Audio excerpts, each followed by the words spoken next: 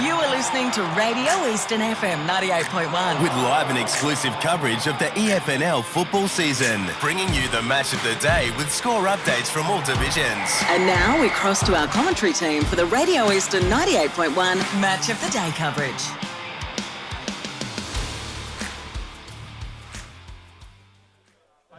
Eastland match of the round live from Jubilee Park. A final spot awaits the winner of this Division 2 clash between Ringwood and Mulgrave. The Lions still in the hunt for a double chance. A win today will push them into third, with Croydon and the Waverley Blues set to meet each other. And Ringwood a game behind, but a win for them would also lock them inside the top 5.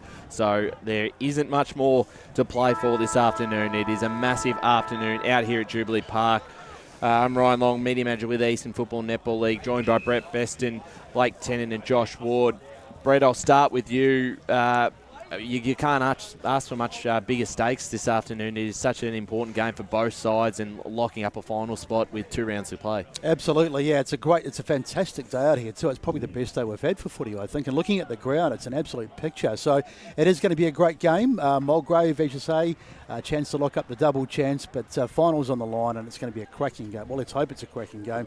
It should be a beauty. Oh, it should absolutely be. And the conditions after the last few weeks that we've had, absolutely beautiful. It's almost a spring prelude to spring in the September series. Hopefully, fingers crossed, we do get a very nice weather across the grand finals this year.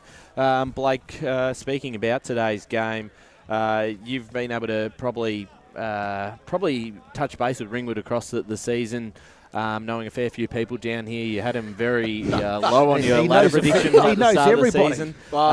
And they've surprised you and surprised most of us as a final spot would have, at the start of the year, probably seemed a little unlikely. No, I wouldn't say that. They were 3-0 to start. Before the start of the season. Yeah.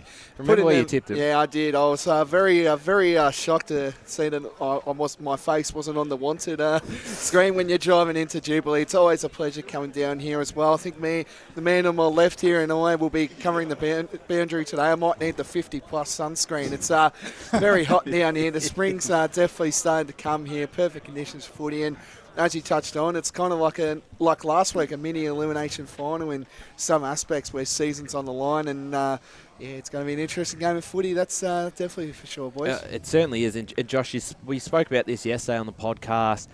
It is so close that from 2nd to 6th, where Templestowe is currently 6th, they need a win against Lilydale to have a chance next week against Mulgrave and make the finals after their slip up to East Burwood. But Mulgrave, they can potentially win and then be in the top 3, finish with the double chance, or they could lose and almost miss out with a game against Templestowe the following week. It is that tight between the top 6 sides from 2nd to 5th. Yeah, 6th. It absolutely is, and it's a similar story for Division 3 with their final round taking place today. So a lot on the line in both divisions, but especially this game. I think for Mulgrave, if they win, it'll be interesting to see if they do get the double chance. But absolutely. It'll certainly be. It certainly wouldn't surprise me if they do get the job done, and if they do get the double chance and have a date with Croydon, then they'll go in very confident. And if you're listening on YouTube or Facebook, you can see in the top right hand of the corner of the screen, the live ladder, the Division 3. As we said, very tight in Division 3 as well. This is what it sits at the moment going into this game. It's a 4-horse race for that last spot. Oakley District in 5th. They're a game ahead of Upper Ferntree Gully, Fair Park and Ferntree Gully. But having a look at the percentages, Upper Gully and Fair Park both have superior percentages to Oakley District. So if Oakley lose to Ferntree Gully and Upper Gully or Fair Park pull off a win, yet it is difficult because they play against the top 2 sides, they jump into 5th. Ferntree Gully, if they defeat Oakley District by 31 points or more, and that can change depending on how much each side scores, they'll jump into 5th if Fair Park and Upper Ferntree Gully lose, Josh. There's so many possibilities. And according to Ray Baird, Ferntree Gully defeating Oakley District is a fairy tale. So I think it's certainly possible. Blake, what do you think? Because I think you would back me in on this one. Is that Ferntree Gully a big chance? Oh, they are. And just seeing all the outs and ins and all that. But I think I've got to make sure I've got to keep my job secure as well with Ferntree Gully winning as well. So, it's going to to be a fascinating thing, and it'll be a good day to see who's on the lowest scores today, because you'll be keeping posted. It'll be like a meltdown, just everything going like that sort of stuff coming straight at you. How did that go? Yeah, not sure about that, but we'll certainly have a look at the live ladder for Division 3 across the afternoon. But right now we are joined by the senior coach of the Ringwood Football Club in Brett Rowe. And Rowe, it's great to have you on board. Massive day, great conditions, beautiful day for what is a big contest. You couldn't ask for better, could you? How good is it? Yeah, it's a massive day for for both teams. So we're just hoping we can just be the best version of ourselves today and do what we've been doing the last couple of weeks, and hopefully bring that today. Absolutely. Obviously, it's a lot to play for with finals on the line. A win will get you in, and same for Mulgrave. And it's that tight between second and sixth that even for a Mulgrave point of view, they could finish in the double chance or finish outside the five. So it's been such an even competition, which is great from an outside point of view, and then also a very interesting game every time you play one of those sides. Yeah, it's the beauty of this division. It's so close, and I think I mentioned before that sometimes you can have a relaxing game and still get away with it, whereas you've got to be on nearly every game you're playing, because anyone can beat anyone. As you can see, the last few weeks there's been some upsets over the last few weeks, and we've just got to make sure that we're playing the best of our ability today, and hopefully get the job done. And on top of that, it's Scott Lang's 200th game, and I believe it's just the fifth play in the club's history to actually reach that feat. So a massive achievement and a big day for him, and hopefully for your sake, you'll be able to get across the line for him. Oh, absolutely. I was saying in the pre-game that to play 200 games of just senior football is an amazing achievement. It speaks loyalty to your club, and he's just been like that, and he's just been an unbelievable rock down half back. To be honest, I reckon he's been one of the best. Probably not now because he's getting a bit longer in the tooth. But when I first started, he's probably one of our best defenders. He's probably in the competition, and he probably didn't get recognised. I don't think enough. But that's Scott. Scott was happy with that. But we knew inside our the old four walls that we knew what we were getting every time from Scott, and he's become such an invaluable player for us. Breach, you've come into this game off a good win last week. You had a big win over the Basin. And going back to the earlier game between the two sides earlier in the year, you got beaten by a couple of kicks. Do you put anything on that? Was there anything you can take away from that you can improve today? Oh, yeah, definitely. I think the first half we were very... Mulgrave are in the top three for all contested footy, their clearance work.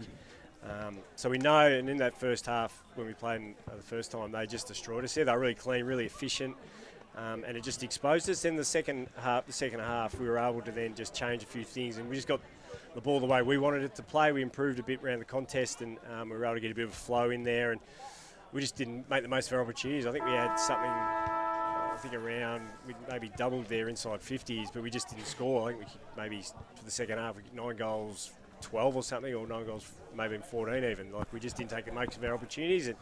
And, but again, you don't want to be in a position where you've got to chase tail all the time. You want to be able to set the tone early in the game. So we're hoping today that we'll be able to. Yes, Brett, always a good chat. I just want to say now, I've been waiting to get back to Jubilee Park. Just want to apologise about my ladder predictor. I know I said it. There was actually a couple of them. Someone else also picked up. But yeah, just formally announcing here, I do want to apologise. I think I was here for the Heathmont game and came up to you and shook your hand. There was a few. No, it's always good seeing Ringwood back on the ladder list as well. But do you feel like with the game today, it's been, your season's been, you started it off really well, and then you dropped a few, and then you won, a couple there. Do you feel like it's been a, high and low sort of impact season for you guys? Oh, there's no doubt about it, Blake. We've had the earlier when we had our list probably at our strongest. We were able to, as we could show, we were able to compete really well and be a part of the the top half. And then we've slowly but surely we've got injuries to this. So I think I've mentioned before we've had 12 of our best 22 probably out for the majority of the year. We've lost 6 for season ending, so there's only 6 guys that have been able to come back. But I think it speaks volumes for our playing list that those guys that have come up, and also our so probably more towards Adam Waugh, who's our reserves coach, that as is a byproduct of just having injuries, then they're suffering because there's no one coming back to them. And therefore they've been light on. But Adam's been able to keep preparing these guys that we've been calling up, and when they play, they're playing at the standard we're expected and the way we want to play our brand of footy. So, so it's been a real learning curve again for our group with that list with those injuries, which are not ideal, but every club gets them. But I've just been really proud of them so far that we've been able to still be competing, and here we are 2 games out from hopefully a finals berth, that we're still competing for that spot. Definitely, and I just want to touch on about the club, the culture, and how it's going. It's a massive day for your club tomorrow with the 17s playing off in a grand final. It's a massive day. Obviously, girls, it wasn't the best year for them, of course, but and just seeing the reserves, they're sticking at it, of course, and you guys are obviously trying to contend for a finals point of view as well today. But how is the club going with that sort of stuff? Because I think judging from all your social media and all that, I feel like the bond is definitely growing here at Ringwood. It's sort of the place to be, sort of thing. Yeah. Well, we try to make it that sort of environment. There's no doubt that we've had our challenges in regards to obviously our injuries and with the twos, and our girls just had a year that they're just in the wrong grade. And to be honest, I think the girls' divisions need to be graded.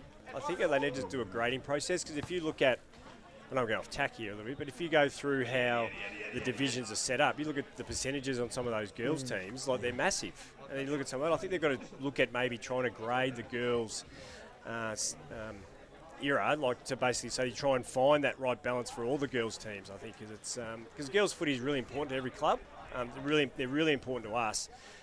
Because they bring a different dynamic, and we want to see them successful as well. So, and they bring really great energy and culture to us as well, and to our juniors. Yeah, like our under-15s played in the finals last week as well. Unfortunately, went out. But the 17s, it's a massive achievement for this group that just came together probably last year. So I think the club's in a really good spot with what's coming through over the next few years. And touching on the juniors as well, obviously a couple of weeks ago you debuted Lachlan Gorman, who scored a goal on his debut as well. Do you expect that connection to grow and more of those 17s in the next couple of years to start playing a bit of senior footy? Oh, absolutely. That's how you build your footy club. You give the opportunity to these guys that that they're showing something, and they train with us as well. So they'll train before us, and then a handful of them just come and have a run around with us as well. And it's funny, because they come in and they literally don't put a foot out of place. They just roll straight into the drill. They keep the drill at a really high level, and again, youthful enthusiasm keeps everyone on their toes. And I'm hoping in the next few years, especially next year, a lot of those 17s roll into our 19s, which we haven't had for a couple of years. So, again, it just puts us in a really strong spot. Absolutely. And some of those experienced players as well coming back to the side this year, Harry George, Jaden Cairns, after both missed or didn't play last year. Just how crucial have they been coming back into the lineup? Because Cairns, he had a great start to the season, and George has had a pretty good season as well. Yeah, we were great. It was great when Jaden recommitted, because Jaden, as everyone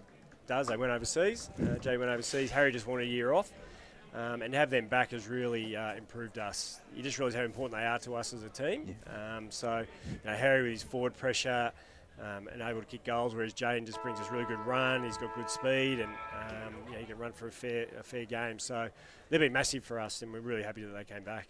Brett, it's a huge afternoon ahead. You've got the President's Lunch on as well. A lot to look forward to. I know you're a very busy man, so we appreciate your time coming on board for the pre-game. All the best today, and for Ringwood's sake, hopefully a win and a final spot. Yep, beautiful, guys. Thank you.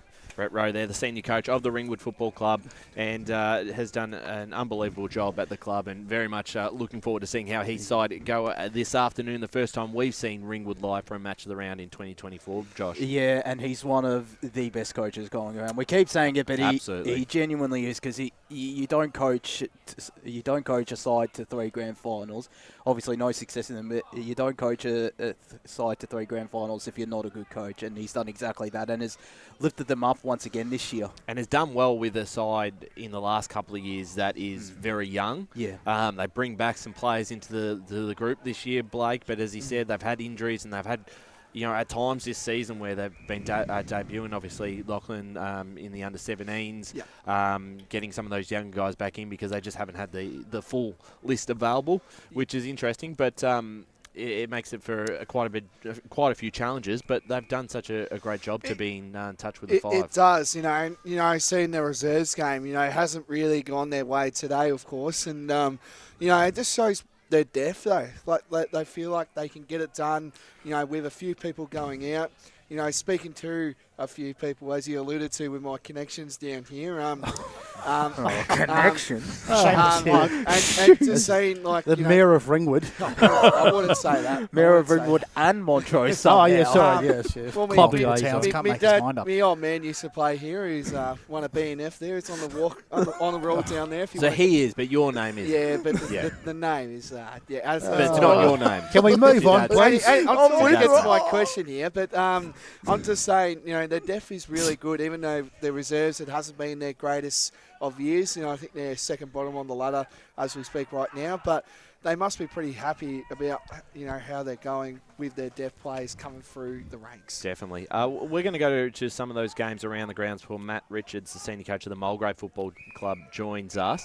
Having a look, we're just going to go through the Division 4 ones quite quickly. Churnside Park play Forest Hill, Keelside play Nuttawading, Whitehorse play Croydon North Emlock.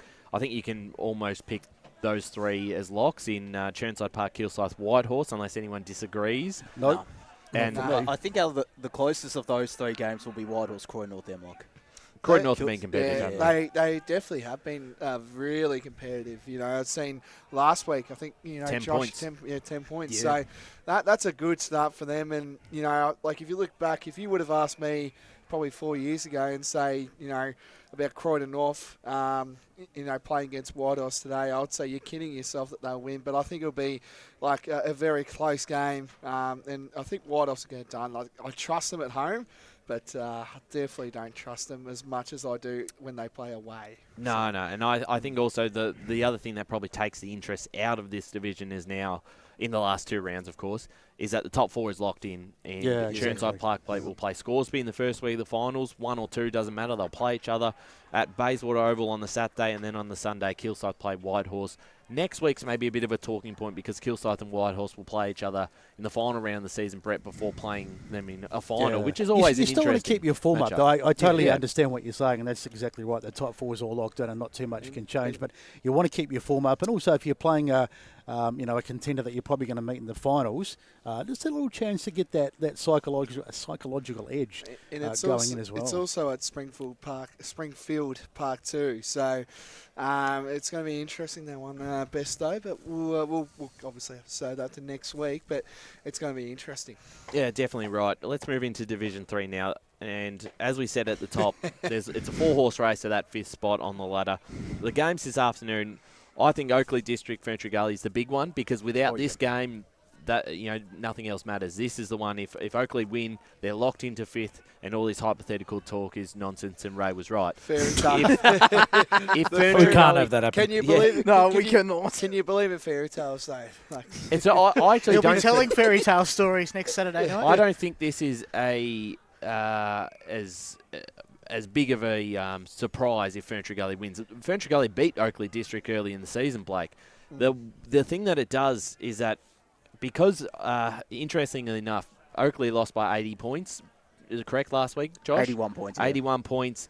And you would think, well, that's pretty unlucky for him because it's given Ferntree Gully some chance. But it's actually, Surrey Park should have won that game by a lot more. And if they did, Ferntree Gully could have almost just had to win to make it. Yeah. Can I just also add to this, and I know we're talking about it, but if you're at this ground, please, I beg you to update the live scores. Well, this please. is on Oakley District because they are in. Obviously, they've got the home side has the Play HQ app, and we'll be updating them. So that's just the goal today, because it's obviously a big, it's a ramification sort of game, and if you're listening on, please update the Play HQ, please. No, absolutely right. So we'll hopefully be getting those updated scores. I'll be working through the live ladder as the day goes through, and hopefully we'll be able to get proper updates. Have you got any connections down there, you reckon, today? Well, Jaden Adolf, of course, is well, there you go. member at Oakley.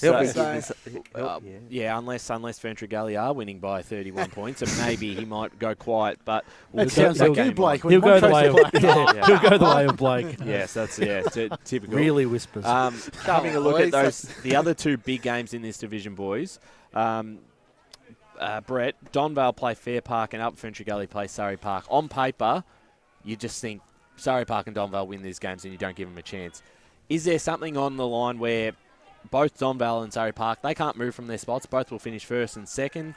Is there a thing where you come into a final round of the season and there's not much to play for and you may take it a little bit easier against a side who has everything to play for? Is that a factor? Is that a mental thing? Look, you'd hope not. If that is the case, well, then they've got to look at themselves, because that's what I just said before. With the four, even though the top four is locked in, you've still got to keep playing. You've still got to keep winning. I mean, I suppose in the back of your mind there's an, geez, I hope we don't get any injuries this late in the season, but you've got to go out there and keep your form up, and I think that they are the two form sides, and I think they'll both get they'll both win today. But stranger things have happened. Donvale have had, because they got beaten 2 weeks ago, was it? Yeah, against Knox. Yeah, by Knox, which is sort of came out of the blue a bit, but I think that was just a minor aberration, and I think they'll go through the rest of the season without too many hiccups. And Surrey Park. I know Josh is a big Surrey Park man. Mayor of Surrey Park himself. Flying at the moment, so I think they'll get up today. Yeah. No. Well, Josh, you were there at the Surrey Park game last week, and look, they were pretty confident about not putting the foot off the pedal, continuing this form, going into a final series, which is so important. So I think pretty well that they're going to go into today's game against Upper Ferntree Gully wanting to win.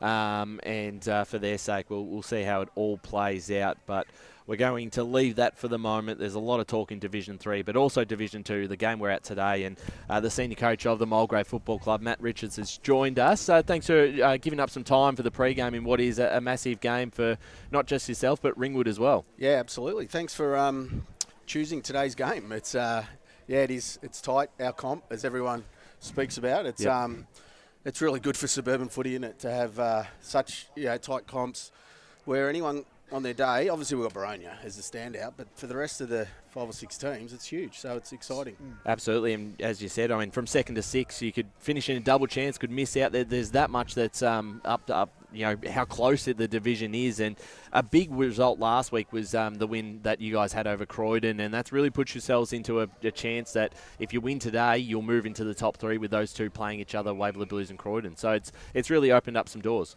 Yeah, absolutely. I try not to look at the ladder. I like. I'm looking at it right now, aren't I? But that was a really good performance by the boys last week out at Croydon. It was a little bit like today's weather. We'd had all that rain, that big block of 3 weeks of really crappy weather, and we got out there and Croydon's ground was in great condition. So you could just see for my boys, they were excited about that.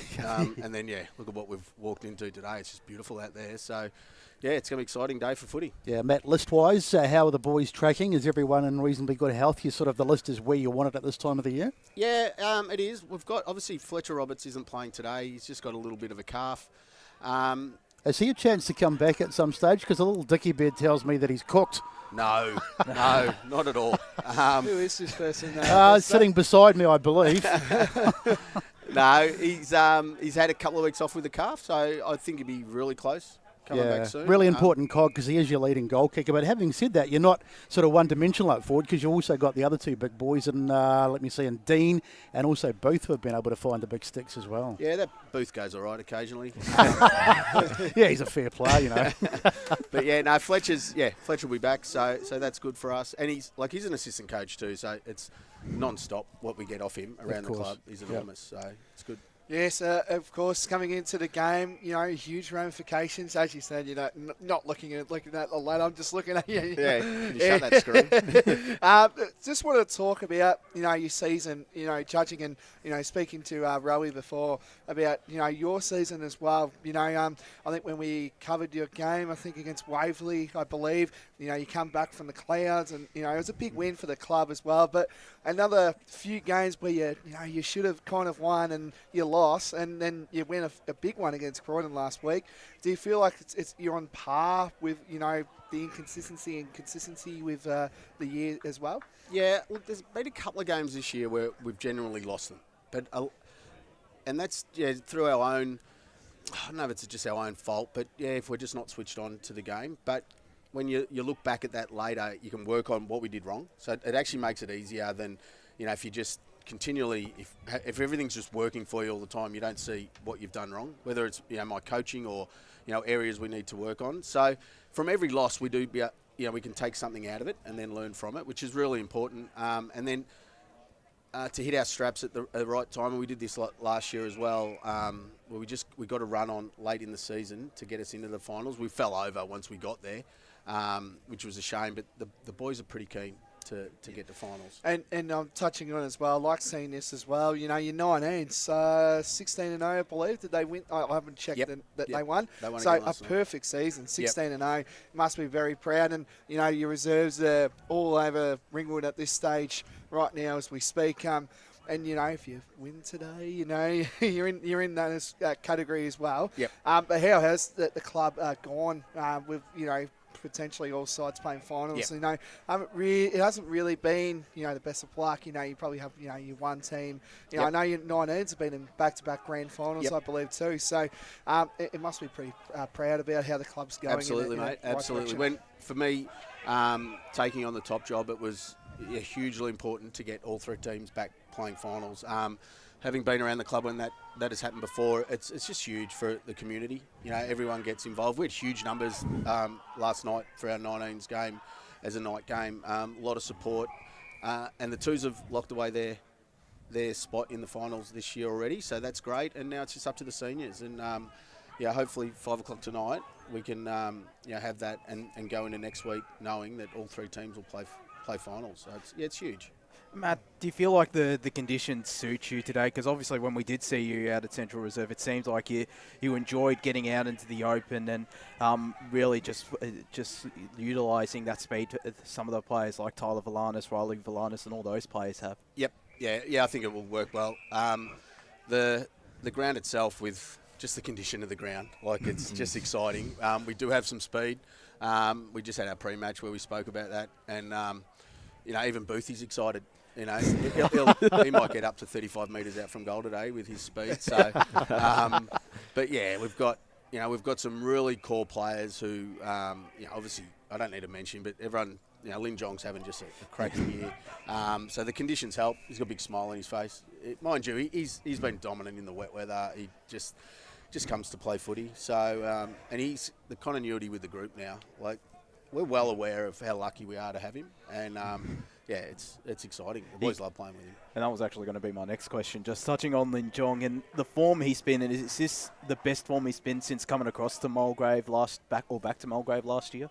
Well, when he got 7 games out of him last year with an injury, which was a shame. It was a nasty injury in his neck. So to come back then after, he could have ended last year. But yeah, we spoke at the presentation last year and he was pretty excited about having one more crack. And the first pre-season session in November, he was there. I didn't put any pressure on him.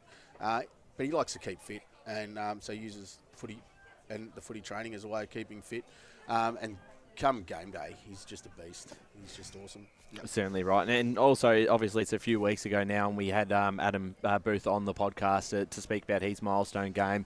300 games, a legend of the club and the league itself, and is still running around at his age. The way he's going, it's you don't know if he's ever going to retire. But what does he mean to Mulgrave and to you, and watching the way he's been able to put through his career into even now still going strong? Yeah, look, to Mulgrave it'll be something that's talked about forever. We're 100 years next year, so he'll figure strongly in all the 100-year stuff. But to me, as a coach and as a mate, he's heavily invested. Like, we speak regularly. He, after the pre-match today, he then grabbed the forwards and he had some really key messages for them to work through today. So yeah, he's real invested in the club, but a key contributor to everything we do. How old do you think he will play to? Look, so what is he? He's 42. He's lucky, right? He's 6'5". I say to him, try playing at my height, mate. But he can. Do you see another 2 more years, maybe? Seriously. Like he likes, he's a fit guy anyway. Yep. So he's definitely still adds something to our team. And he knows that. The minute he can't contribute, I wouldn't need to say anything to him. He'll pull the pin. But they've got to find someone to match up on him. Every opposition, no one's just going to leave him on his own. So And how crucial has he been for developing some of those younger players who have mainly come through the Glenwave, or have come through pretty much the Glenwaverley Rovers junior program? How crucial has he been for their development? Yeah, look, he's good, but he's also he's just a knockabout suburban footballer. You know, like he has a laugh, trains hard, like he trains really hard and he gets up, but he's loud and he has fun. He has a laugh at training, but I'll tell you, if anyone takes a chess mark in front of him at training, they hear about it. Like he just loses his shit over it. So, and he kicks the footy. If he's 10 metres away from him, he's trying to kick it 50. He's trying to break blokes' fingers, and you know, he's a pest. Well, let's be honest. But yeah, he'll bring it today. I love that. And yeah, he wants to play finals. Yep. He's desperate to play finals for our footy club. So he played in the 2010 grand final 14 years ago. It's a long time. So yeah, he's pretty keen.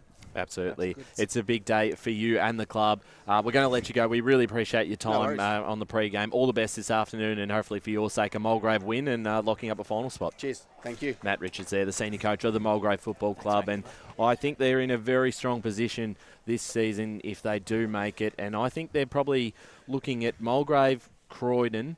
I think those are the two sides that I think could really challenge a Baronia. I don't think if Templestowe get there, they're going to be able to make enough impact. Ringwood have got a lot of injuries, and that would probably be my concern, is that they're not at full strength and they're quite young, and just making the finals would be huge for them.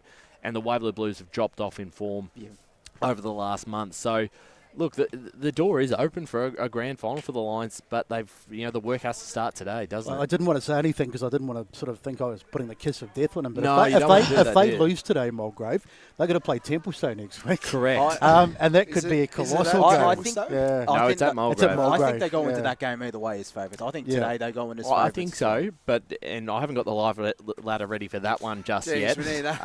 But sharpen up, will you, mate? I'll tell you how it'll work. I'll tell you how it'll work. Here we go. If Ringwood beat Mulgrave today, they're locked in. Mulgrave lose, they'll drop to 5th because of their poor percentage. I think it's at 95, Josh, around that sort of mark. Yeah. And then Templestowe still have to beat Lilydale today to make that elimination. Which they should. But they should. But stranger things have happened. We saw last week where Templestowe lost to East Burwood the week prior, and that was a game we thought that you pencil them in for a win. They might finish up kicking themselves, that East Burwood result. I agree. I think that might come to bite them. I think that will come back to bite them. The key to Mulgrave, and if they make finals, if they get the double chance, will be Adam Booth. And I was hoping to ask this to Matt Richards, but I'm hoping they're building a statue for him sometime soon. Is he really 42? Yeah. Yep. Wow, that's incredible. And he was Josh. Where was he in the Chandler in the Division 2 medal last year? I think he was second. I remember he might have been second. I reckon he was top 3 or top. He was definitely top 5, which is just remarkable for I was playing vets 7 years before that. Really? How was that, Lee? Did you full forward or? I was all over the place. And where was that? Surely there's some footage of this. I also coached and team manager, so sometimes I wish I could have put myself on left, right, out, but Where did you play? Sorry, I know this. That was Churnside. Yeah. Okay. All right. We're opening up a fair bit of stuff if we get into that. But we're going to take an ad break now. We'll be back to go through all those games around the grounds and then talk about this game out here at Jubilee Park. It's Ringwood and Mulgrave for the Eastland match of the round. Today at Eastland, Lucy's trying on jeans for a momentous occasion. Coffee with the ex. She needs jeans she can move in because she's definitely moved on. Jeans that get a second look, but don't give any second chances. Jeans that say, why yes, I have spent the last 8 months in a post-breakup juice cleansing, kickboxing, personal training frenzy. And it looks as though she's just found the perfect pair. Yeah, that's great. Bravo, Lucy. For all of life's little moments, there's Eastland. Eastland. Live real. Sprained your ankle bursting through the banner? For bumps, breaks or bleeds, be seen sooner, close to home, at Knox Private 24/7 Emergency Department. You'll generally experience shorter wait times. Knox Private 24/7 Emergency, 262 Mountain Highway, Wanturna.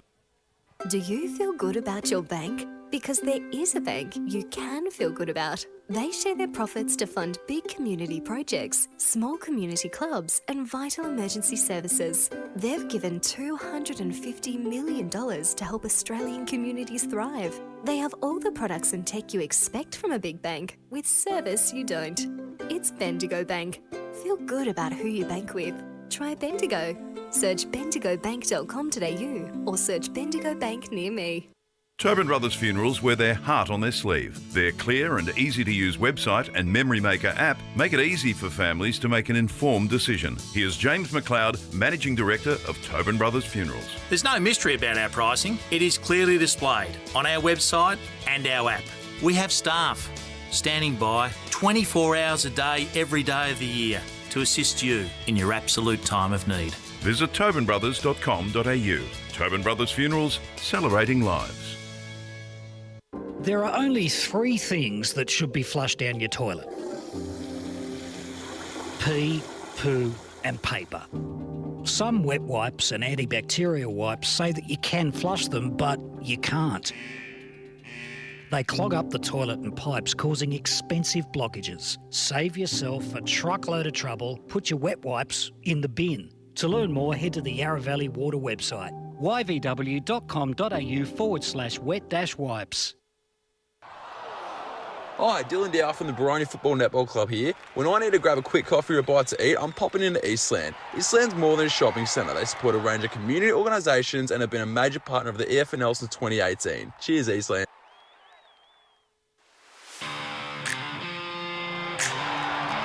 You are listening to Radio Eastern FM 98.1. With live and exclusive coverage of the EFNL football season. Bringing you the match of the day with score updates from all divisions. And now we cross to our commentary team for the Radio Eastern 98.1 Match of the Day coverage. Welcome back to Jubilee Park. Eastland match of the round between Ringwood and Mulgrave. Going to get kick-started at 2:20 p.m, half an hour away, but that gives us a bit of time to go around the ground. So all those big division games this afternoon in the senior men's competition. We talked about the Division 3 finals race, the 4-horse race for that last spot. And we talked about those 3 big games that are going to play a role in who finishes where. And I believe at the end of that, we pretty much kept our tips the same, that we still think Donvale and Surrey Park will beat both Fair Park and Upper Ferntree Gully to knock them out. Everyone say aye. Okay. Oakley District and Ferntree Gully. Now, I think Brett, you were leaning towards Oakley still. Yeah, I think Oakley might get it done today. Josh, I don't think you tipped Oakley on the podcast yesterday. I'm going to go Ferntree Gully, actually. But do they win, or do they win by 5 goals? I say they win. I'll go with actually Spider's tip. I think they win by 4 or 5 goals. I think you're just cruel. You are just cruel. I would love to see them make. For those who have just joined us, Ferntree Gully, if they win by 4 to 5 goals, that would not be enough to overturn the percentage. I would love to see them make finals, though, because Beck Riker, it's obviously his final season. Well, it could be. It's funny that Stanton and Kiker both, it could be their last game as senior coach. They could both make a final series, or one it could. Yeah, they can't both be there, so it's very interesting this final day. And I'd love for both coaches to make finals, but as you said, only one can make it. So, I'm tipping Ferntree Gully, but they need to get off to a very quick start. They need to get that 5-goal buffer in the early stages of that contest. They did it at Wally too, Josh. So, they can definitely, they were all over him, I think, Ferntree Gully over Oakley District. So. They can, but can they hold it? That's the question. That's another... a question to... And I've also got a tip as well, boys. I think if I want to keep my job secure... I was about to say. I think I'm going to go the Gully in this one. But I think I'm with Josh here. It's going to be tough, because obviously they'll be checking the scores, the Upper Gully, just seeing, if Surrey Park decide, we're not going to show up for a quarter, or Donvale not going to show up for a quarter. But yeah, I'm going to go the Gully. But I'm with you, Josh. I've just got that feeling, I think it'll be between a 24-28 point margin. That's my prediction. I might be a cruel man, but that's just how I think if they get close, they're going to reach that 5-goal mark and they'll win by more. I think I actually have that feeling that they'll win by 5 or 6 goals, or they'll lose the game. I think if they get that good start, as you said, Blake, there'll be a big chance. But we'll be keeping an eye on those results across the afternoon. Let's jump into Division 2 and the games this week. Obviously, today's game at Jubilee Park is the biggest of all 5, with the winner to lock themselves in towards the finals. A couple other interesting ones. Templestowe versus Lilydale. Now, this is just an absolute must-win game for the Dockers. The hypothetical, if they lose, and you look at the ladder at the moment, they're sitting 6th, a game behind Ringwood and a bit of percentage. If they lose this one, they're just about out. They're not mathematically out if Ringwood lose as well, and then it might come down to percentage in that final round. But if they can't beat East Burwood, if they can't beat Lilydale, Brett, then they don't deserve a spot in the finals. That's right, and this business about and we do it every time. Like if they lose and they can hope for these results, they need to have their fate in their own hands, don't they? They need to have some form going. Yeah, and that's the other thing, and they need to get some wins on the board going into finals. So they have to win today. It's non-negotiable, absolutely. Do you think they bounce back at home after a really disappointing week last week? Oh, they have to. They have to. No, I agree. I think this is a game that they'll win comfortably, Josh, and for them as well, percentage will be key because that might factor in that final round if they're going to play finals or not. Yeah, it absolutely will, and they wouldn't mind getting that percentage or Mulgrave, or hope for Mulgrave to absolutely thump Ringwood out here, much like the reserves are doing at the moment. But can't see that, but you never know. I can't see it either. I think it'll probably be a 5-goal max margin. Templestowe is still lacking some scoring power. Like, Cole Giovannini has gone up there and done a great job, but they still don't have enough. Would you keep him there up forward after he kicked 7 against the Waverley Blues? I think so. And to back you up, sorry, I know off topic as well, but Fogarty's also a big out. That's a massive out. For Templestowe. How many weeks do you know, Ryan, top of your head?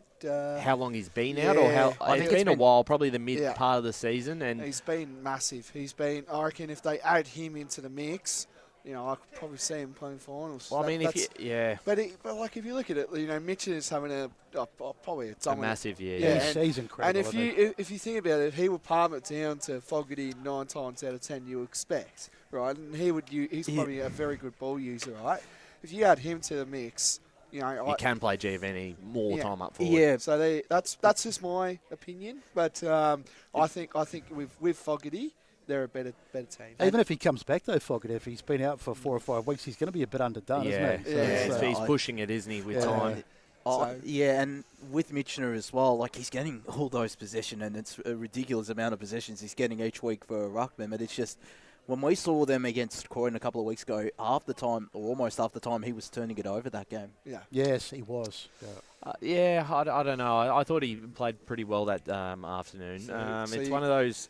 It's very interesting who would be the ruck in the Division 2 Team of the Year because Mullinger McHugh's had another massive season. I think you've got to go Mullinger McHugh. You might have to go the old All-Australian sort of thing. You pick your best ruckman and then you put the other one on the bench. It might hurt the other ruckman because Bo was the Team of the Year ruck last year, I believe. And was Mullinger McHugh in that team? He might have been in the team on of the year. bench. I can't remember off the top of my head. I think Mullinger McHugh overpasses him now because he's had a terrific season. Yeah, the disrespect kind of thing, like they pick It's one. not disrespect. It's if you make the Team of the Year even on a bench, that's a very good season. Right. Yeah. Even if you make the squad and don't make the team, I think you've had a very good season. The other game probably to talk about is the Waverley Blues Croydon, second versus third. Yes.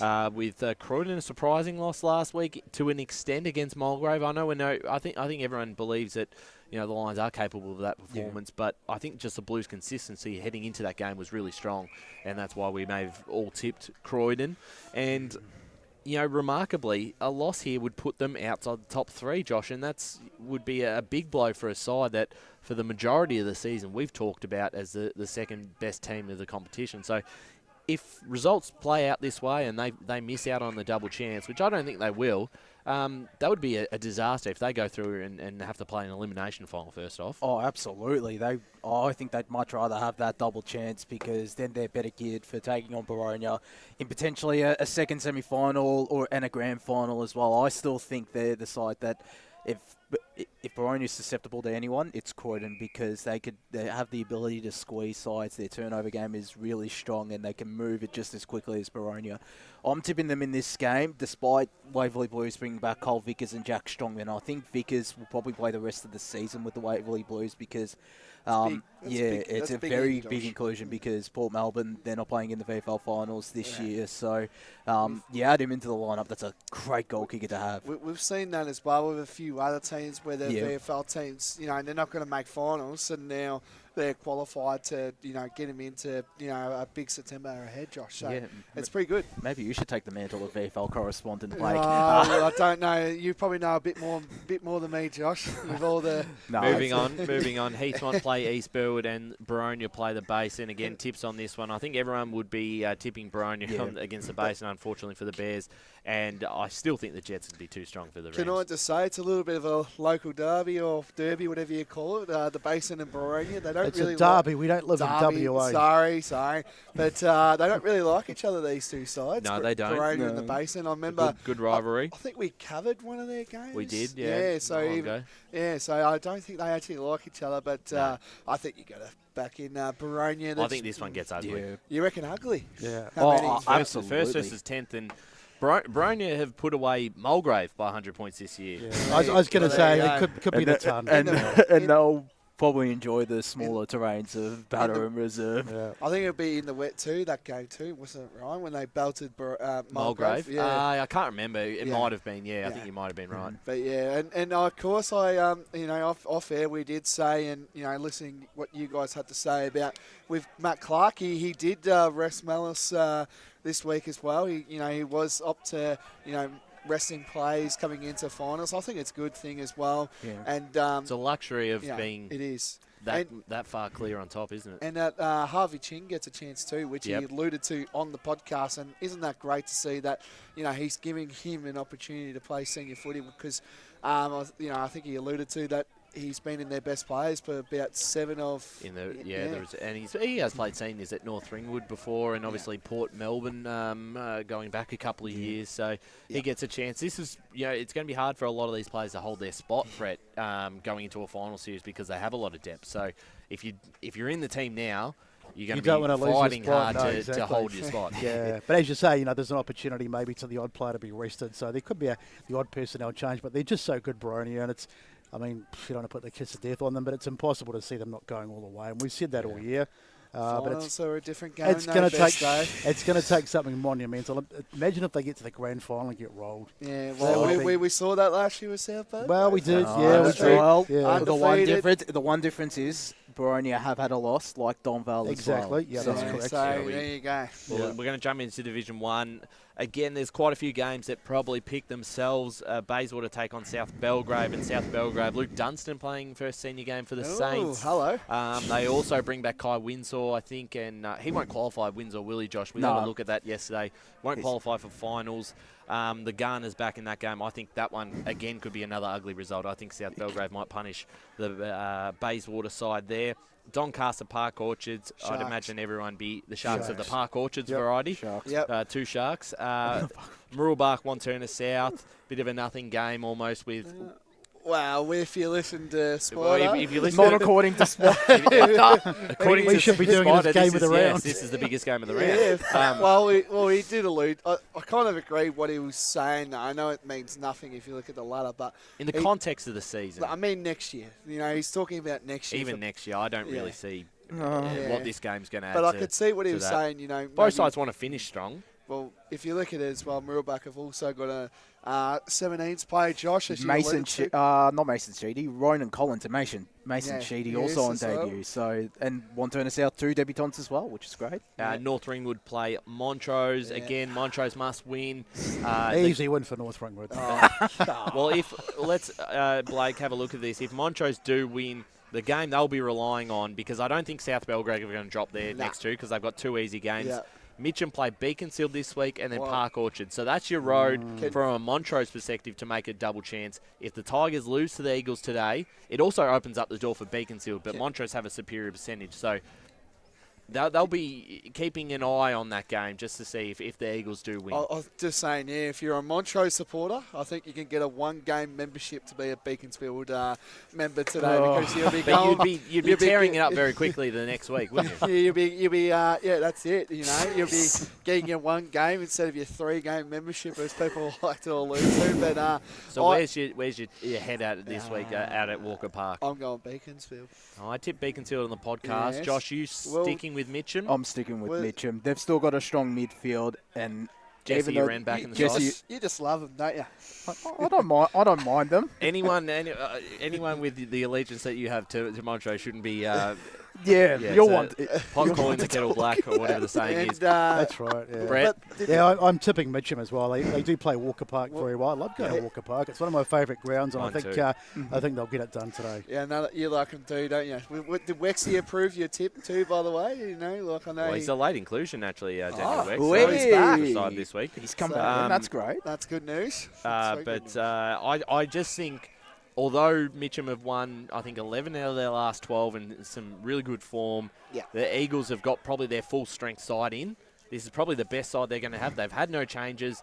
They need a big scalp if they are to, make a run at it in the finals, I think. They've beaten Montrose twice, but other than that, they've never beaten the Tigers before.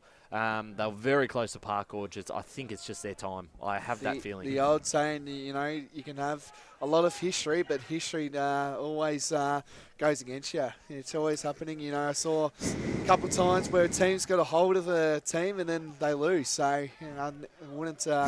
I think today's the day where the Eagles fly. Might as well get the yellow and blue pom-poms out, Blake. All right, let's jump into Premier Division now. Baldwin versus South Croydon. I think the most interesting Premier game this division this weekend, because South Croydon are playing for their season after their loss to Vermont and Blackburn's win over Roval. A loss here and they're pretty much done, and it's going to be a tough ask. And Baldwin just starting to find some form again, Brett. A big win last week. It was 51 points against a Doncaster East side who is still pushing teams.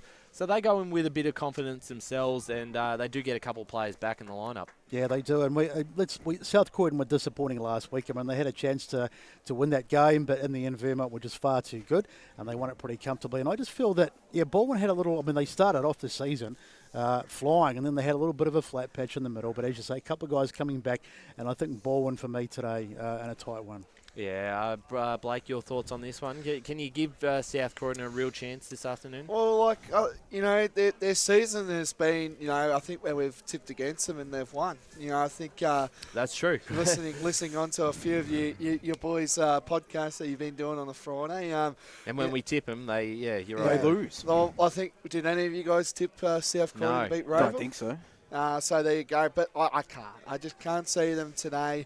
And what do you know? They'll probably win today, no doubt, because that's what South Croydon do. They like to do them all about them. I feel like, Brendan Allen, and I think, I don't know if Josh... He's re-signed. Yeah, there you go. That's also good news for South Croydon fans, to seeing him going at it again, which is exciting news as well. So, but to me, I just feel like, I think Josh, as what you said on the thing, their midfield is just having a terrific year, Bowen, and seeing Bourbon and Bowen Smith having a terrific year for the Tigers, and how good's Charlie as well. You can't lie. He's a terrific player. He's a terrific player. He has started to find some form, which is what you want, right? Well, for Baldwin is, but for all the other Premier Division sides, I don't think they want him in form. But I'm tipping them here now. Vincent Zagara is listed as an emergency. We've seen South Belgrave list some of their VFL players as emergency.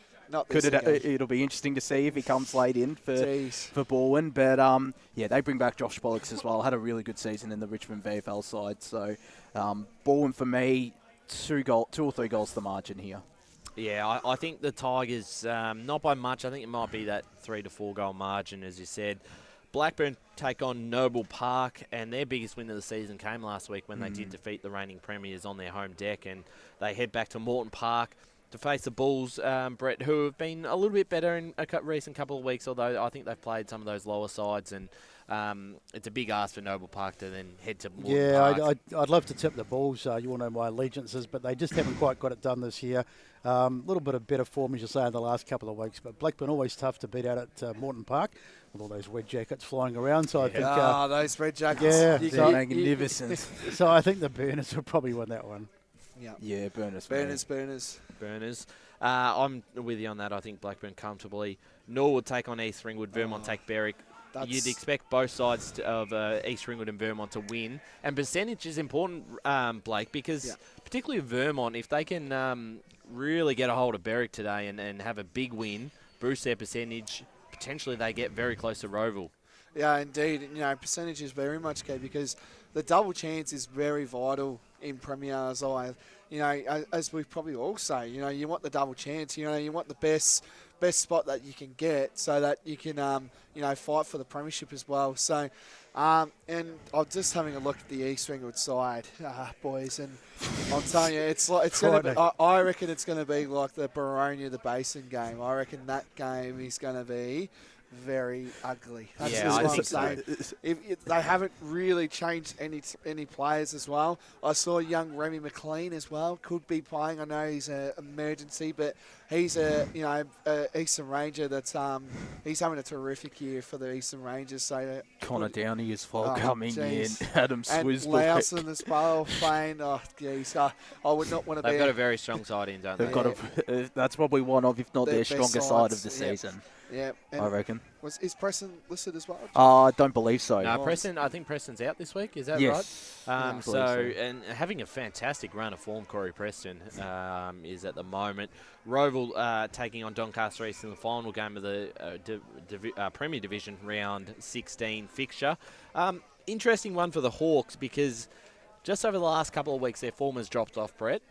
With a couple of results that probably were surprising against South Croydon and Blackburn.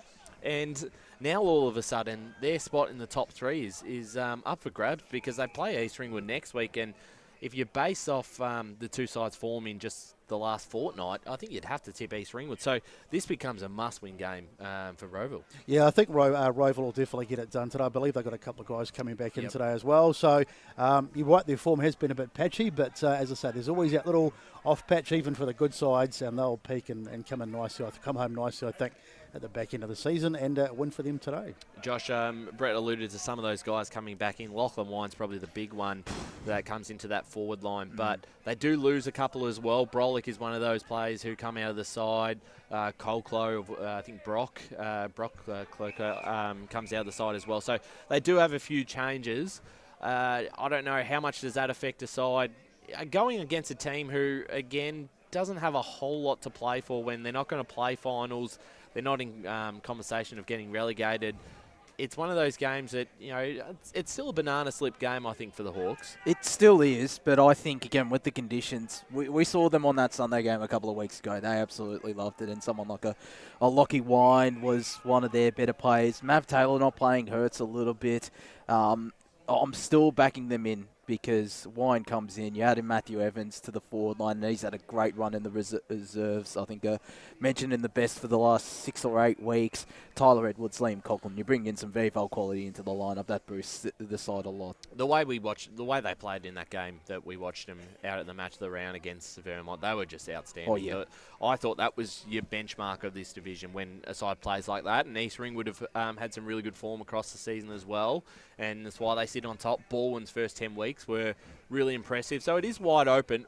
Just for a tip across the board, if you had to tell me a winner from Premier Division right now, I'm still with Roval. I still think Roval for the flag, you mean? For the flag. I still think Roval can find their best form at the right time and win out. And I think that the double chance is very important for them, but I think they'll get there. I think Roval to beat East Ringwood in grand final for me, Brett. I'm going the other way. I think it'll be. I think that would be my grand final, but I think East Ringwood for me. Yeah, I tipped the Roos at the start of the year to win the flag, and I think Josh did as well. Yeah, so you joined me. I'm sticking with them. Yeah, I guess we'll be allowed to go to their grand final after party if they win, which would be nice. But you can go anywhere you want, Blake. You've got like a He just walks in. He's not invited to any of these places. He just comes in. And there's the one who goes all the way to. I know people. That's you, mate. We're going to go to our last ad break in just a second. A big game this afternoon, obviously, Mulgrave versus Ringwood. There's a lot to talk about across the broadcast, so make sure you tune in. We'll have those scores updated around the grounds with so much happening coming to the final rounds of the season.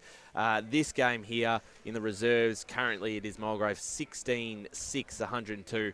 Beating Ringwood 3-4-22, so they're going to go on for a big win out here at Jubilee Park, and the senior men's are to follow in just a moment. Make sure to join us again on Radio Eastern 98.1 FM and Facebook and YouTube for the Eastland match of the round. As Sarah opened her best friend Jackie's wedding invitation, she was overcome with a wave of emotion. While her two young boys wrestled on the floor, tears of happiness rolled down Sarah's cheeks as she saw the words she'd been longing to see. Please note this wedding will be a child-free event. Well, Sarah, looks like we're off to Eastland for a new frock and some heels. And let's book in that babysitter. For all of life's little moments, there's Eastland. Eastland. Live real. At Yarra Valley Water, we know reducing your shower time, or show time, to 4 minutes can save you an average of $200 a year on water and energy bills. Shower shorter. Save water. Authorised by the Victorian Government, 1 Treasury Place, Melbourne. Sprained your ankle, bursting through the banner? Broke a finger, high-fiving the ruckman? Or did you run into the goal post again? For bumps, breaks or bleeds, be seen sooner, close to home at Knox Private 24/7 Emergency Department. The preferred provider of emergency care to the Eastern Football Netball League, you'll generally experience shorter wait times. You don't need private health, but there is an out-of-pocket fee. Be seen sooner, close to home at Knox Private 24/7 Emergency Department, 262 Mountain Highway, Wantirna. Do you feel good about your bank? Because there is a bank you can feel good about. They share their profits to fund big community projects, small community clubs, and vital emergency services. They've given $250 million to help Australian communities thrive. They have all the products and tech you expect from a big bank, with service you don't. It's Bendigo Bank. Feel good about who you bank with. Try Bendigo. Search bendigobank.com.au or search Bendigo Bank near me. The first time I met the team at Tobin Brothers Funerals, I felt like I'd known them for years. They're so caring, honest and passionate. James McLeod, Managing Director of Tobin Brothers Funerals, sums it up best when he says, Every day our people get out of bed to assist client families in their absolute time of need. Our people love what they do, and you will not find a more highly trained group of people than those at Tobin Brothers. Visit tobinbrothers.com.au. Tobin Brothers Funerals, celebrating lives. Hi, I'm Ben Desson from Montrose Football Netball Club, and when I need a new kit for a night out, I head over to Eastland. But Eastland is more than a shopping centre. They support a range of community organisations and have been major partners of the Eastern Football Netball League since 2018. Thanks, Eastland. You are listening to Radio Eastern FM 98.1. With live and exclusive coverage of the EFNL football season. Bringing you the match of the day with score updates from all divisions. And now we cross to our commentary team for the Radio Eastern 98.1 Match of the Day coverage. Yes, welcome back to Jubilee Park. This is the Eastland match of the round this Saturday afternoon. What's the date, of course? We're still, there we go, 10th of August. This afternoon we are set for bounce down very shortly at Jubilee Park. My name's John O'Ven, heading up the coverage this afternoon on the call. My partner in crime this afternoon, Brett Beston, will join us in a second. As a matter of fact, he's coming to the desk, but I say a very good afternoon once again to Ryan Long. Thanks for leading us through pre-game. Thanks, Jono. It's great to be out here at Jubilee Park. Always a pleasure to come out here. We're going to be here next week as well with Division 3 finals starting at this ground. And out of all grounds we've seen in recent weeks, obviously a bit of sun this week, so starting to get better for a final series. This is in just absolute perfect condition. So I'm sure the players on both sides are going to look forward to running out today on Jubilee. Absolutely, and joining us back at the desk after contributing to pre-game is my calling associate this afternoon, Brett Beston. Big welcome to you. There you go. Thanks, mate. Yeah, looking forward to this one. It's so much on the line, isn't there? As we do when we get to this time of the season, and it should be a cracking game. And the weather, absolutely one out of the box today. The sun's just stuck behind a cloud for the moment, but no excuses. The ground looks a picture, and I think we're in for a fast, open game. Well, let's hope so anyway. Indeed we are, and it's no coincidence indeed that I'm joined by two very happy Sydney Swans fans, Ray Baird and Paul Iaconi on the Stat Centre. Ray, we'll go to you first. It's great to have you, mate. Yeah, thanks, Welcome. Jono. Thanks for having us here. This game is going to be an absolute ripper. Both sides have got a lot to play for, and have a look at this ground. It's in immaculate condition after what they've seen over the last few weeks with the weather. So the weather gods have been good to us, and we're looking forward to a really good game. Indeed, what a fantastic deck it is. Good afternoon to you, Paul, as well. Good afternoon, Jono. Good afternoon, gentlemen. What a day it is. It's a wonderful day for footy, and of course the last second last round of Division 2, and big game for both sides. Indeed, as well as we can see Mulgrave's senior side coming out, led by their skipper and Colin Tilliard. Can we go down to the boundary and say good day to Josh Ward and Blake Tennant? Good afternoon to you, gents. Afternoon, Jono, and afternoon to you fine gentlemen up there on the balcony. I'm sure you're going to have a spectacular day calling from up top. We're going to have a great time down here on ground level out here at Jubilee Park, because it is in magnificent condition. Even I would look pretty decent as a player on this type of deck. No, you wouldn't, mate. I don't think so. Wow. Absolutely not a breath of Shot down. Not a breath of wind. The surface is in really good condition, and really looking forward to this game. And Blake, we have a late change for Ringwood. Yes, we do as well, Josh. Thanks for alluding that to as well. So Declan Hill, I think he had a big 200th game last week because he's not playing this week. So Declan Hill misses out there, and Rodney Opp gets the opportunity. First senior game as well, fourth for the club as well, as spoke to you guys as well. It's like this ground hasn't been touched too, by the way, just with the rain that's been happening across Melbourne the last couple of weeks as well. So, and it's always in this great condition as well. I might give you my tip too, boys, and I'll throw it back after, and we'll give it to Josh as well. I'm going to go Mulgrave here. I think they'll be too strong. The big grounds, we all saw them. Remember that game as well against Waverley Blues. I'm going to go Mulgrave by 20 points. Yeah, I'm going to go Mulgrave by 2 or 3 goals as well. I just think they'll enjoy the nice conditions on hand and a really hard deck as well. I'm tipping them by 2 or 3 goals, fellas. Thank you very much. Let's go around the table then and ask for some tips. 4v5, massive implications ahead. And as we've spoken about in pre-game, there is that live ladder, which I understand you're going to keep an eye on. Ryan, let's start with you. I think leaning still towards Mulgrave, particularly after their win last week against Croydon. I think they'll get the job done by about 3 or 4 goals. A lot to play for Ringwood. Obviously, the 200 games to Scott Lang is also a bit of a factor in the contest. But I just think through the midfield, Mulgrave might get on top. Jono? Ray? Yeah, I agree with Ryan. Like a Mulgrave, they're going to love these big, wide open spaces. They've got lots of room to work in, and the way they play their football, I'm picking Mulgrave by 20 points. Paul, over to you. I'm going to be the odd one out, and I'm going to go Ringwood by about 2 or 3 goals. Let's go down to the boundary. Thanks to Toby Brothers with Blake Tennant. What have you got for us? Yeah, so Mulgrave will be kicking to the swimming pool end, so on the right of your screen, and Ringwood will be kicking to their cricket nets end on the left of your screen. Yes, indeed. I actually had the proper end names written down. So it's Gardini Avenue to the left there, Blakey, and Riley Street to the right.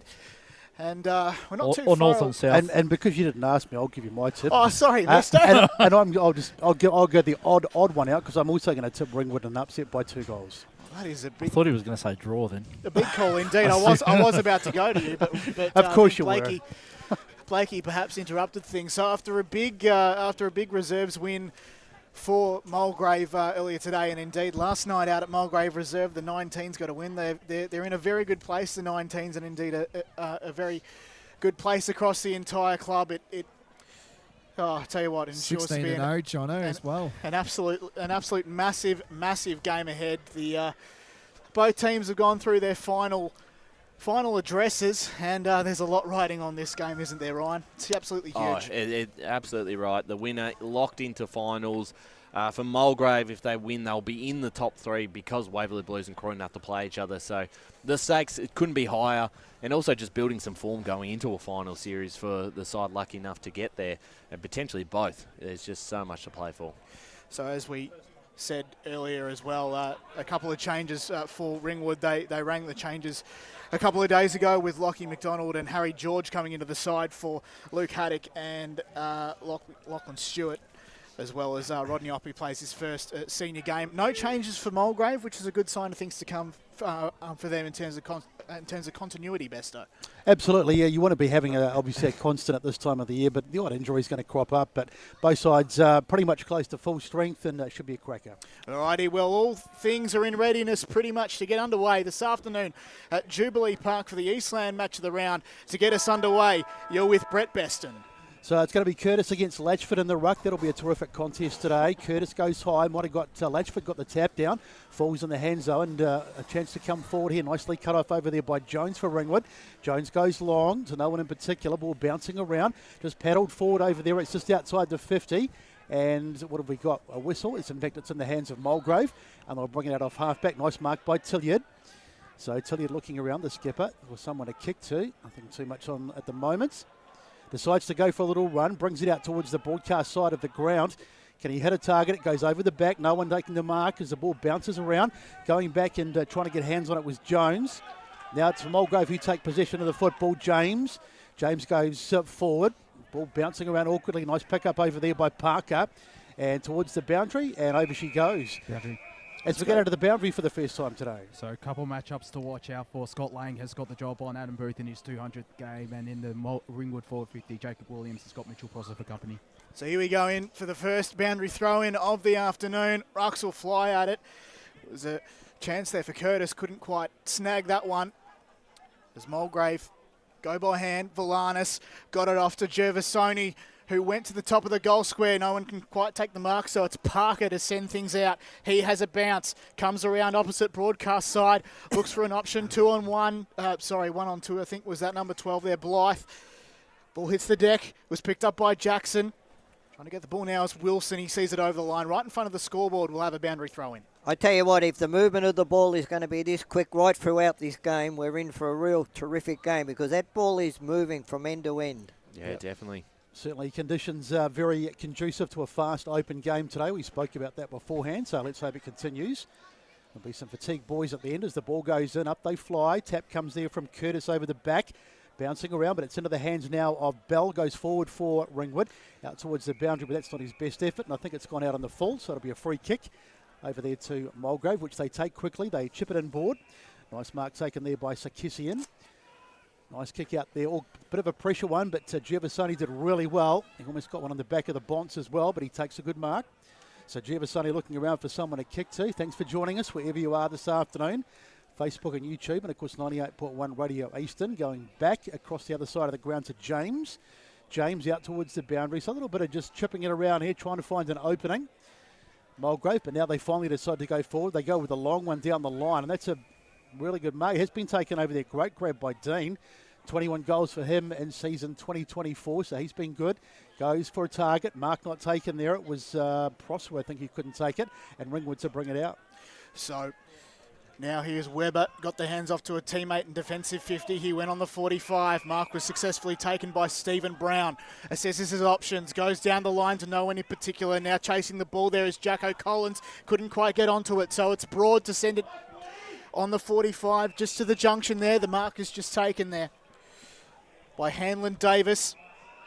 And he chipped it off to Meercotter, a proven goal kicker. He took the mark on a relatively tight angle here.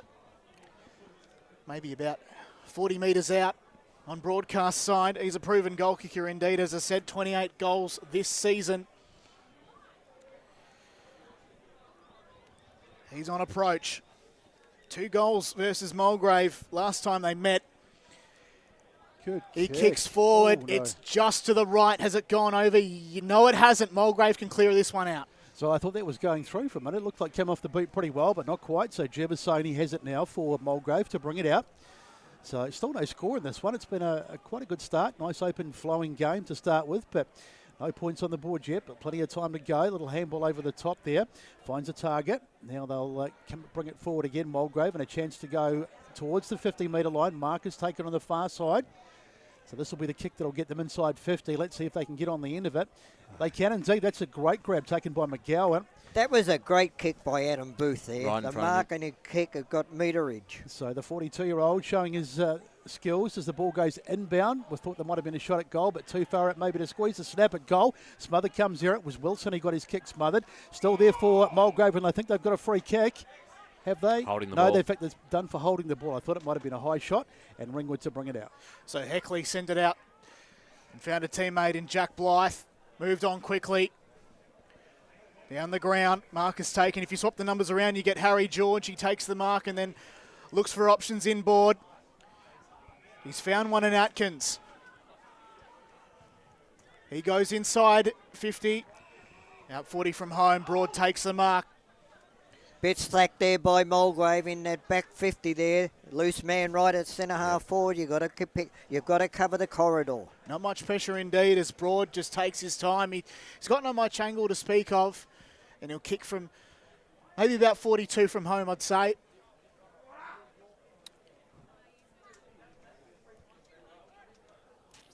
He walks in. Kicks on the paint. And are we going to have a score? No, we're not. It's out on the full to the right. So after 5.5 minutes of play, nobody has scored yet on the Bendigo Bank scoreboard. Quite an even start. Just the finishing touches at both ends of the grounds haven't paid off for either side. So we start to ask a question, have you ever had a 0-0 draw in the EFL? Oh, goes down Jong, gets a handball off. I kid, of course, but now it's through the middle of the ground. The handball a little bit hot for Sarkisian, couldn't take it. Now it's there for Whack. Such a key player in this Ringwood side. He goes and finds a target. Nicely done. Mark there taken by Broad, who wheels around and goes forward and hits a target. And this will be an opportunity for the Finn. Surely we'll get a score here. Although we shouldn't say anything as the mark is taken. It's a long kick, probably from just around about the edge of the arc. And the player to take it's going to be Steve Brown. The inside 50s at the moment are even. The marks inside 50 at the moment are 3-1 in favour of Ringwood. So let's see if Ringwood can convert opportunity. They've been inside 50, as Paul said, 3 times. There's the kick on its way. Not going to get it done. Can they get a rush behind at least to get some score on the board? And I think they have. No, umpire's whistle's gone, and it's going to be a free kick to Mulgrave. So still we wait for the first score, and Mulgrave to bring it out. So Jordan Falloon sent a chip kick, intercepted by Bell.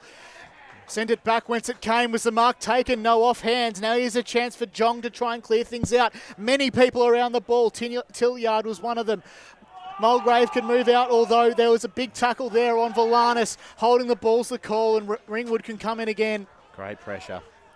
Huge stuff there from Mitchell Heckley. Oh, sorry. It might have been Jacob Bell who goes and lowers the eyes. He's found his target easily. And an easy mark there taken by Jet Latchford. So they've had a lot of these scoring opportunities from a similar distance and not much angle to speak of here either. Well, the forward pressure, John, has been really good from Ringwood and probably unlucky not to get a mark paid in the goal square. So, again, another opportunity for him. It's a similar distance from where Jacob Broad took the previous kick. Latchford comes in, kicks right on the paint, and that, would you believe it, has missed everything this time to the left. It's unbelievable. Let's go down to the boundary with Josh Ward. Well, they are providing some really good forward pressure, Ringwood, but their forward 50 entries are way too shallow. Just that shot before and the last couple of shots have all been from that 50-metre arc. And he's one of the grounds that is actually 50 metres, not 40 or 45. I apologise. So the kick-in has been knocked out of bounds, and still, believe it or not, we await the first score. This is 8 minutes gone. I felt sure we would have got it then, but the kick wasn't a good one. So all the talk about being a high-scoring game in good conditions might have been a bit premature. We might have one of the most low-scoring games of the season. Oh, don't. Don't put us on it. Early days, of course. We shouldn't put the mocker as the ball is on the ground, going in there trying to get it at Sarkisian. Wrapped up by his opposite number in McDonald, and the umpire says we'll have a ball up. So probably about 10 or so metres short of the 15-metre arc as Latchford gets the hit out. Falls into the hands there of McDonald. He gets a handball off nicely to Heckley.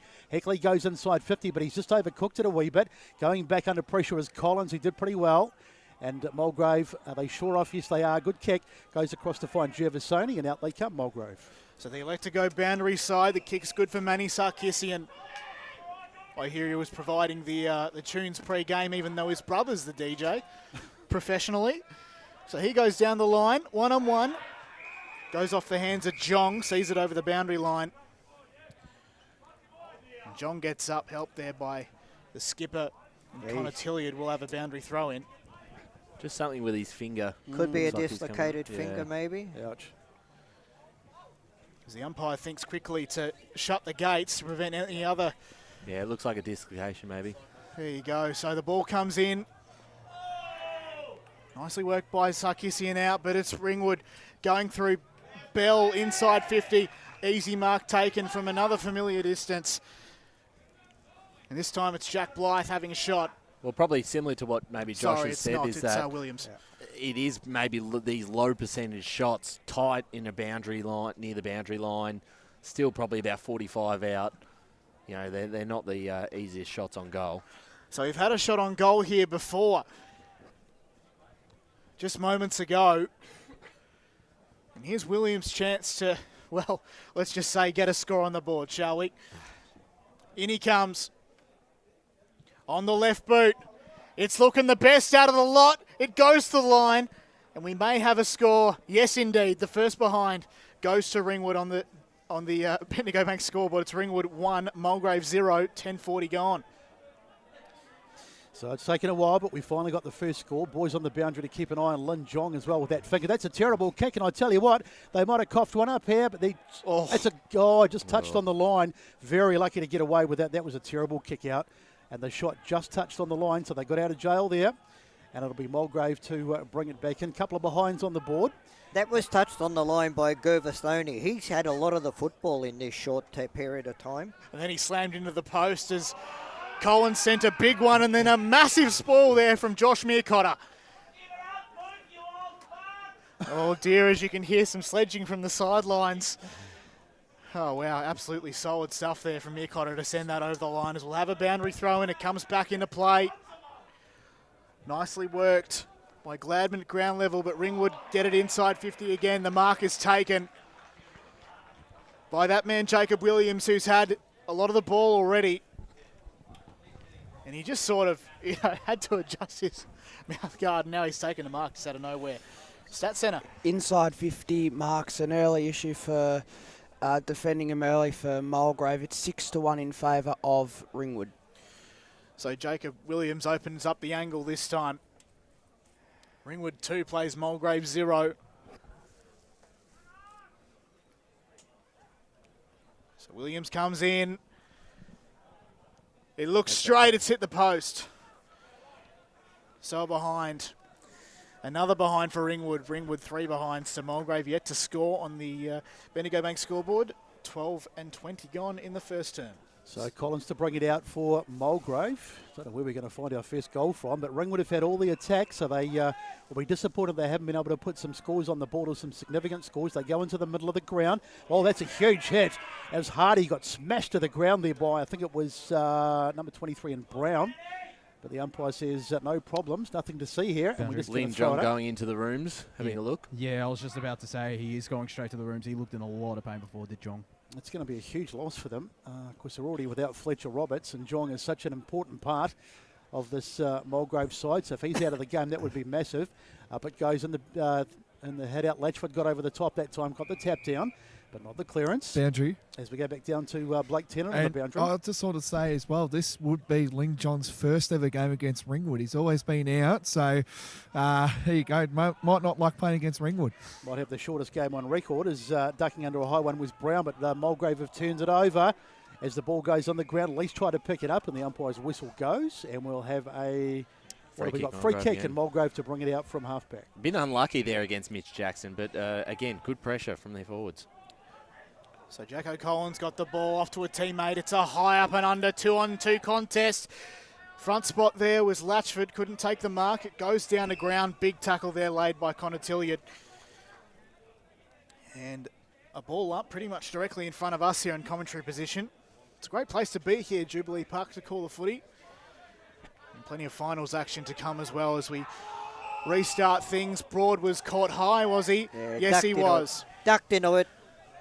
But he was caught high, ducked into it. The umpire said, I have a ball up, and he throws things up to recommence things. Hand pass comes out to Manny Sarkisian, who got it off to Gervasoni. Further down the line, mark. that is an epic mark there taken by Thomas McGowan. And he sends things further forward for Mulgrave, although he's kicked that out of bounds on the full. And Mulgrave's first real look inside 50. Yeah, that's an incredible mark. Ringwood Mazda mark of the day contender, Brett. Absolutely. Let's put it in, I reckon. Yep, definitely. I tell you, he's just about got leather poisoning out there for Mulgrave as Sarkisian. He's had so much of the footy in these early stages. And here's Mulgrave now with a rare inside 50. They've been dominated in the last 10 minutes. And the Brett, mark is taken. Brett, he's been winning the ball at both ends of the ground too. He has. He's been terrific. So mark is taken there by the big man Booth. Hard to believe, 42 years of age, but he really is still an absolute playing his best footy. And if anyone's going to kick the first goal of the game, it'll be this big man. 21 goals for the year. So surely we're going to get our first goal of the day. Booth. Here he comes.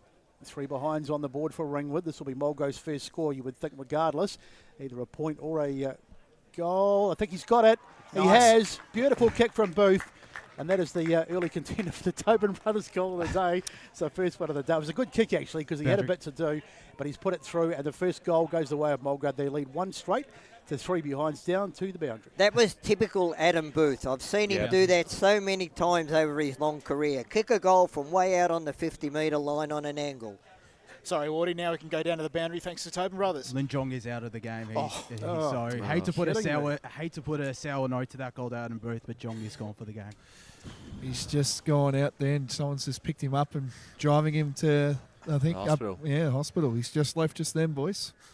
Could be a break rather than a dislocation if he's going to hospital, you'd think. It's been a tough day for Mulgrave in the reserves as well. A few casualties as we get things restarted. Mulgrave pick up where they left off. Wilson sent one inside for McGivern, who went the inside out bender. There's your Tobin Brothers goal of the day contender. Wow. That was unreal. Oh, wowee, I'm lost for words there. Absolutely huge from Bobby McGivern, who went the inside-out check side. It just bounced all the way through for a goal. And Mulgrave have another 2 straight 12 to Ringwood 3 behinds. 17 minutes almost gone in the first term. Yeah, so fantastic Mulgrave now have pushed the go button, because up until now, for the first 8 minutes or so of this game, it's been all Ringwood. Mulgrave just shows you take it down, probably only had 2 or 3 inside 50s and they got 2 goals. And how many times does that happen where the team dominates, doesn't score, and it goes back the other way? So back in the middle, the ball is one out of the middle by, here they come again, Mulgrave. So they really have got their tails up at the moment with those 2 goals. Inside 50, Booth couldn't get to the mark. The ball on the ground, Tilliard in the vicinity, couldn't pick it up on the ground, and that'll be wrapped up. Good tackle coming in there. And we'll have a ball up. It's Rodney Opp, who was the late in for Ringwood, I believe, playing his first game today. So the umpire throws it up again. Latchford beaten to the ruck contest that time by his opposite number in Curtis. Ball on the ground. Was that a high tackle? What is the umpire saying? I think he's paid it, but he's gone the other way. So he might have paid holding the ball there. Not sure. Anyway, it's going the way of Ringwood, and Murfitt will bring it out. So Murfitt gets it off to Lachlan McDonald, one of the inclusions this week as well. He went further afield to Meercotter, picked up behind the play by Murfitt again. He went further afield, and they went further some more. And they just come inside 50. It's a very impressive tackle there laid. Now here's Ruskas, who got the hand pass off the old 1-2. The teamwork makes the dream work at Mulgrave at the moment as they can get the clearance. Alex Hardy 25 was infringed with. It wasn't 25. Hardy got the hands off there to Sarkissian, who's got metres ahead of him. He takes a couple of bounces. They can go inside 50 as easy as you like. Mulgrave 1-on-1 contest, although there's one man standing in front of that all, and that's Rodney Opp, who got it off, but they still might be a chance to get out here. Ringwood kick goes forward there. Clearing kick there for Ewan Webber. It's a good one as they can clear things out. So Ringwood bring it out of half-back. Mulgrave have really started to dominate this game. Just a bit lax on that occasion. They took it a bit easy and a little bit perhaps thinking that they were a bit too better than they were, as Braden James takes the mark. Now they go forward again, trying to find a target. Up they fly. No mark taken. It was Tilliard, but he couldn't quite grab it. Now the big man Latchford gets a good boot on it, and he's going to send it long, just to the edge of the 50-metre mark. Great mark taken there by Williams, who's been quite prominent early for Ringwood. Is he going to go back and have a shot? I don't think he's going to back himself from that distance. He's too far out to score, so he decides just to set it up for someone. And well done. And is that Latch? No, it's not Latchford. It is Broad who's taken the mark. Yeah, that was a great kick. Definitely was too far out to score. Missed a couple of those shots and just waited for the right opportunity. So there's a man down on the ground, so we'll go down to the boundary. And I think that's Sam Cassiano, so it could be 2 casualties to Cassiano, who is getting up now, which is great to see, but he might get checked out here. So that'd be disaster if Mulgrave were 2 down in the first quarter. That would really put the cat amongst the pigeons as Broad goes back. And you would think it's, well, I'm not going to say anything because I'm the king of the Mozzes here, so we'll just be quiet. So Broad, he's kicked 10 goals this year, Jeremy. So this will be for number 11, and it would be for Ringwood's first of the day. And they could really do with a goal here, the way Mulgrave has started to dominate. And I reckon he's missed it. He has. Just didn't get good contact at all, and that has gone through. Manages in the end just to scrape it in for a behind. It's 4 behinds to 2 goals, and it's 12-4. This inaccuracy and the ball dropping just short of the goal line could cost them in the end. They've had plenty of opportunities too, Ringwood. They've had 8 marks inside 50 for 4 behinds. Yeah. So Collins tried to bring things in. Manny Sarkissian, he couldn't get the ball sides turned over. Heckley, Bell, And then -1 in Jackson, they combine. Jackson to the hot spot, falls behind, and now another Jackson, and Jackson Collins, he got the ball and then sent it in the direction of Gladman. And Mulgrave are out here in one-on-one contest, and Adam Booth can take the easy mark on broadcast side. 60 from home, it's an absolute wobbler. It was touched though, as Ringwood can enforce the turnover. Now here's Bell, who went backwards and found his teammate in Jet Latchford, who went short to Tim Jones, who played on and then shrugged the tackler. Scott Lang, 200 games today. He got it off to Heckley. Further afield, Broad had to see it over the boundary line. On Nobody wanted that. Two teammates saying, you take it, I don't want it. Yeah, two players looking at each other and neither picked it up. So it was a bit of a... Around the grounds Premier Division, Roval 18 to Doncaster East 2, Berwick 13 to Vermont 1, and South Croydon 17 to Ballin 6. So when it goes, Latchford came over the top to Sarkissian, who's seen plenty of it in the first quarter, and he's got a free kick, I think, probably for a high shot.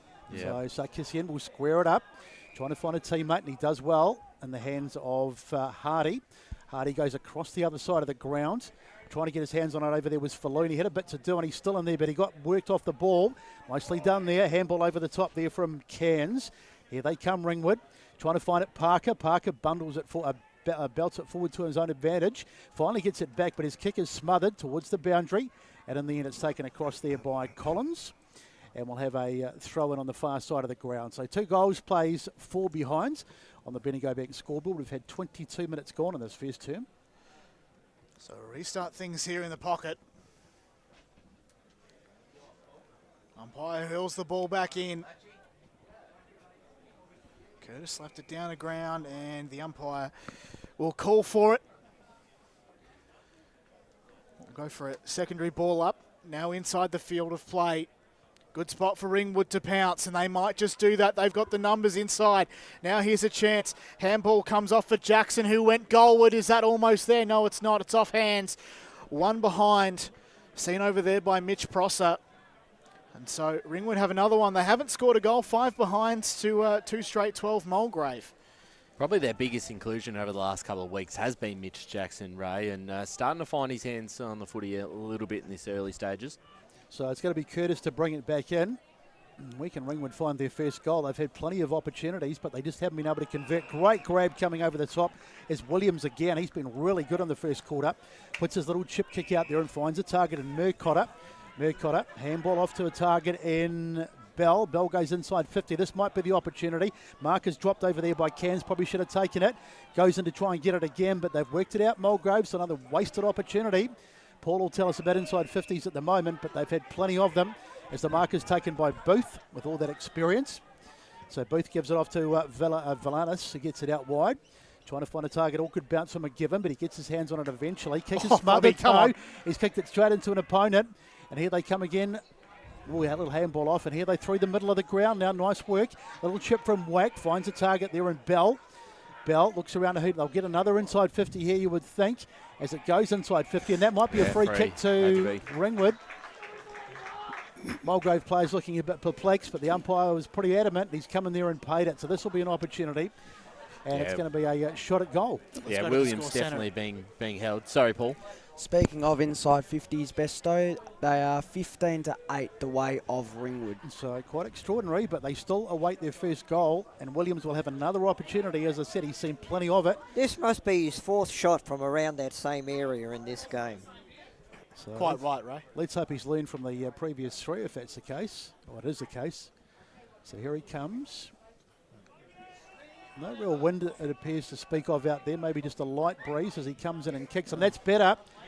No, it's off target. I thought it was coming back, but it's gone through for a behind. So a goalless first term for the Redbacks, but still nothing in it. A low-scoring affair, and at quarter time it is 2 goals 12 to no goals 6 behinds for Ringwood. Jono, who's kicked the goals in the first term? So 1 goal for Adam Booth and 1 goal also for James McGivern, affectionately known as Bobby, around the traps. He's kicked an epic goal, and that's, definitely a Tobin Brothers goal of the day contender. Even to start things, it's been a heck of a contest. So we're going to go to a break here on the Eastland Match of the Round, and when we return, the second quarter and plenty of action still to come.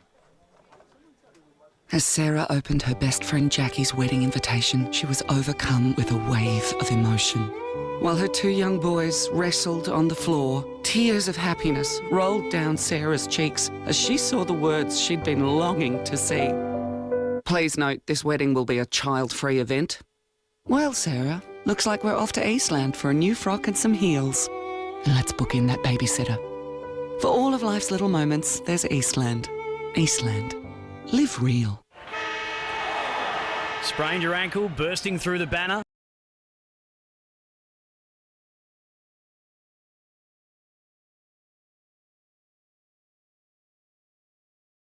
Broke a finger high-fiving the ruckman? Or did you run into the goal post again? For bumps, breaks or bleeds, be seen sooner close to home at Knox Private 24/7 Emergency Department. The preferred provider of emergency care to the Eastern Football Netball League, you'll generally experience shorter wait times. You don't need private health, but there is an out-of-pocket fee. Be seen sooner close to home at Knox Private 24/7 Emergency Department, 262 Mountain Highway, Wanturna.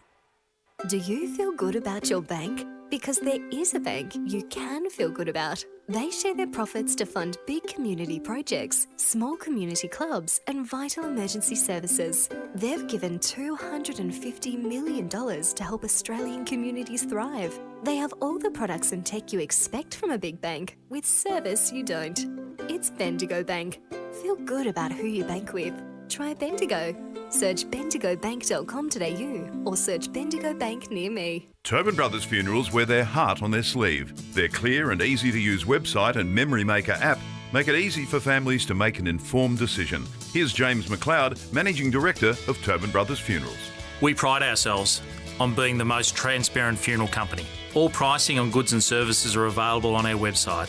It's all there for you to see and make very informed decisions when planning a loved one's funeral. Visit tobinbrothers.com.au. Tobin Brothers Funerals, celebrating lives.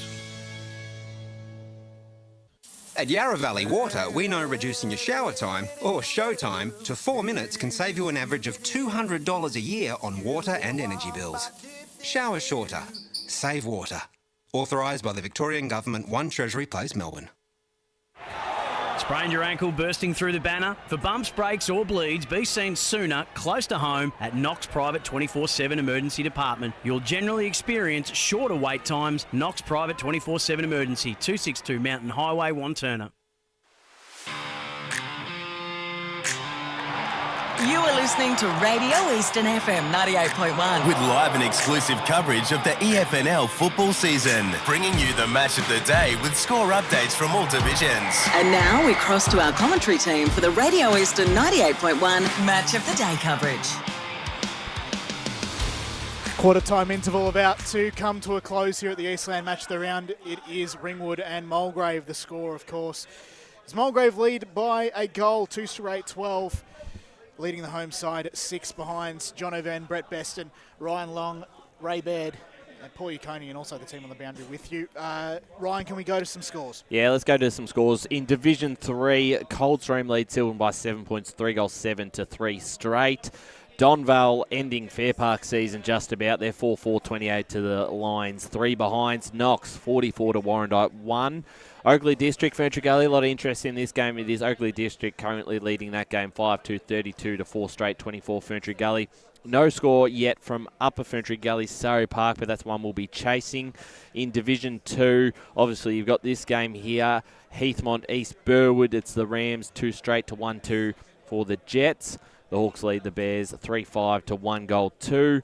And Croydon lead the Waverley Blues 2-5 to 1 straight. Let's have a look at Premier Division, and actually we will wait because we have Blake Tennant on the boundary. Yeah, it's just got Brett Rowe here. Rowie, geez, a lot of passes of plays that quarter. Just couldn't finish it. What was your talking point of that quarter? Oh, we spoke about pre-game about like as how good Mulgrave are around the contest. So to be up +7 at contested footy there is a really good balance for us and really good start for us. And obviously, we had 13 entries and had 6 shots plus 2 on the full. So we just feel if we can keep our contest work really strong, force that turnover, we think we can get them the other way and get into our forwards. Like we took 8 marks in that out of those 13. So we definitely think there's a spot we can really work for. What was your key message? For a big second half. What's the way that you reckon you can get a hold of them in the second half and of this second quarter as well? Yeah, we just want to keep playing what we did in that first quarter, like just bring that real pressure around the contest, work hard around the stoppage, get our balance right around, not collapsing on it, and then we can get the ball out and play the way we want it to play. As I said, and then get our front half really, really well. And obviously Willow's been really important to us so far down there. So if we can get in there, we think we've got a chance. No worries. All the best for the game, Rowie. Boundary. So a big thanks to Blake Tennant there, and we can go to Josh Ward as well. Yeah, so Matt Richards at quarter time was very happy. Just let's lift for Lin Jong, who's put his who continues to fight hard for them throughout the course of the season. Look to lower the eyes whenever they go inside 50 instead of bombing it in the direction of Adam Booth, and just look for handball receive options whenever they take a mark instead of just looking to go for the kick immediately. Thank you, Joshy. So plenty to play for in this second term as we get set for the start of the second quarter. I have some more scores around the grounds, but I'll wait on that one. Back with Ryan in just a sec. So the umpire to throw it up, the umpire to get a good height on it. It's Latchford who gets the tap, I think, just in front of Curtis that time. Ringwood, get the ball forward, high up and under. Nice mark, or great mark taken over there by, who's at number 23? It's Falloon. So Falloon. And chip out wide, trying to find a target, but he's overcooked it slightly. Bouncing around over there. Chasing back Knightley as Jones gets a handball off, and they'll go across half back. Dangerous kick, Latchford. So Latchford, he's been pretty good so far in this match. Latchford, the big man, just draws it into the middle of the ground. Sarkissian was there. He's been very good. He's got the hands on the ball again. He must be best on ground so far. Sarkissian takes the mark, gets a little handball off to a teammate. It's not a great handball, but they managed to recover. Nicely taken there by Gervasoni. Back it goes to Sarkissian, gets a handball off to Gervasoni. They're playing their own game as he goes forward to about half forward. Ball bouncing around, taken there by Villanis. He's overturned it. Turned it over at least. Latchford's taken, and what's the umpire going to pay here? Just a ball up, I would say, just on the edge of the 50-metre line. So 12 plays 6, 2 goals to 6 behind. Bendigo Bank scoreboard, a minute gone, second term. So restart things here. Tilliard tried to rove it, bit okay. Now here's Sarkissian. Once again, descended inside 50 for Mulgrave, almost cut off there by Lang, couldn't take the mark, so he regathered. Big tackle there laid by Thomas McGowan, and we've got a ball up. About 30 from home. Up we go. Booth took it out of the ruck, immediately wrapped up there in a team tackle, and we'll go at it again. Inching closer to goal. Mulgrave. Gathering the ball there was whack, and then he got whacked. So another ball up then. Mulgrave just gained inches almost, Brett Beston. So up it goes again. One there by Curtis out of the ruck. It might have been Booth actually, as the ball goes out towards the edge of the 50. Just tapped on there by Hardy. Into the hands now of Gervasoni out wide. Ball bouncing around, picked up over there by Falloon. He lost it, and then he got it back again. Gets a handball out. A lot of wayward handballs. Kenny's going to have time, though, to pick it up and recover. Floats one back inside, finds a target in Wilson. Wilson turns around and just bangs it inside 50. Now, this is a great mark. Terrific grab taken by Dean. And Austin Dean has gone back, and he's taken the mark, and he'll go back and line up. So Austin Dean's kicked, how many has he kicked this year? 21. So a proven goal kicker. Wally kicking at a progress score at Seabeck. Roval 7-1-43. Doncaster East 2 behinds. Makes Ray very happy. So here he comes, Dean, trying to get his first of the day. Needs the kick on its way, and I think it might have missed. It has. So another opportunity goes big, and this time off the Mulgrave boot. But they still lead 2-1-13 to 6 behinds on the Bendigo Bank scoreboard. Around the grounds in Division 1, Mitcham lead Beaconsfield 31-17. Montrose lead North Ringwood 12-10. Murrubak 21 Wanturna South 5. And Bayswater South Belgrave all tied up on 13 apiece. Montrose are choking. Oh boy, we won't go down to the boundary with a right of reply just yet. As there's a big pack flies on top of it all was Falloon. Ringwood have cleared though. think that might have been Broad of the Jeremy variety who was tackled. As Tilliard gets the ball off to Falloon again. Top of the 50, one-on-one contest. Falls behind. Parker safely gathers.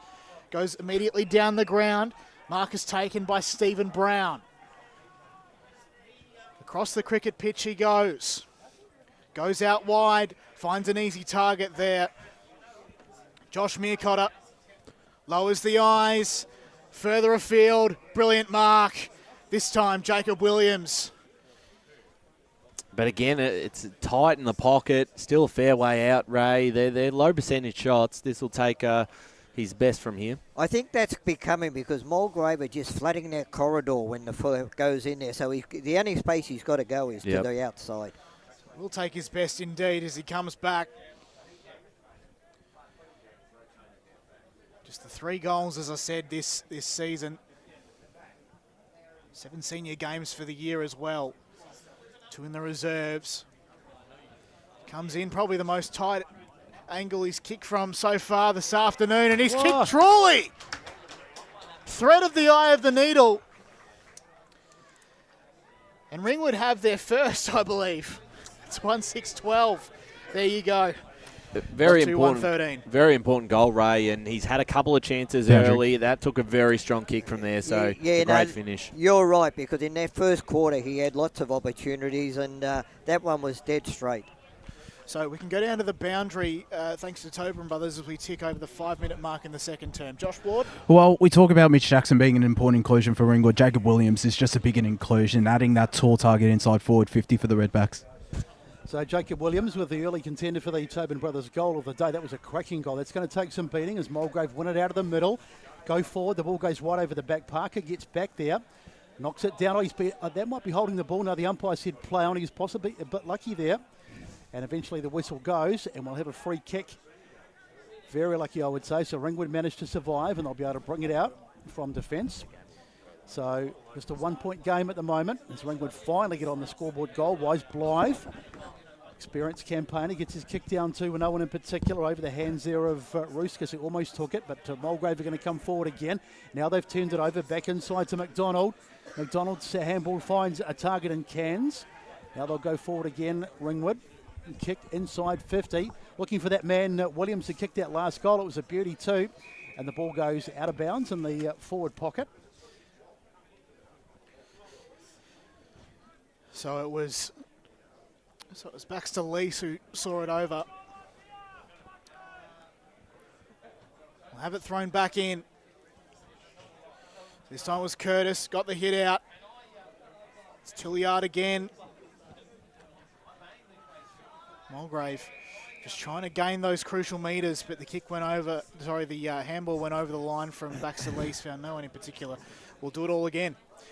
So umpire to throw it in. 1 point in this one. So much on the line for this game as Mulgrave win it out of the hit out of the stoppage. And this should be a goal. There's a snap, and I think it was it McGivern? He's got 2, has he? Blimey. I think he has. I think it's McGivern. I'm pretty sure it was. Boys on the boundary might confirm that for me. No, I don't think it is McGivern, actually. Boys, help me out. Who is it? Well, Blake hasn't even got his headset. So the ball was gathered. Jackson?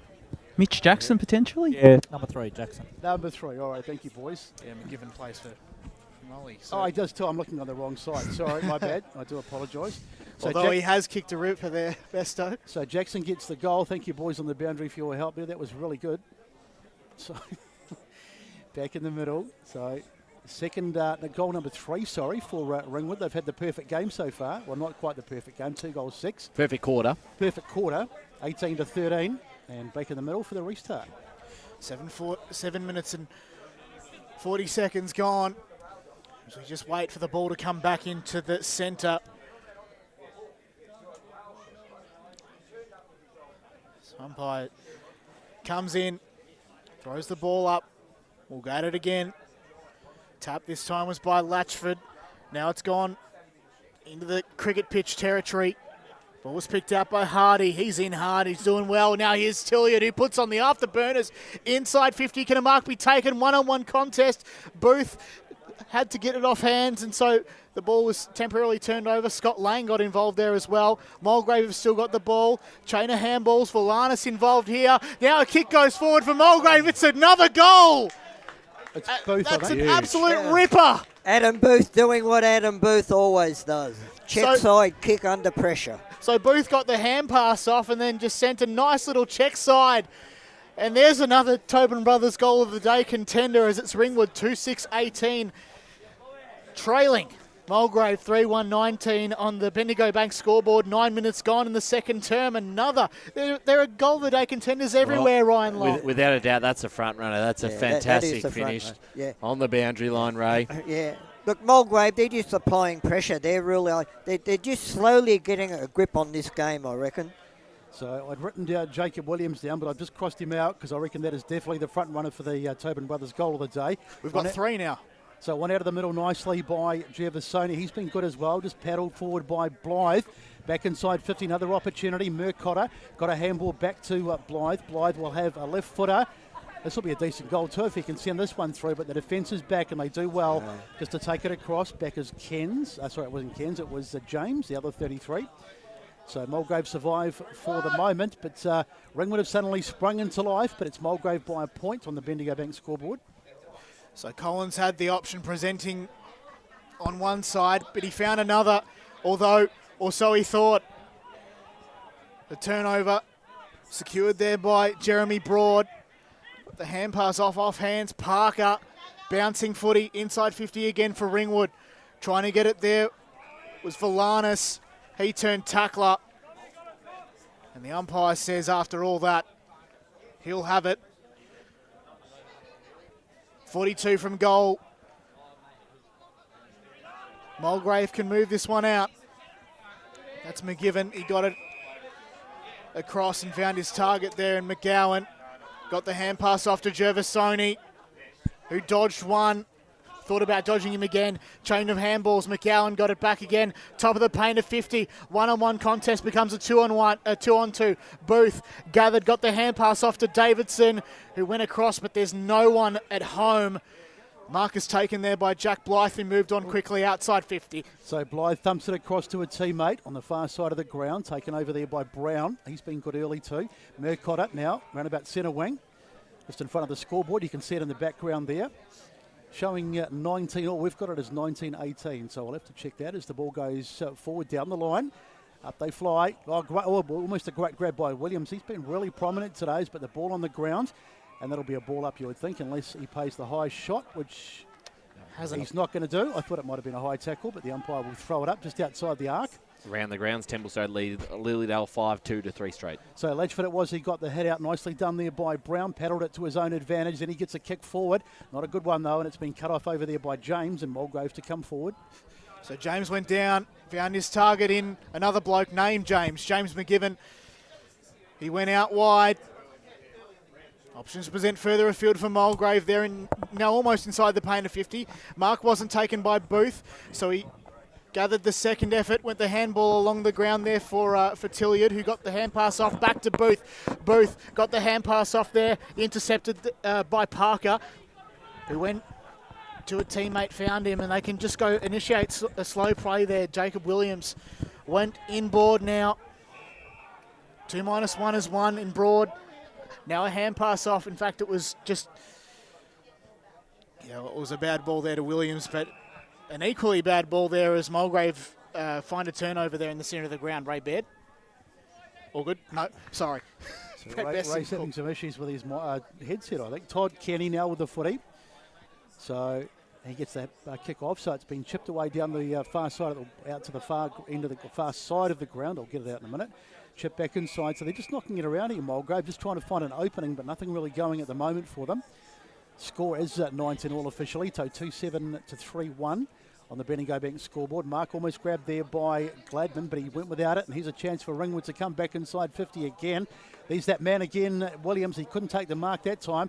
Picked up over there by Collins. He got smashed as he kicked the ball out towards the boundary. Blythe is there, but it beats him and goes out of bounds. Good work, and we'll have a throw in on the far side of the ground. So all square on this one, so much to play for. As we go to Ryan in the score centre. Division 3 scores around the grounds. Donvale lead Fair Park 35-16. All tied up at Princess Highway, 6-3 apiece between Oakley and Ferntree Gully. And Surrey Park lead Upper Ferntree Gully by 21 points. A right of reply, Ray Baird. No. Doesn't want to go. I can see the eyebrow twitching as the ball comes inside 50 there for Mulgrave. It's picked up off the ground there by Dean, who went goalward. He's missed right. As we go to the scores, the stats centre, with Paul Yaconi. Mulgrave are leading the inside 50s this quarter 9-5. Ringwood 2-7-19 plays Mulgrave 3-2-20. 14 minutes gone here in the second term on the Bendigo Bank scoreboard. So it's going to be Parker. So you bring the ball back in for Ringwood. Good game of footy this. It's anyone's game. So the little chip out to a teammate. That's nicely done too. Weighted kick to Jacob Bell, who takes it. Well, his kick's not a good one though, and he's put a bit of pressure, but they've got time to recover. That was Op, the late inclusion. Gets it back in. That was a dangerous kick, but they've done well, and their mark is taken there by McDonald. Some shonky kicks here. Blythe. Now Blythe gets it off to a teammate. Sweeping handball out wide. Back to Blythe. Now they go to about half centre wing, should I say. As they go inside 50 now. Can they get a mark? Not quite. Ball bouncing around. Going back there, trying to get his hands on it was Wilson. He's under a lot of pressure. He might be happy to see this one out of bounds, but he did really well. That was terrific play. Gets a kick to a teammate who wheels around to try and get out of it. It's Ruskas. Ball still there. Oh, huge hit over there. Careful, Bobby. Absolutely smashed on the ground, and that'll be a tied-up ball, and we'll have a ball upper there on the far side. Huge hit coming in there. Absolutely massive stuff there. So Mulgrave by a point, 3-2-20 to 2-7-19, Bendigo Bank scoreboard. Absolute, massive front-on contact there, from James McGivern. As we got a restart. And it was Braden James. He thought he could kick forward, but it's actually gone out of bounds. Exactly where he kicked it. Quarter time score at Seaback Oval. Roval 9-1-55. Doncaster East 2 behind. Lockie Wind has 4. Ooh. So it's in the opposite junction. Game over as Brash was here. Comes back into play. Yeah, he would have done that famous siren impersonation from 2022 grand final day. As the ball comes inside 50 for Ringwood, the mark is taken by Jeremy Broad. Kick a goal, Jezza. You can hear from the people on the balcony. They're riding home this one. So Jeremy Broad has had a shot at goal, I should say, earlier today. As we'll go to Ryan just briefly after this one. Broad, he kicks forward. He's missed to the right, so another behind there, and scores are level 2-8 to 3-2, 20 apiece. Chief? Sorry, John, I was actually waving to a missus in the crowd. I wasn't actually waving for your attention. Oh, I thought... I can give you a score. There we go. East Ringwood 25, Norwood 15. Is she bringing chips up again today? I'll have to get in touch with her. See. Oh, dear. Wowee. So, how about that? So we're just waiting for the ball to come back into play. Jackson Collins has got it, so we'll bring it in. 16.5 gone in the second term, Brett Beston. So Jackson Collins, he's in no hurry to get restarted. We haven't got all day, mate. They'll be turning the lights on soon. So here's Collins now finally decides to put his boot to it out towards Tilliard on this far side. Up they fly. It went off hands. Gladman it was. Now there is Tilliard taking the ball. Did really well. He wheels away. He's got a bit of pace. Got a nice little handball off there to a teammate in Davidson. Now they shift it through the middle. Tilliard's got it back. Needs to get it forward, and he does too. So that's a terrible kick, and it's been cut off by Blythe. That was really ordinary after such good play, and into the middle of the ground, taken there by 13 and McDonald. And so McDonald wheels around and goes long, but that's cut off over there, so it's a turnover fest at the moment, and Mulgrave to bring it out. So Geordie Falloon had Sarkissian calling for it on the outer side, but he elected to go down the guts. Now pressure's on as the ball was turned over. Murphy got the hand pass off the ground. They found a little bit of open space. Bell gathers it on broadcast side centre wing. Went to the top of the 50 directly in front. Mark was almost taken there by that Mulgrave man. It hits the ground. They've got the numbers in defence to Mulgrave. They can regather. Jervis Stoney got it off there. Wilson, who was immediately tackled. Downfield free kick, one would think. And it is. So McGowan to take the resulting free kick there after Wilson was dumped after taking the kick. McGowan goes to a big contest. Booth's underneath all that one. Can they get one off hands there? Balls hit the deck. Chance for no one in particular here. There we go. Booth got it off the ground. Went straight to a teammate who was immediately wrapped up, and the umpire to call for it. 25 from Mulgrave's home. And buried underneath all that one was Alex Harney. He's been in and around the ball really hard today, Brett Beston. He has indeed. So one out of the middle there by Booth. He's been really good. He's coming into the game more and more. Little toe poke off the ground there by James. Now they've still got it, Mulgrave. They do really want to keep possession. And they're going to switch the play, go right inside 50. And great mark taken there by Wilson again. He's not confident though, so decides to give it off to that man Sarkissian, who's had leather poisoning. There's the kick, but he's off target that time. That would have been a terrific goal, but just off target and through for another point. So Mulgrave extend their lead by 1. Just wait for the ball to tick over. I believe it's 3-3-21 to 2-8-20 on the Bendigo Bank scoreboard, and we've had some 19 minutes in the second term. And that was great vision there from Mike Ruskas just to find Wilson there. And he might have had the legs if he kicked it as the ball comes back in. Mark is taken by Stephen Brown on the junction on the broadcast side. So he sends a long one in the direction of Broad, I think it was, Jeremy Broad. The tackle there is laid on Sarkissian, I think it was. He was underneath all that. He's around everywhere, and it's just, well, he's in definite contention for Sportsco Eastland Player of the Day. Speak of the devil, there he is, sending it to the paint of 50. The mark is taken by that Ringwood defender, and the Redbacks can rebound. I think we can just about give it to him now. He's been absolutely incredible, Matty Sarkissian, as Ringwood bring it back. Or send it up the line, should I say, trying to find a target. Ball gets over the back. They managed to keep possession. A little handball out. Did pretty well on the end. It was Jones, but he's bundled out. In fact, it wasn't Jones, it was Bell. So it'll be a throw-in, round about where the interchange gates are on this broadcast side of the ground. The game's starting to get a bit willing, and it will do as it gets further and further on. So much on the line today as the umpire gets a nice purchase on the throw-in. Stayed up in the air for a long time. Curtis got the hit out. Trying to work his way out of danger over there was Falanis, and he's been taken. In fact, it was 23 in Falloon, and he's been tackled, and he's given up the free kick. So Broad it is, who was going to give it off, but then he just stopped himself. He's a bit uncertain where to go, but in the end he does get the kick away. Let's see if they can get on the end of it. Ball gets over the back. It's on the ground. They'll do well to get out of this. In the hands there of Collins, who gets it out to a teammate, and for the moment the danger passes. So McGivern sent it further afield, found Davidson. Two Caulfield old boys combining opposite broadcast wing. They would have wanted that one back though as Ewan Webber takes the mark, goes inboard. Inboard rhymes with Broad. Jacob Broad gets the ball inside 50 now here for Ringwood. Here's a chance there for Hanlon Davis. One of his first looks, except it went behind. And we get a ball up here about 20 metres from home for the Redbacks. Up we go. Rucks go to work. The tap down was by Mulgrave on that occasion.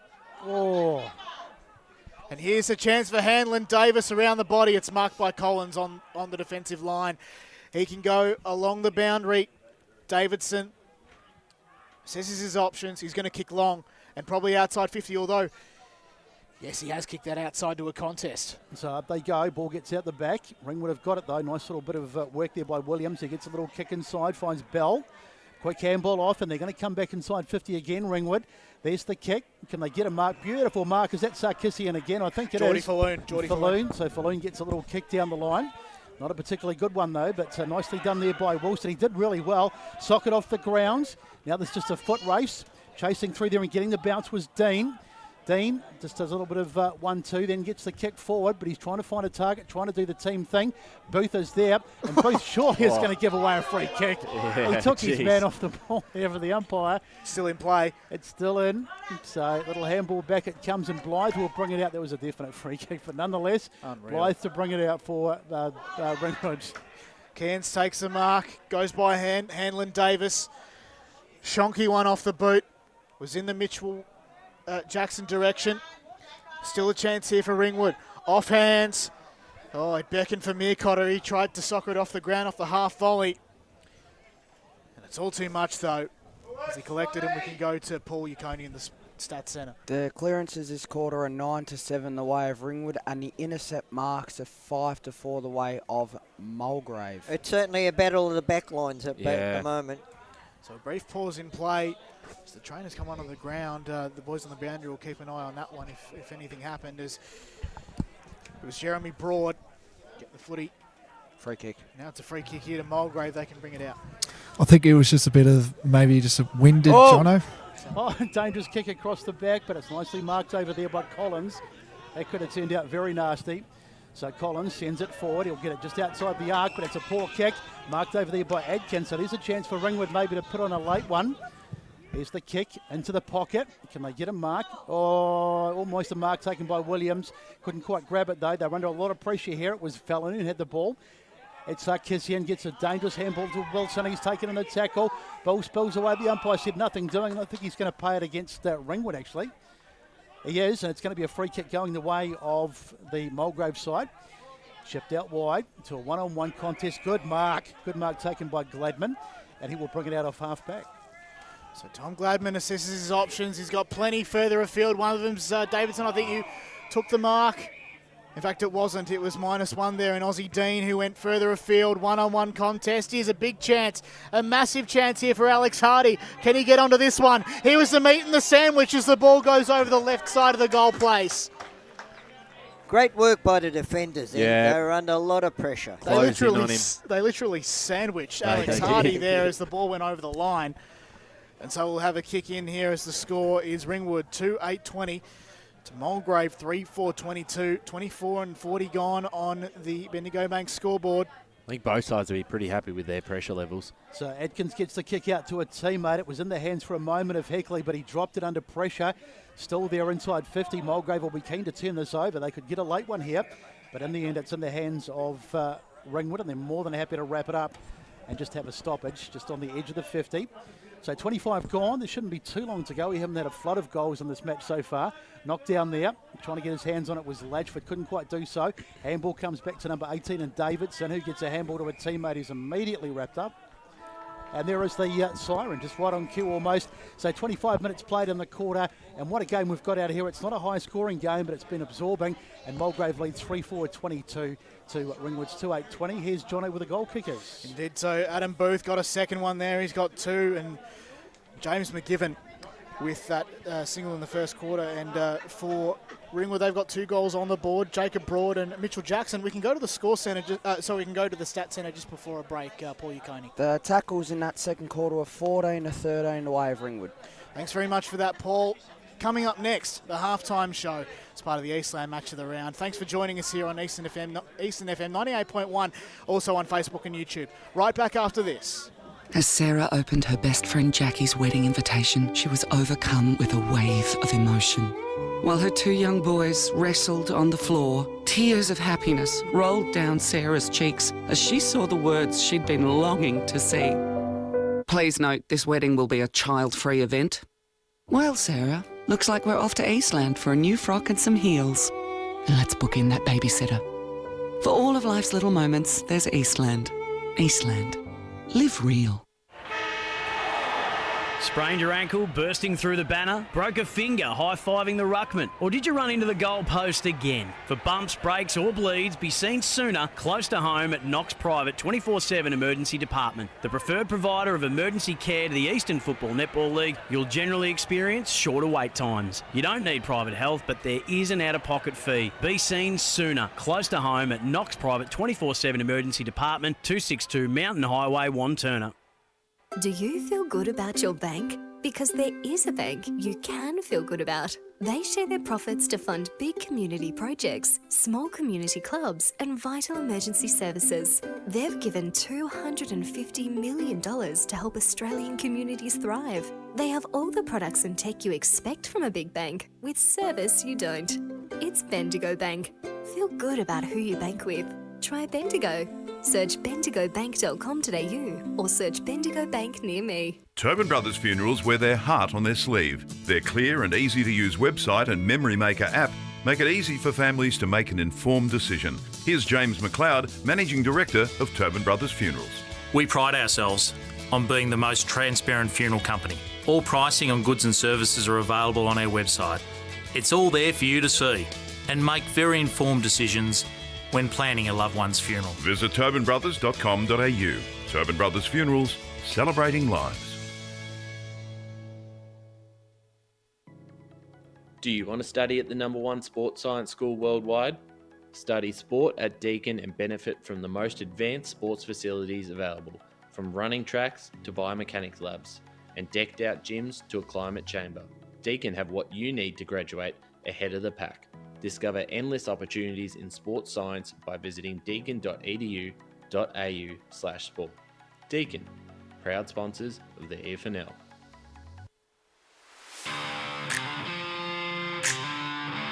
You are listening to Radio Eastern FM 98.1. With live and exclusive coverage of the EFNL football season, bringing you the match of the day with score updates from all divisions. And now we cross to our commentary team for the Radio Eastern 98.1 Match of the Day coverage. Half time out here at Jubilee Park for the Eastland match of the round. It's Mulgrave who lead over Ringwood 3-4-22. The Lions to Ringwood 2-8-22 in a finals type contest. A lot on the line, including a final spot in Division 2 this season. Josh Wood here alongside Ray Baird and Blake Tennant for the half-time show.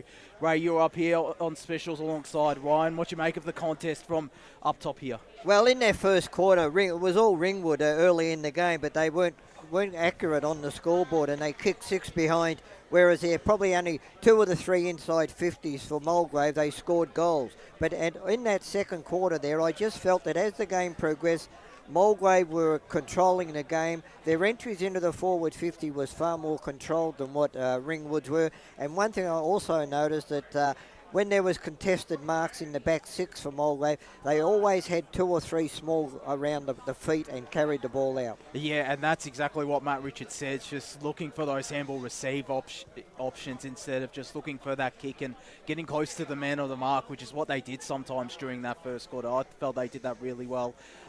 Blake, we were both down on ground level, and we were talking about it during that first quarter. It was just that forward delivery for Ringwood. That's, you could argue, almost cost them the lead. Oh, definitely, for sure. We speak about moments. I think it's going to come to that last patches of play. Where people are going to take their moments for the game as well. Mulgrave, I think they're using the space a bit more. Where Ringwood, their ball movement is where they're winning the game, I feel like. I think Jimmy Parker, the captain here for Ringwood, he's just taking the game by its way of playing off half back. He's got all the space in the world, and he's using the ball really well as well. And I feel like they're just bombing it to Booth just a little bit. Like, I know he's the target that you always have to look for, but I feel like they're just the Mulgrave are getting a little bit more predictable on where they're going to go to their forwards. Yeah, and I think that's something that Matt Richards addressed that quarter time, just not looking in the direction of Adam Booth, which is what they're doing. And sometimes he's taking marks, but Scott Lang in his 300th senior game is doing a pretty decent job on him. Is the Ringwood champion, but I still think Adam Booth has probably been one of Mulgrave's better players. Connor Tilliard showed a bit of pace from midfield, but the one standout, Manny Sarkisian, who I think was rookie of the day when we last saw Mulgrave against the Waverley Blues. He's well and truly on track for a player of the day. Blake? I'm just saying as well, and I think you might have said this, Josh, too, but the pressure. How good's the pressure been, Ray and Josh? Like, just the way, both teams are going at it. The heavy hits are happening definitely for sure, because they don't want to put that player involved again, because what they do is what I'm seeing is they handball the ball, and then the player wants to get involved, and then there's player, blocking them out. It's a real physicality game out there, which is what I'm seeing. But for me, I feel like it's going to come down to the moments that matter. That's how I feel how it is. Yeah. And look, playing football out here at Jubilee, it's a different game of football, because you've got the opportunity to kick it out into the open spaces and let your teammate run onto the ball. Whereas when you're on a smaller ground, you kick it to a contest. So there's not so many marking contests around the ground than what you normally see in a normal smaller ground. Absolutely, and there's been a lot of one-on-ones, 2-on-2s, whereas if it was like a battle room reserve or somewhere in this division, Lilydale Sports over the LSO, you're probably getting a lot of 3-on-3s or 4-on-4s. Yeah. So look, the game's up for grab at the moment, only 2 points in it, but I just felt that Mulgrave small in Tilliard, Gurvasani, McGiven, these smaller players, Another one was, as you said, Sarkisian. Now, all those smalls are getting a lot of the football and starting to run with it, and I think that's going to be the difference. And they're going to need to step up with Nolan Chong, who left the ground, unfortunately. We're not too sure if he's gone to hospital or not. But he got driven. Someone drove him out of the complex. I'm guessing he's gone somewhere, but we're not too sure. Yeah, that's where the finger injury looked like, wasn't it? Which is a massive blow. It'll be interesting to see how long he goes. But Tom Gladman said at that quarter time to the midfield group that if they win, it would be a statement for Mulgrave, and that's exactly what it would be without Jong for a majority of the game and without Fletcher Roberts as well. So certainly a bit to play out. Of course, there's other games taking place around the grounds in the EFNL today. We're going to start off with Premier Division. South Croydon have started off really well. 5-10-40 to Baldwin 2-3-15, Blake. Mate, I feel like it was like that game against Roval, how I think all you guys said that Roval will win, and South Croydon just gone over and got the win there. They just prove a lot of people wrong, South Croydon. That's what they're doing today. Sometimes they do. Noble Park taking it up to Blackburn 3-5-23. Blackburn leading Noble Park 3-3-21. East Ringwood 9-4-58, leading Norwood 2-4-16. Roval now 13-1-79 to Doncaster East 2-5-17, Ray. Yeah, gee, they're going all right at the moment, but they had to. Look, well, Friday preview we spoke about the 6 changes that Roval have got today, but as I said, shuffle the cards, because if they dished up the same side and the same play that they've been putting out in the park for 3 weeks, they weren't going to win the game. So at the moment, it's paying dividends. Absolutely. No further progress really from Vermont Recreation Reserve. Vermont leading 14-13 in that game. We're going to drop down into Division 1. Bayswater lead against South Belgrave 7-2-44. South Belgrave 3-12-30. So very got a lot of work to do there. They do. Park Orchards only lead by 18 points against Doncaster 4-9-33 to 2-3-15. Mitcham up against Beaconsfield 38-29. Moorbark 83 to Wantirna South 17, so that probably consigns Wantirna South to Division 2 officially. Yeah. Montroe's got a bit of a buffer now against North Ringwood 31-12 in that game out at Quamby Reserve. Down into Division 2, of course, we're out here. East Burwood 39 to Heathmont, inaccurate as well, 2-7-19. Templestowe, still no update from their game since quarter time. Boronia 6-10-46 to the Basin 4-3-27. Croydon 33 to Waverley Blues 29. Division 3, now there's a lot on the line in Division 3, of course, this weekend. Coldstream 61 to Sylvan 25. Donvale 43 to Fair Park 19, so that means Fair Park at this stage will be missing finals. Knox 68 to Warrandyte 14. Oakley District now lead over Ferntree Gully 67-52. So as the live ladder stands, and Ray, I know you're a very happy man, as the live ladder stands, Oakley District will be playing finals and Ferntree Gully will miss out. Surrey Park 7-9-51 to Upper Ferntree Gully 3-6-24. And down into Division 4, we've got Chernside Park 50 to Forest Hill 17. Kilsyth 93 to Nunawading 12.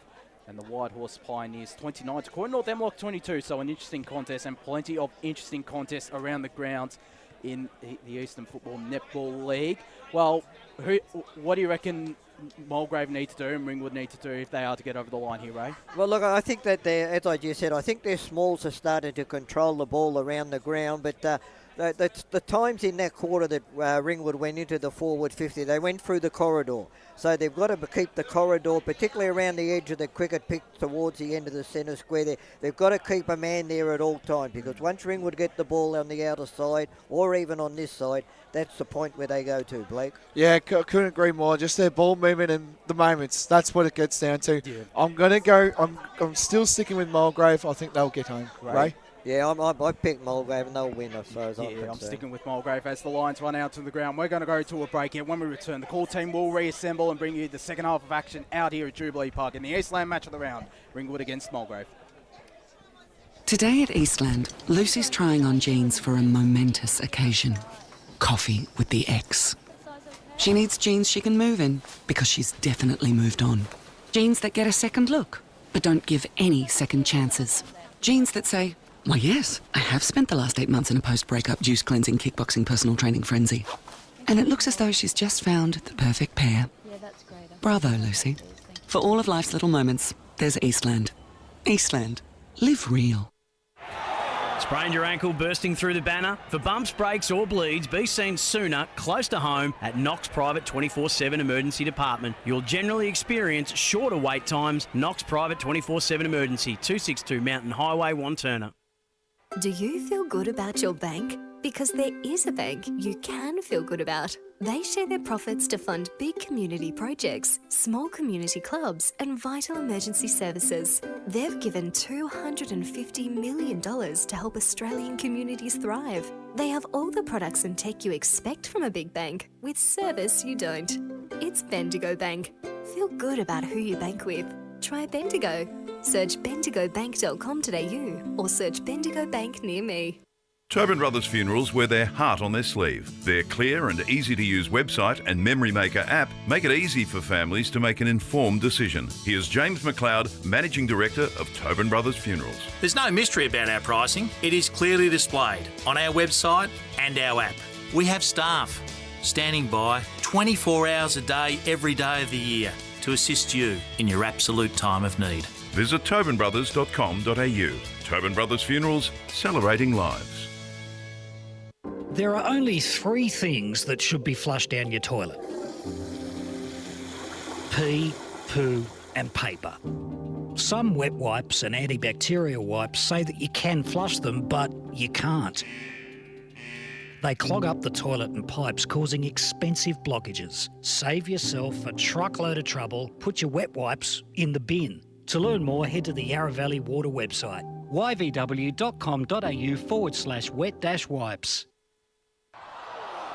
Hi, Dylan Dow from the Baroni Football Netball Club here. When I need to grab a quick coffee or a bite to eat, I'm popping into Eastland. Eastland's more than a shopping centre. They support a range of community organisations and have been a major partner of the EFNL since 2018. Cheers, Eastland.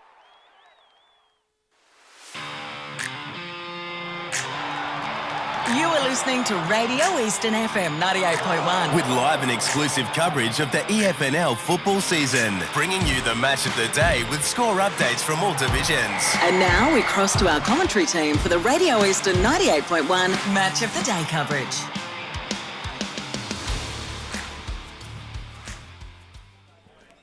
Big thanks to Josh Ward and Blake Tennant there leading the charge for the halftime show. We are back. The Eastland match of the round between Ringwood and Mulgrave at Jubilee Park. Thanks so much for your company all around the world. Indeed, we hope that our man BWS is watching as he's on holiday. But anyway, back to this game. He'll be on the beach. Oh, yes, indeed. And fingers crossed listening to the match of the round. The score, of course, Ringwood 2-8-20, trailing Mulgrave 3-4-22. It's still anyone's game, Ray Baird. Yeah, look, the game is up for grabs. We just discussed that at the half-time break. But my feeling is that it's just the small players of Mulgrave are starting to get the ball around the centre of the ground, and they just seem to be as though they're getting on top. When the ball goes into the back 6 for Mulgrave, sure, the big guys go for the contested mark, but there's always 2 or 3 small Mulgrave crummers around on the ground to cart the ball out again. So I'm backing Mulgrave at this stage. Yeah, I'd have to agree with that, the way it's sort of unpanned in the back end of that second half, but there is a full second quarter at least. Mulgrave just starting to get on top of anyone's game as we get set for the start of the second term. A little bit of sun's just poked through again. It's still pleasant out here. So thanks for joining us wherever you are. Radio Eastern 98.1, Facebook and YouTube, and John O'Venn to get us started for turn number 3. Thank you very much, Brett, as we come back into the centre of the ground. Things restart. And it's right where Mulgrave want it. Inside 50 with a long kick in the Booth direction. He can't take the mark. Ooh. Off hands. Oh. Big tackle there laid on Scott Lang. The opposite 22 and Valanis gathered, was dispossessed. Holding the ball is the call, in fact, that was called a throw. And Ringwood to take it in from defence. To clear things out, they come centre wing. One-on-one contest. It eluded Baxter Lease, who then pushed his opponent over and then had to tackle him to stop things in its tracks. Directly in front of us here in commentary position. 47 seconds gone here in the third term. There we go, third term. Umpire throws it up. It's Tilliard, I think, over there who went without it. Ball on the ground, but they eventually get it back to Gervasoni. He's drawn a free kick here, so Mulgrave will have another opportunity to go inside 50. As we said, you just feel they're starting to get on top. They did towards the back end of that second term. and it's just starting to go for them. So it'll be really interesting to know what Brett Rose said to the troops at half-time, just to address the balance as Jeffersoni goes to the hot spot, trying to find a target.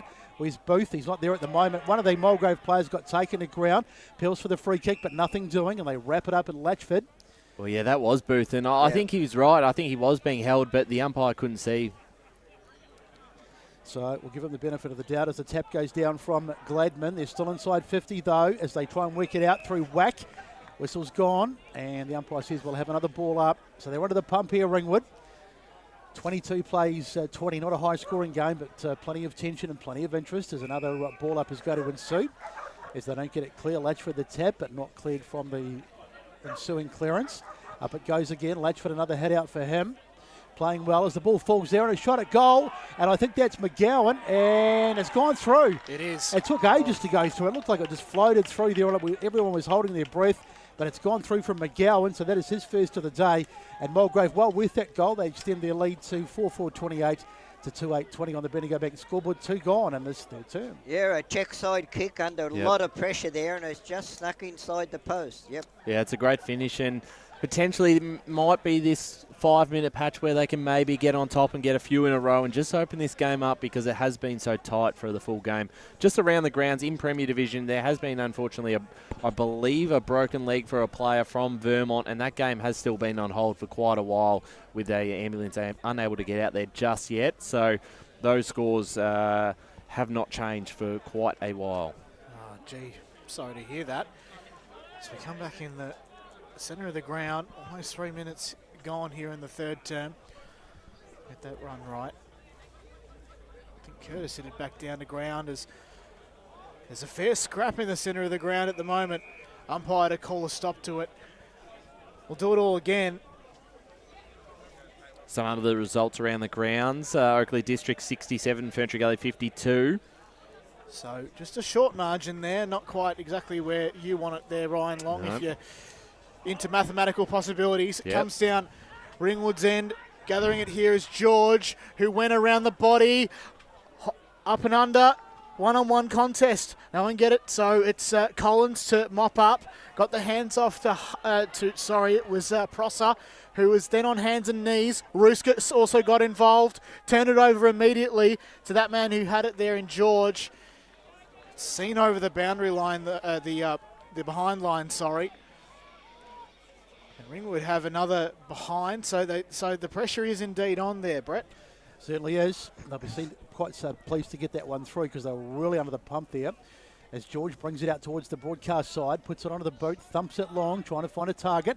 Up they fly. Sarkissian was in the immediate vicinity, and that'll be a ball up as it's taken there and wrapped up in the tackle.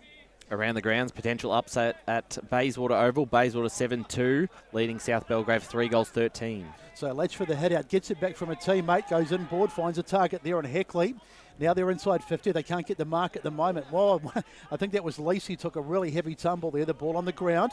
Mulgrave back as they in the hands now of Curtis. The ruckman, he goes out down to, that's a good mark. Is it going to be paid? Sarkissian, and I tell you what, he had a fair piece of it, but the umpire said not to his liking, and he's going to come in and ball it up. That was stiff. I know I'm sounding like the president of the Sarkissian fan club, but he's had a terrific game today as the ball goes up. Curtis the tap, knocks it down. Little handball out there nicely for Jeffersoni. He's been good as well for Mulgrave. Down the line, but he's kicked that out of bounds on the full. Almost gone over the fence, in fact.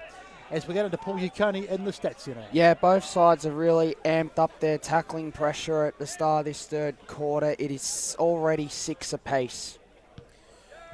So on broadcast side, centre wing, a lot of players fly.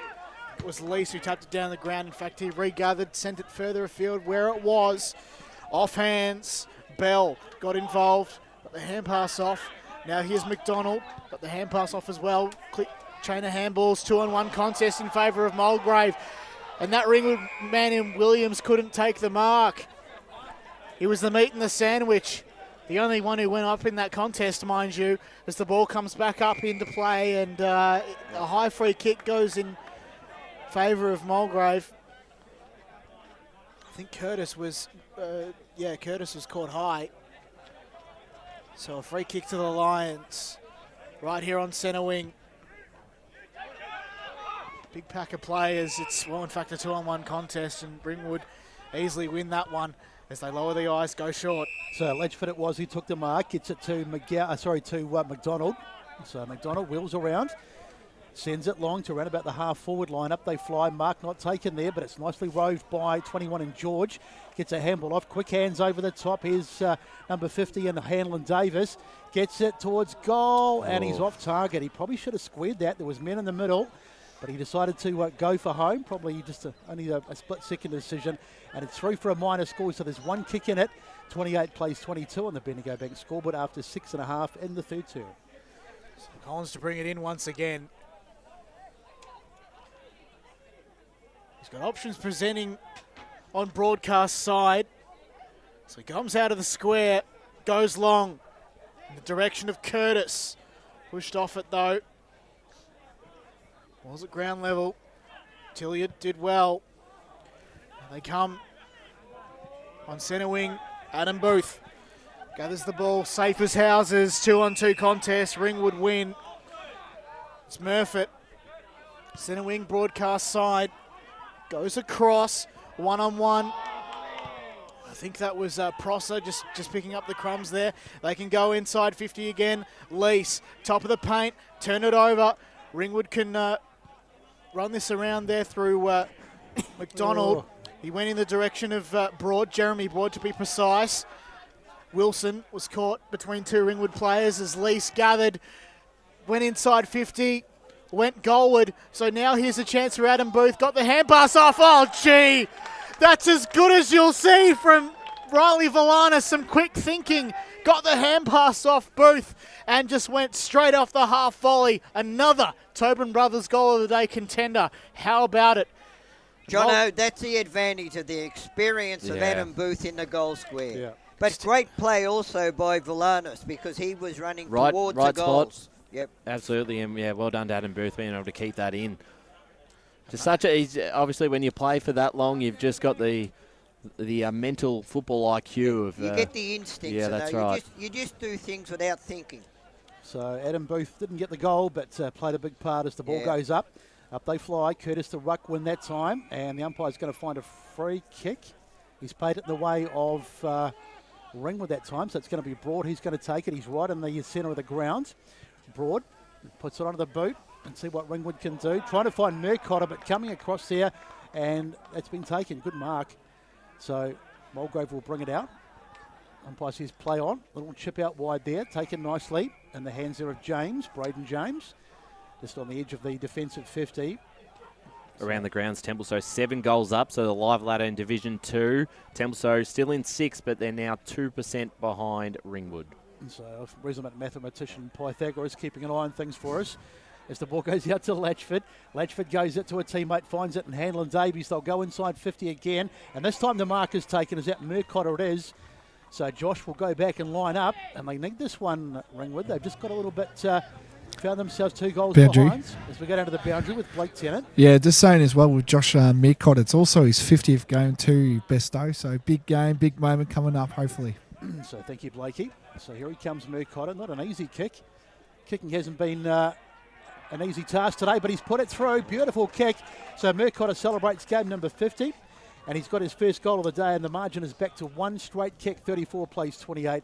Bendigo Bank scoreboard, and we've just ticked over 10 minutes. Very important one, Ray, after Mulgrave got the first 2 of the quarter. Just got to stick with them. Yeah, they're just sticking around. I think that's going to be the story of the day. We're not going to go and know the actual winner until about 5 or 10 minutes ago.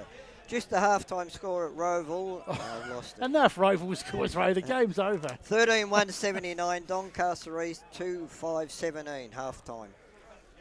Thank you very much, Ray.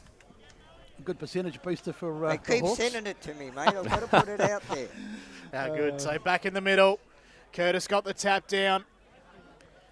Comes towards the cricket pitch. And we've got a stoppage. Still on the left side of the field here as we'll go up again.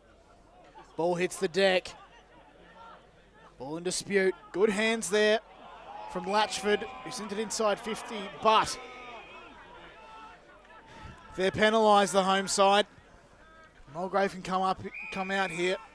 lowering the eyes. Get the ball to broadcast side. Oh, gee. Players just flew out at that one. On that occasion there, it was McGowan. Ball hits the deck. Now here's a chance for Ruskas, who's immediately wrapped up by George it was, as it heads over the boundary line, and Manny Sarkisian getting involved as well. He has been absolutely everywhere and is almost a lock for best on ground, wouldn't you say, Ryan Long? Oh, he's got to be very close. He's been, yeah, you're right. He's found plenty of the football today. So Ledgeford it was who got the hit out. Chasing through thereafter it was Ruskas. It got past him though. Little handball over the top there from Cairns. Tries to find a target. He does, and Hanlon Davies got taken from behind. That might be a trip, I think. What's the umpire going to pay? I need to see it again, but I felt it was a trip. And it's going to be a free kick anyway, so... Yeah, it's a trip. They've paid a trip there, Besto. So it was. So the trip will go the way of Hanlon Davies. And let's see, speaking of trips, if he's got the trip or if it's too far out, decides to give it off to Bell, who just launches from a long way out, and he's put it out of bounds on the full. Just not the smart option. He was under a fair bit of pressure. Talk about not their best. Talk about an anti-climax. So 34-28 it stays, and we've had 12 minutes gone in this third term. Let's hit that one for 6. 28 and 29 combined. Sarkisian infringed with. And that was against Hanlon Davis there, as Sarkisian is going to wind up to a big pack of players. Curtis was pushed off it. Advantage paid, so to speak, as McGowan takes the mark and goes high up and under. 2-on-2. Booth off hands though for Ringwood. Jones combining there and sending one for touch. It went, got in the hands there of Wack, who went ahead to Cairns, lowered the eyes and found his man. Josh Meercotter. He's just going to take his time and probably wind up to the hot spot. He plays on. He wanted to lower the eyes. He had an option present. 2-on-1 contest in favour of Mulgrave. Mulgrave are going to collect here. So it's Hardy, got the hands off. Ruskas gathered perfectly. Baxter Lease to send things out, although they're in trouble here. Now here's it was Valanis who had to get the afterburners on. He sent a kick for Adam Booth. Did okay. Hand pass off now to Tilliard, the captain, who dodged one really well. He's run too far. Where's your sense of theatre, umpire? Booth is spent. He's run too far indeed. And so it's Scott Lang to take the resulting free kick. Such a shame, because that was a great piece of play by Mulgrave. They were building up really nicely there. But now it's Ringwood. He dodged a bit of a bullet, you'd have to say. Broad tries to find a target. Chasing back Hanlon Davis, got past him. It was picked in the hands of Broad now. Broad puts it onto the left house to kick. It's across the face of goal. Meercotter tries to keep it in, and I think it's out on the full. So a wasted opportunity there. So they're going to get it back through the hands of Braden James. Free kick in the back pocket, and he'll bring it back in for Mulgrave. So it's James who wants to switch the play through Collins. Collins winds up on the opposite side of the ground. Oh, that's a massive fly. I think that might have been from McGiven. It was, but he couldn't get hands on it. And so back inside 50 for Ringwood. It's cut off by Valanis, who has a run. Gets it off to Tilliard, who got hands off further afield. A bit of 1-on-2 play. Sorry, 1-2 play I meant to say, as it eluded Falloon. A free kick resulting to Ringwood, and maybe downfield as well. No free kick to the top of the paint. Here's Blythe, who went around the body, sent it for home, and there's another goal finally. Yeah, that's Ringwood. That's a great finish, Jono, in front of goal, and as you said, he was quick to move it on Broad. Boundary. So we can go down to the boundary with Blake Tennant. Yeah, I think Jacob Broad just truly sensational what he just did then. That passage of play there. A little bit winded. I think he had the old cramp as well. So that was excellent there by Jacob Broad. Just the composure that he had there. We'll go to the Stats Centre in a minute as we can read the score out. Ringwood 4-10-34. Tied with Mulgrave 5-4-34. Almost 16 minutes gone here in the third term. Paul Yaconi. Yeah, Ringwood are on top of the inside 50s in this third quarter, 10-4. So back in the middle, turning into a really good game this, and it's going to go right down to the wire. Curtis it was, who might have just got over Latchford that time, into the hands there of Valanis. Goes inside 50, mark not taken, the ball on the ground. They'll wick it out through whack. Under a bit of pressure here, Ringwood. One of the Ringwood players diving and drags it in there. He might, oh no, the umpire blowed the whistle pretty quickly, or blew the whistle pretty quickly. Probably a bit lucky there, and we'll have a ball up just outside 50. Parker it was. So up it goes. It's a good fast game. Ball on the ground. Trying to pick it up was McDonald. Couldn't do so. But now Ringwood to come forward. The kick out towards the wing. Not taken over there by Hanlon Davis. And the punch goes out of bounds. And we'll have a throw in far side. Nicely defended by Ruskus again. So umpire to throw it in on the far side. And the Rucks go at it. It's Curtis against Latchford. They've had a great battle all day today. Pretty even, I would say. Maybe Curtis with a slight edge, or Latchford with a slight edge, should I say. And we're going to have another ball up as the ball is once again.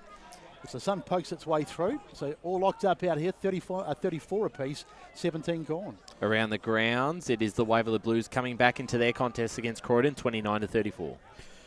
Chain of handballs. For Ringwood eludes them somewhat as McDonald collected the footy, turned it over. McGivern slammed it into opponent, but there's another free kick behind play somewhat to go the way of Mulgrave. It's Falanis, who lowered the eyes. Going wide at the same time. Now they're inside 50 again in the Booth direction. He thought he was infringed with Boothie. But the defensive mark is taken in the goal square by that Ringwood man in Atkins, who moved off his mark, took it bounce. He's got Tilliard chasing him. He goes opposite broadcast side. Big fly there from Alex Hardy. Couldn't quite though. Here's a chance now for McDonald to move it across as the sun definitely peeks out. It was in the Broad direction. Bouncing footy. Here's a chance for Broad. He's lost possession of the footy as it goes over the boundary line near the cricket nets. Scores level here at Jubilee Park as we'll wait for the ball to come back into play. 18 minutes and 15 seconds gone here in the third term. So umpire to throw it in. Still locked up out here. We're none the wiser as the ball comes out. Curtis got the tap that time. Nicely roved. And a little handball inside to find a target in McGurvan. They're in a bit of trouble here. McGurvan gets it back. They were a bit lucky there as the kick goes out only as far as Brown, who pokes it to the hot spot, but it's been cut off over there. Comedy of errors. The mark is taken by Jordan Falloon. He gives it off quickly to a teammate in Lease. Lease chips it to the back pocket. So they need to be sure by foot here, Mulgrave, as they bring it out. Here's a little short kick, and it's a good one too. Finds a target. It's Lease again, so Baxter, what is he going to do? Looks around, as we said, a little bit of sun just poking through. Just chipping it around here, not going forward, just going from side to side at the moment because there's nothing much doing up forward. Ringwood zoning up nicely, just basically making the exit out of 50 almost impossible. Back it goes to Curtis. He's right in the goal square. Just nothing on forward of the ball at the moment. So Curtis decides he's just going to slam it out towards the wing and hope for the best. Over the top it goes. The mark not taken. The ball on the ground there. And the umpire's whistle has gone. That's going to be a free kick. Now, which way is it going? It's going to go to Ringwood. So there was a bit of holding over there. So really good pressure by the Ringwood side. And they'll go inside 50 again. A little short kick into the pocket. And it's been marked over there. So they're going to go back.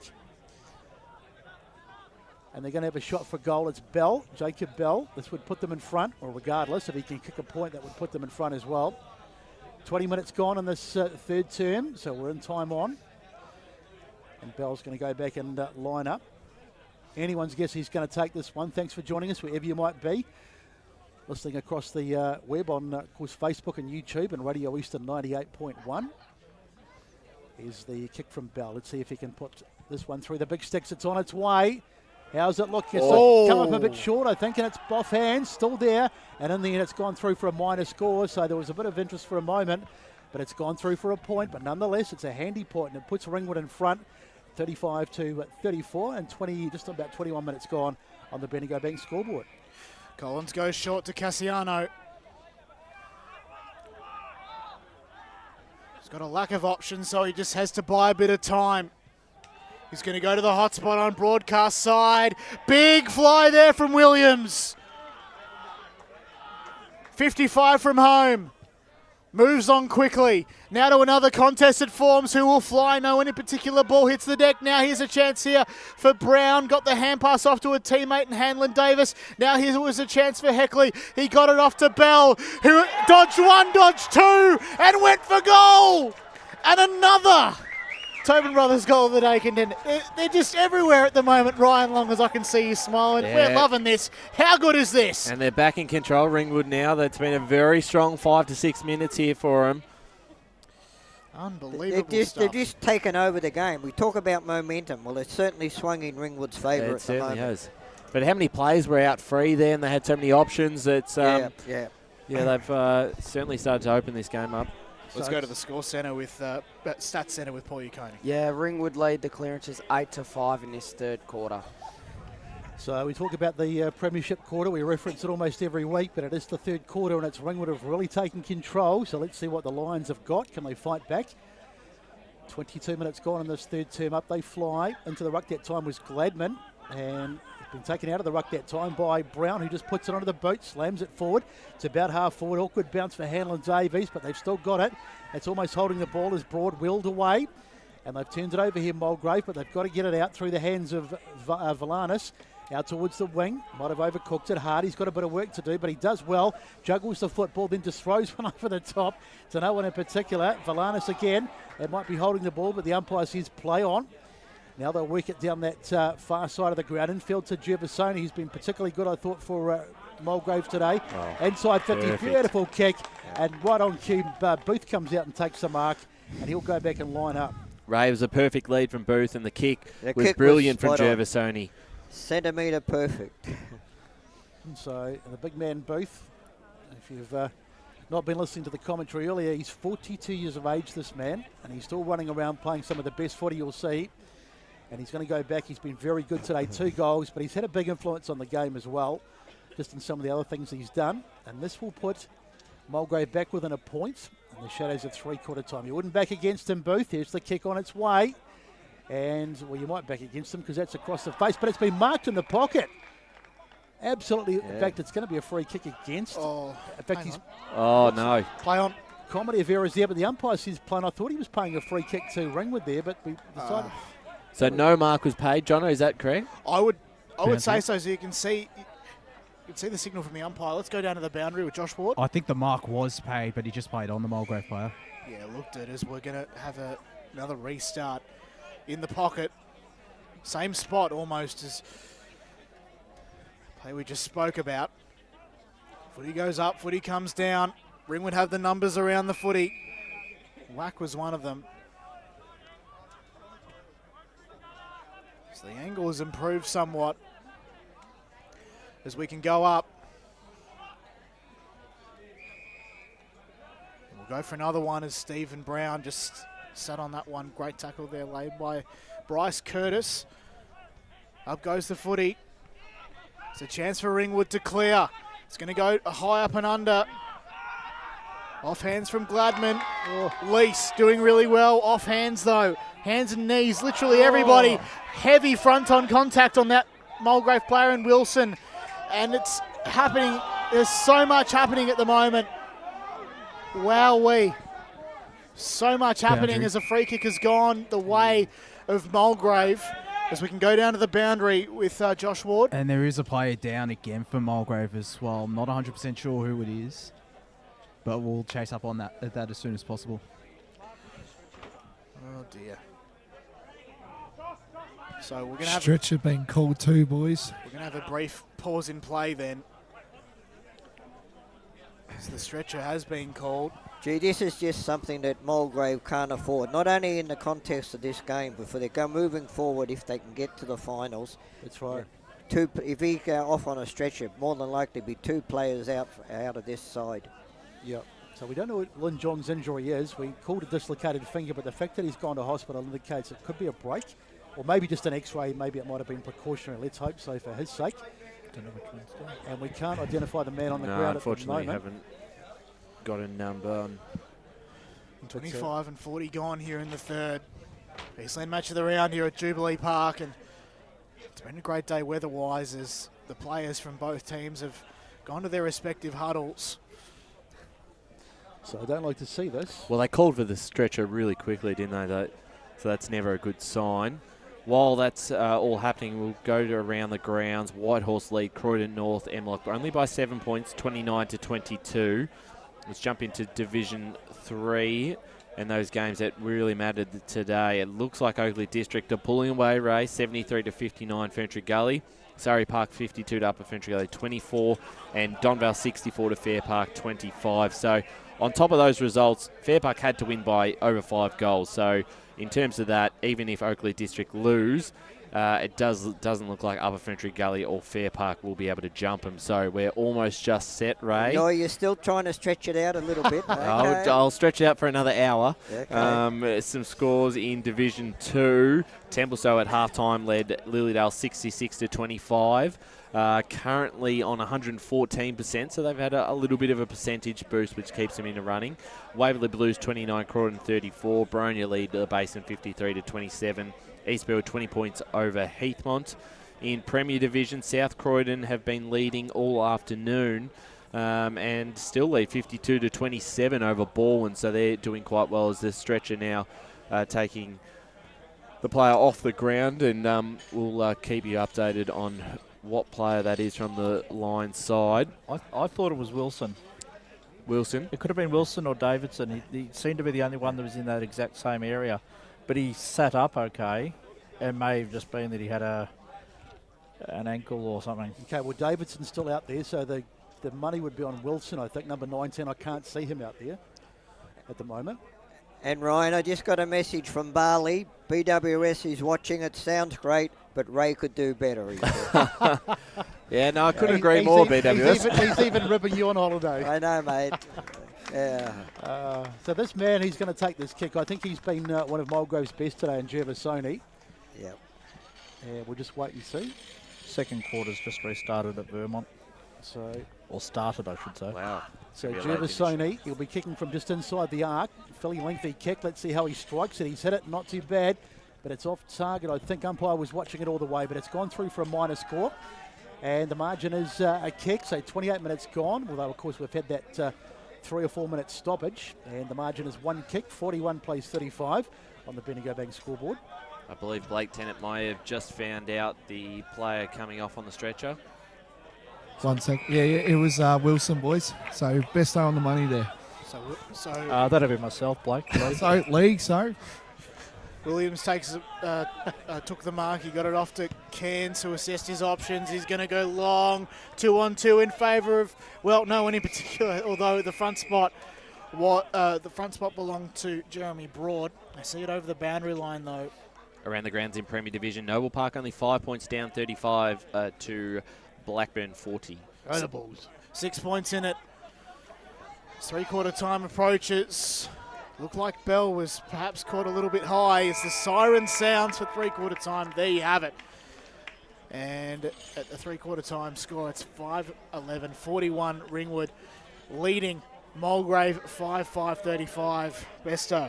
So I thought it might have been a longer quarter with the break, but nonetheless, it's Ringwood with goal kickers in Williams, Jackson, Bell, Murcotta and Blythe. And for Mulgrave, they've just had the one multiple goal kicker. It's the veteran Booth who's kicked 2, and the singles to each of McGurvin, Valanis and also McGowan. So three-quarter time out here, and what a good game it's been. It's been right on. It's going right down to the wire, and it's Ringwood by a goal at three-quarter time. We'll take a quick break, and we'll come back and bring you all the action from the last quarter very shortly. As Sarah opened her best friend Jackie's wedding invitation, she was overcome with a wave of emotion. While her 2 young boys wrestled on the floor, tears of happiness rolled down Sarah's cheeks as she saw the words she'd been longing to see. Please note, this wedding will be a child-free event.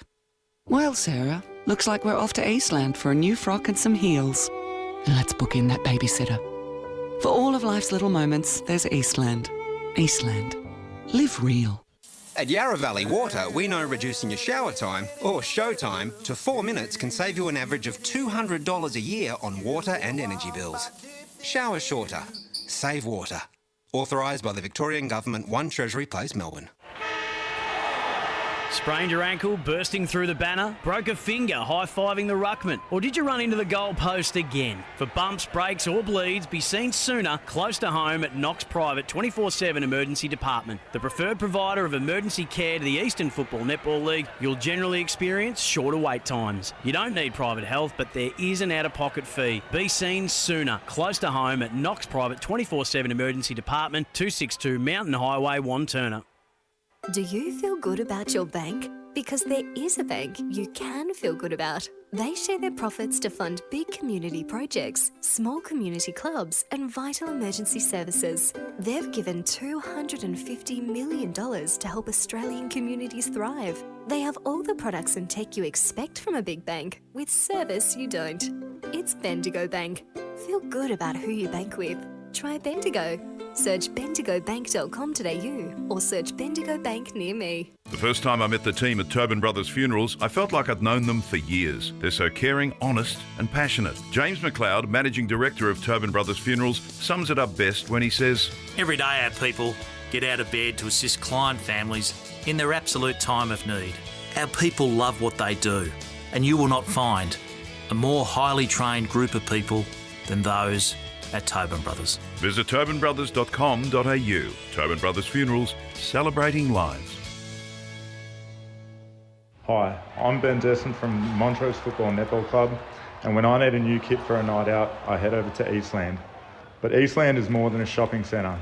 They support a range of community organisations and have been major partners of the Eastern Football Netball League since 2018. Thanks, Eastland.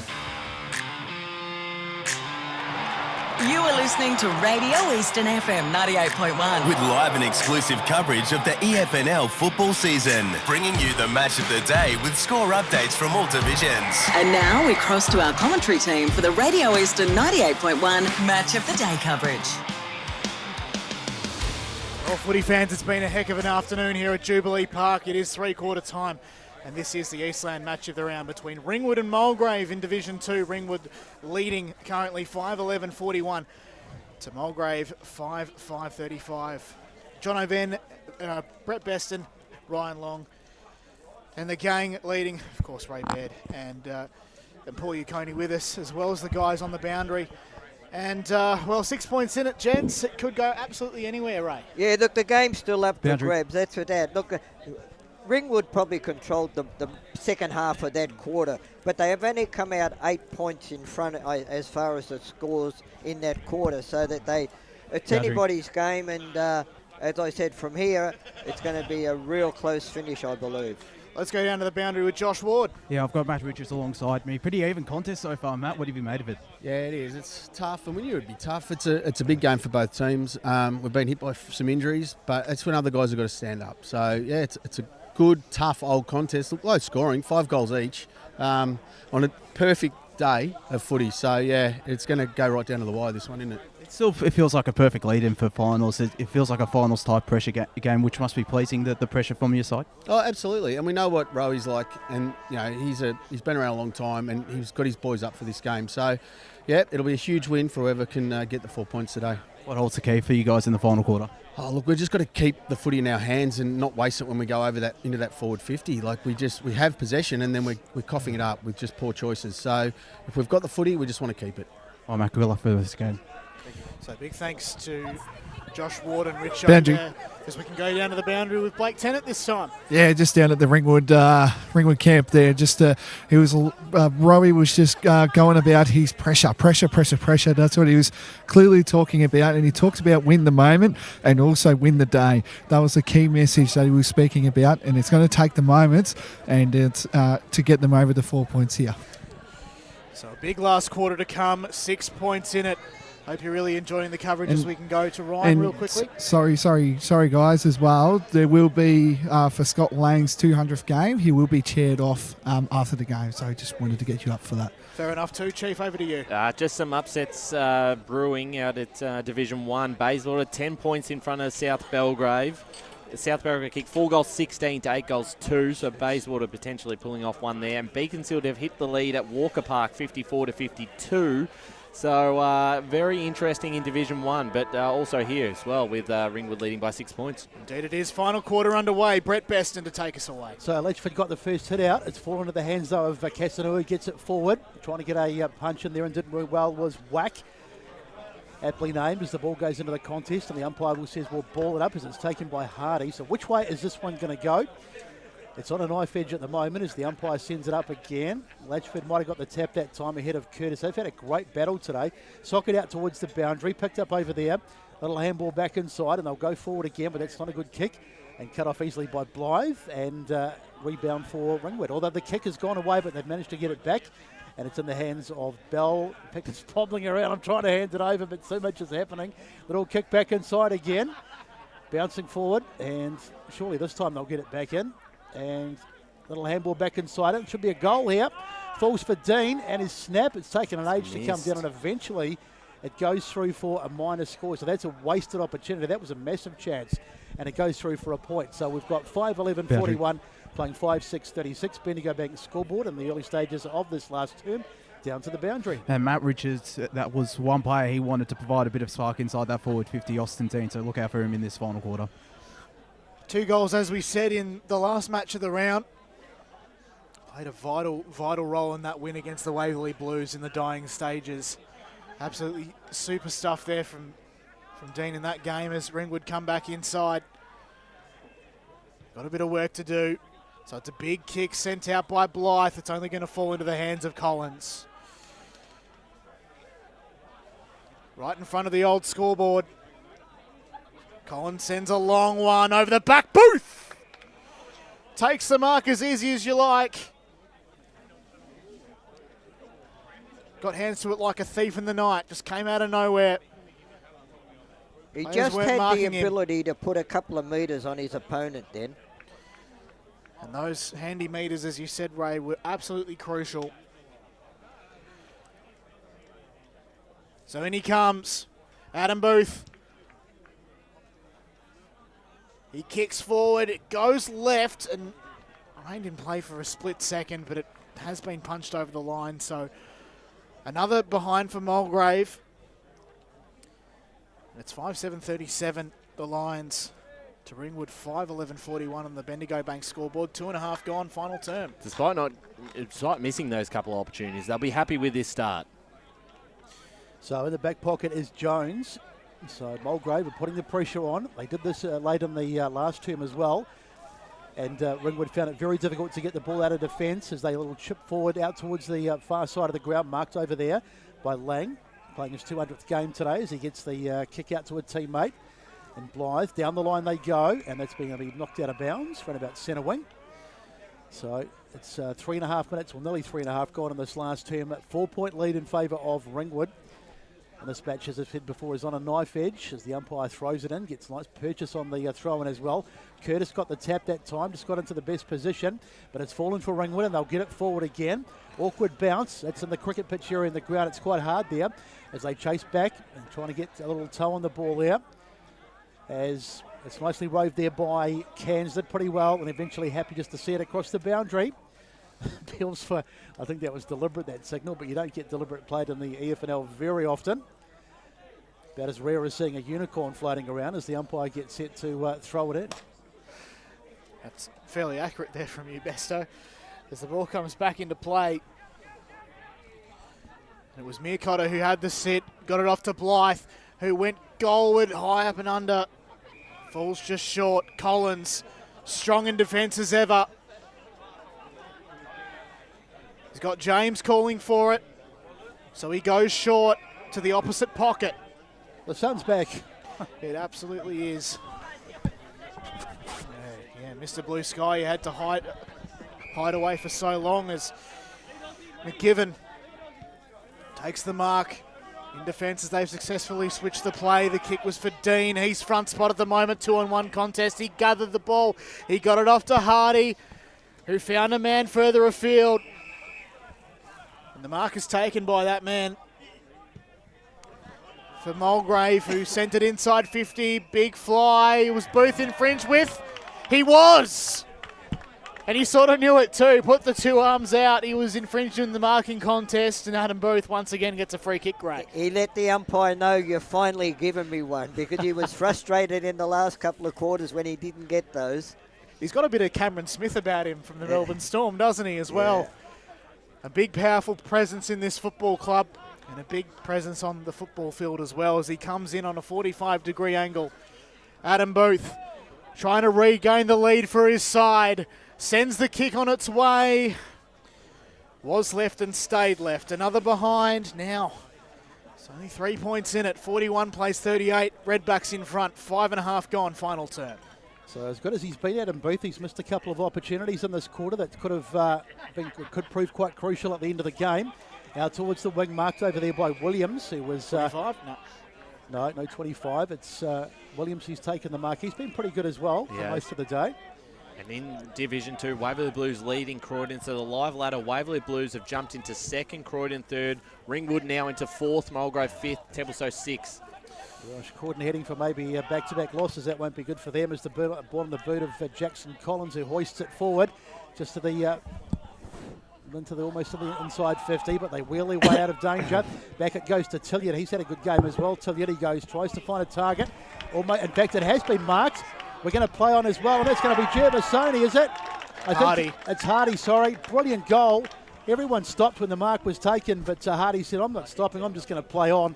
And he's put it through, and that is a huge goal, and it's put Mulgrave in front, 44-41 after 6.5 in this term, down to the boundary. I think he was given a nice push there from Mitch Jackson after he took the mark to Alex Hardy, and then he ran straight into the open goal.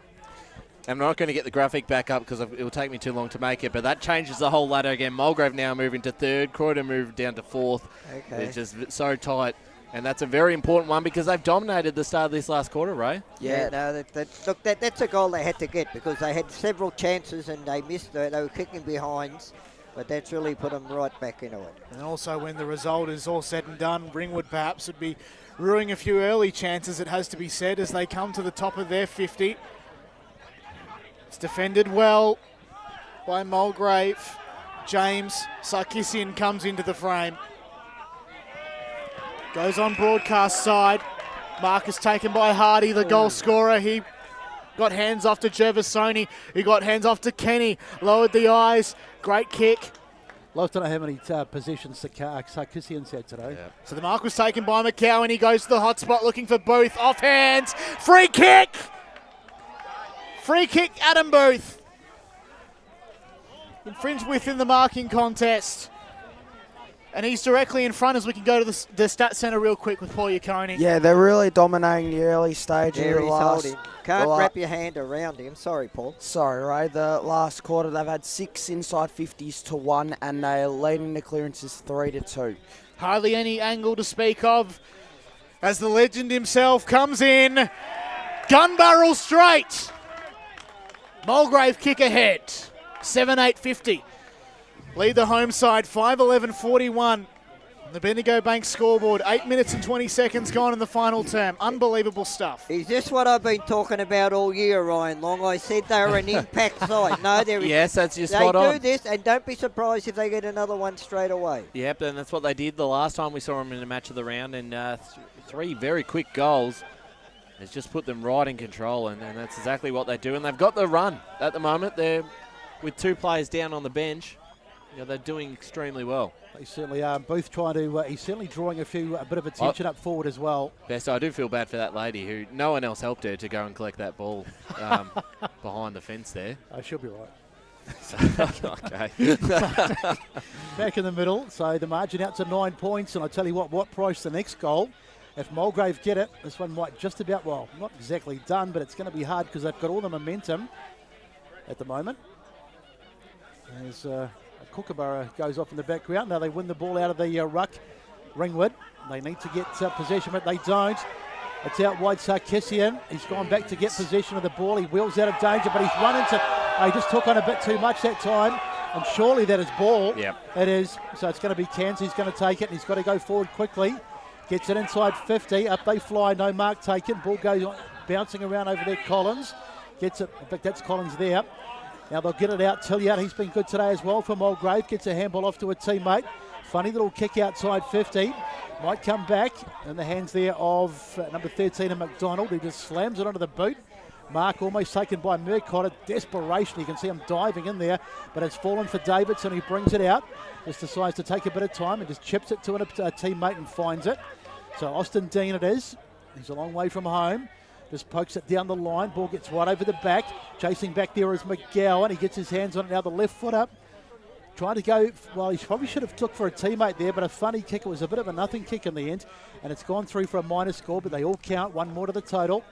51 plays 41 on the Bendigo Bank scoreboard, and we're halfway through this last term. So that's Mulgrave by 10. As Ringwood work it on the outer side. Blythe got it off to a teammate. And they steady a bit. The kick went for Brown. He played it and missed it. It looked like a couple of blokes landed in the back of Jackson Collins, I believe. Yeah, he came up with it. Just to the right of the old scoreboard here at Jubilee Park. Up we go again. This time getting the tap down is Latchford. Been very good in the ruck today. Riley Valanis sees it over the boundary line. We'll have a throw in right in front of the scoreboard. So umpire to throw it in. You can see the score in the background if you're watching on the stream, 51-41, so 10-point lead. And it's Mulgrave who win another clearance as they get the ball forward to about half forward. No mark taken. They play on, says the umpire. And that should be a ball up, you would think, as it's dived on there by number 17 and Austin Dean. Happy just to force the stoppage. So it's Ringwood that have to make all the play. Up it goes. And a bit of an all draw in the ruck that time as it comes out. But it's there for Tilliard, who's also been very good today. It's not a great kick, though, but it's inside 50 nonetheless. A bit of a holding, perhaps. Umpire says nothing doing. It was Bell who was appealing for the free kick, but nothing doing. And we'll have another ball up. So this is all eating up time that Ringwood don't really have. Up it goes again. One by Ringwood out of the ruck, and they'll get the clearance this time as they go forward down the ground.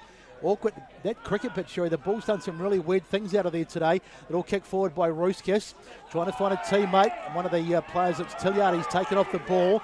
Umpire says nothing doing. And is that a mark? It's going to be paid. I'll tell you what, it's getting a bit willing in there. It's taken by Jackson. Was that a boundary call I heard, boys? No, nothing. I thought I did.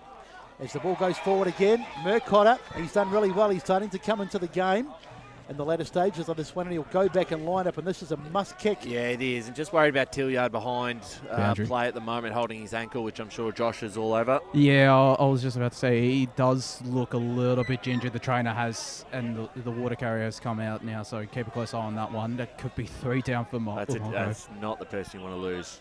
You know, they certainly haven't had the rub of the green on the injury list. So here's Murcotta. He wheels around. The kick is there. Wow. Murcotta's put it through. I tell you what. He's given it the Ficcarelli. That is a fantastic goal. He didn't take a lot of time. He looked pretty confident. He's gone around the corner, which is very much in vogue these days. And we're back within a kick. 51 plays 47. Mulgrave ahead. And we've had 13 minutes gone in this last term. That's the second goal since half-time for Josh Murcotta. 2 very important goals. He's been very good, and it looks like Tilliard's staying on the field at the moment. He's pushing forward for the lines. Yeah, Josh? he's just literally, he ran off that ankle injury just before. He looks fine now, actually. Okay, well, that's good news. 6:11:47 plays 7:9:51 on the Bendigo Bank scoreboard. 13.5 gone in the final term. Up we go in the centre. Big fist out there by Latchford. Decent hit out to advantage as Ringwood try and find space. They go to the top of the paint of 50. It was a 1-on-3 in favour of Mulgrave, and Ruskis took the mark. 40 from his defensive line. He's smiling. He's talking to me pre-game about getting a dose of leather poisoning, although it hasn't quite been him. As he kicks forward for Prosser. Davidson, who takes the mark easily. Davidson further afield on the boundary. It was intercepted by Blythe, and then Jackson got involved as well. The easiest of marks taken inside 50 by that man who moves across, finds an option centre. It was either going to be Broad or Bell, and Bell took the mark. So this kick, very important Around for the grounds. Jacob Bell around the grounds, Chief. Croydon hit the lead over Waverley Blues. So Bell to regain the lead for the home side. He comes in, cool, calm and collected. He's going to kick from outside 50. It goes all the way. It's marked on the line. Hang on. It's not marked on the line. And you can hear the Ringwood fans remonstrating as it goes over the line for a behind. Mulgrave to kick this one in. Well, they are in a better position than the goal umpire. You go and ask them. I'll tell you what, I'm not. A bit of controversy out here. There's the kick, finds Gervasoni. So that could be a moment that we'll talk about at the end of the match. Out towards Tilliard on this near side. Taken over there by Williams. And I'll tell you what, the crowd, some of them still a bit unhappy after that last decision. And put on the boot of Williams. He goes inside 50 again. Coming beautiful mark. Is that Valanis, I think? No, it's Falloon on the occasion. He takes the mark. So Sun is out here. We've had 15 and a half minutes gone and the margin is 3. So still only a kick in it. Needs to kick out towards, that might be out of the full. No, offhands, just in time. And we'll have a throw in just near us or just in front of us here in the broadcast position. 16 minutes gone, so plenty of time to go. And a season-defining match for the loser of these two sides in terms of maybe a double chance opportunity. It's Curtis getting it out of the ruck. That's a free kick for sure. And it's going to go the way of Gervasoni. So Gervasoni, he'll be in the reckoning for best on ground today. He's played particularly well. Little short kick out finds Valanis. Valanis just going back, happy just to slow it down here, Mulgrave at least. They've got their noses in front, but they can't ice the game yet. It's only 3 points. Here's the kick down the line. Up they fly. It was Curtis who got the front spot, couldn't get it. Little kick forward there by Rodney Opp as the ball is on the ground. Hurried forward there by Jackson. Bobbling around, Jackson goes in and get it again, but nicely done by Falloon. He's going to have to get rid of it, and he does. Out there to number 18 and Davidson. Now it's in the hands of Tilliard. Looked down and out just a couple of minutes ago, but he's recovered. Bit of a Lazarus situation. Now it's knocked back inside, and it's another turnover going the way of Ringwood. They go back inside 50, gets right over the top. Mark taken. Is it going to be paid? Or not? No, he's not paying it, the umpire. No! He's giving a free kick. Wow. What on earth, umpire? What are you doing? Well, Mulgrave to bring it out off halfback. What's going on there? No idea. Lease got it off to McGivern, who sent it further afield in the direction of Gervasoni. Been fantastic, dispossessed, tried to recollect. High free kick on Gervasoni. Balcony's losing it. Yeah, I might turn the Atmos down. Couldn't describe it any better. They keep looking at us. It's our fault. That's the thing I'm worried about. Gervasoni for Adam Booth. And as the old Simpsons episode, he's asking, are they saying Boo or Booth? And there's one bloke saying, I was saying Booth. And Adam Booth. Yeah, nice call. Booth earns. No, I'll probably just ruin that one. Anyway, Adam Booth has got the free kick. And those of us who are non-Simpsons fans have no idea what you're talking about. Oh, just got to look it up. So, Adam Booth, here we go. To get that lead. A nice margin. You can hear the crowd. It's dead centimetre perfect for Adam Booth. Unbelievable stuff here in the match of the round at Jubilee Park. 8-9-57. The Lions lead Ringwood 6-12-48. What's Ringwood got in this next 5 minutes, Ray Baird? Yeah, well, the pressure's certainly on them now, but what a luxury to have a 40-year-old who you can kick the ball to, and you know he can kick the goal from 42. Outside 50. He's an absolute legend. Oh. Yes, indeed. The 42-year-old, he's been absolutely colossal in this last term. He's really taken the game by the scruff of the neck. And it's possibly going to be enough to get the Lions over the line. Or let's not go too early, but we are 19 minutes gone. And the margin is 9 points. So Ringwood need to respond, and they need to respond quickly. Up they go. Latchford just decides to belt it forward in the hope that someone can get on the end of it. But it's there for Ringwood, in the hands now of McGurvin. Loses possession, but then it goes into the hands of Valanis. They're under the pump here. Going back in number 35 is Roiskus. Gets it out to a teammate. Good safe kick. Now Hardy on the far side. As the sun streams down here, that's Ringwood. The kick forward. They've still got it, Mulgrave. Funny little kick forward by Gladman, trying to find a teammate in 17, Dean, but can't do so. Still got it, though. Now they go on board at least. Mark goes over the hands of the Mulgrave player. Ringwood, they need to just get it out here. another goal here, and it's just about over, but they've got possession, and they'll bring it off half-back, but they've turned it nicely, over. Geordie, nicely done by Geordie.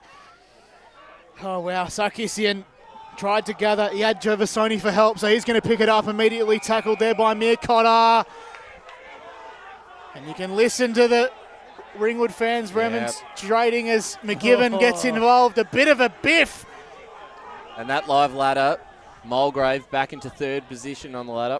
Sorry about that. So, we've got the restart. There's that man, McGivern again. Turns tackle up. Wowee. Absolutely amazing stuff here. Back, thrown up. And here's best chance for Ringwood. They come out through Jackson. Times 10 is Broad. He's got to move on quickly.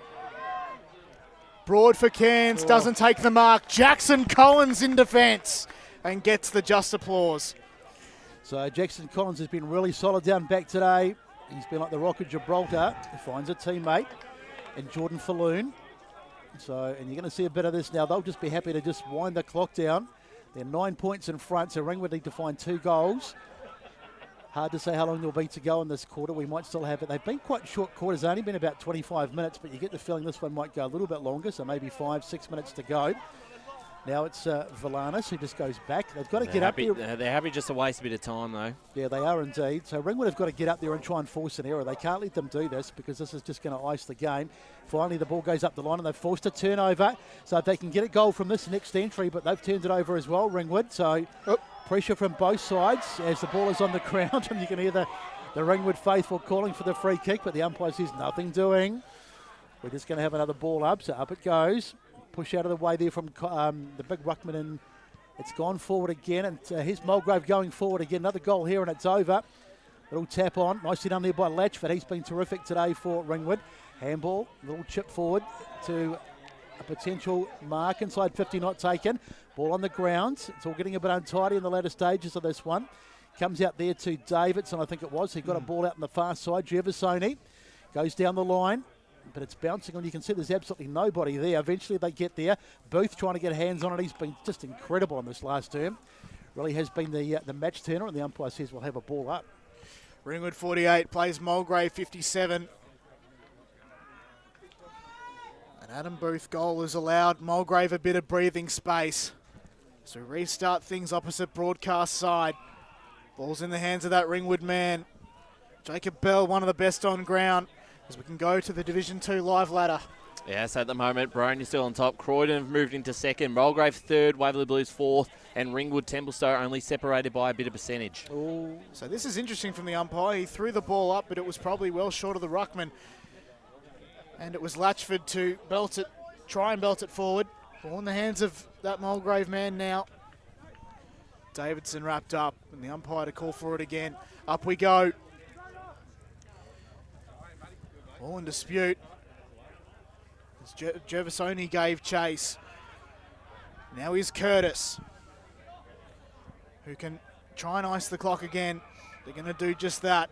Gervasoni, hands off to Valanis. Davidson, I think it was, sent it inside 50. Now there's a chance for Ringwood in defence. They're going to send a long kick. So they do indeed down the far side. Mercado, who's been really good in this last term, picked up over there in cries of holding the ball as Lease got caught. Now it's on the ground there. Trying to get his hands on it was Proza towards the boundary. Still in there. Mulgrave just keeping possession. There's Gervasoni. Been terrific in the, in fact, I was going to say the last term, but the whole game.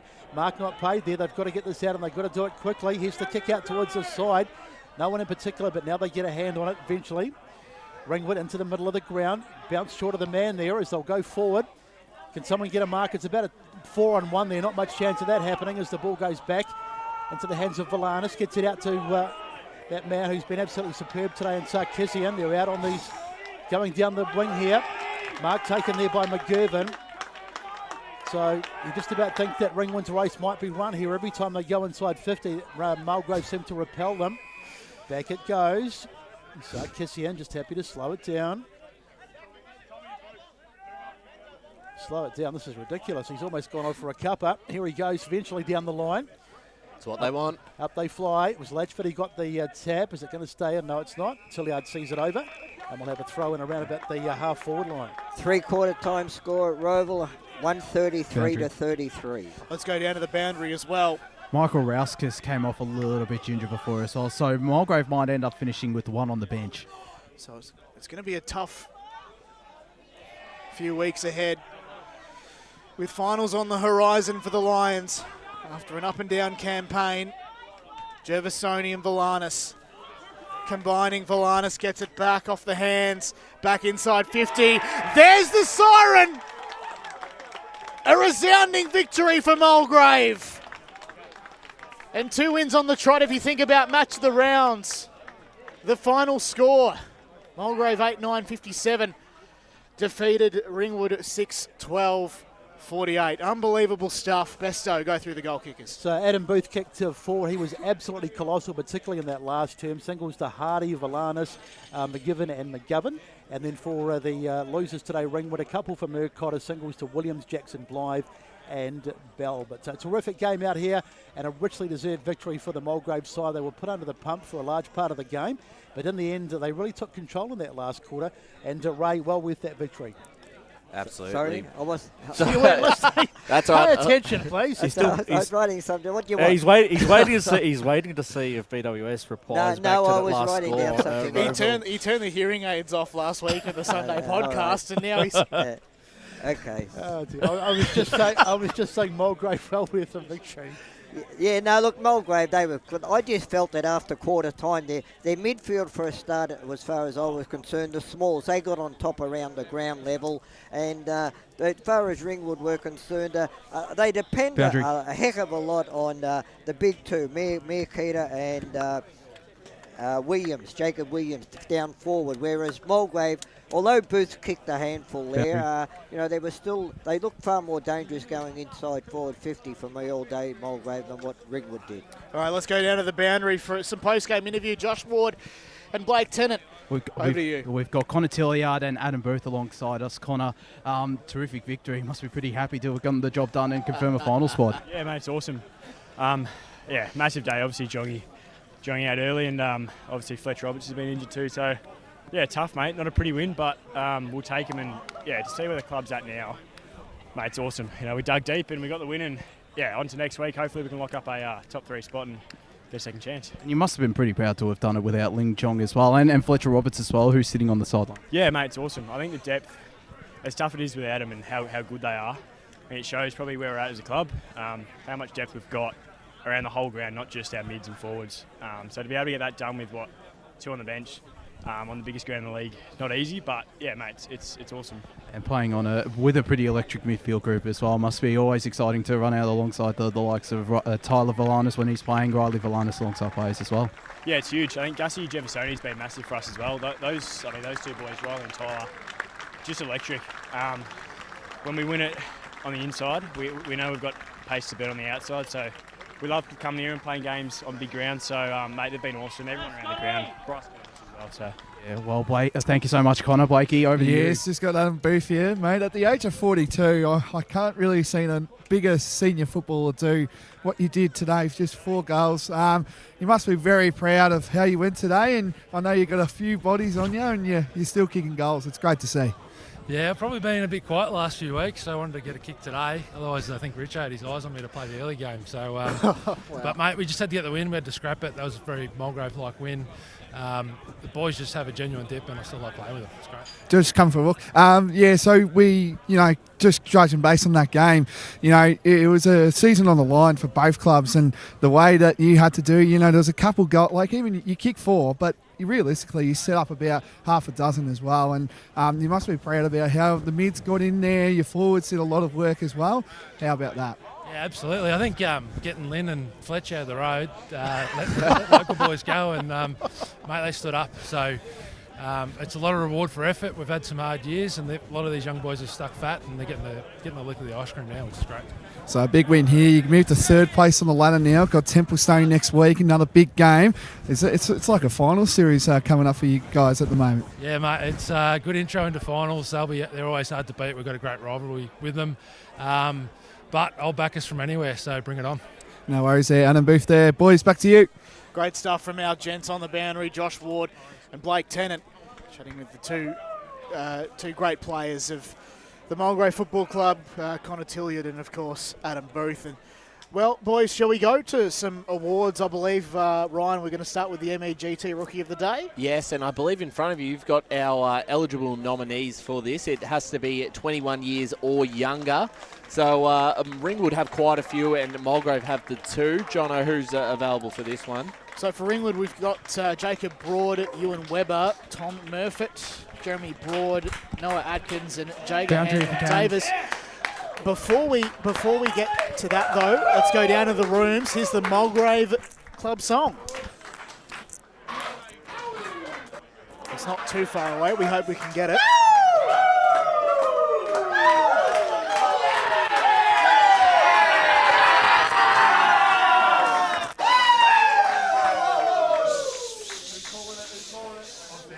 Who's calling it?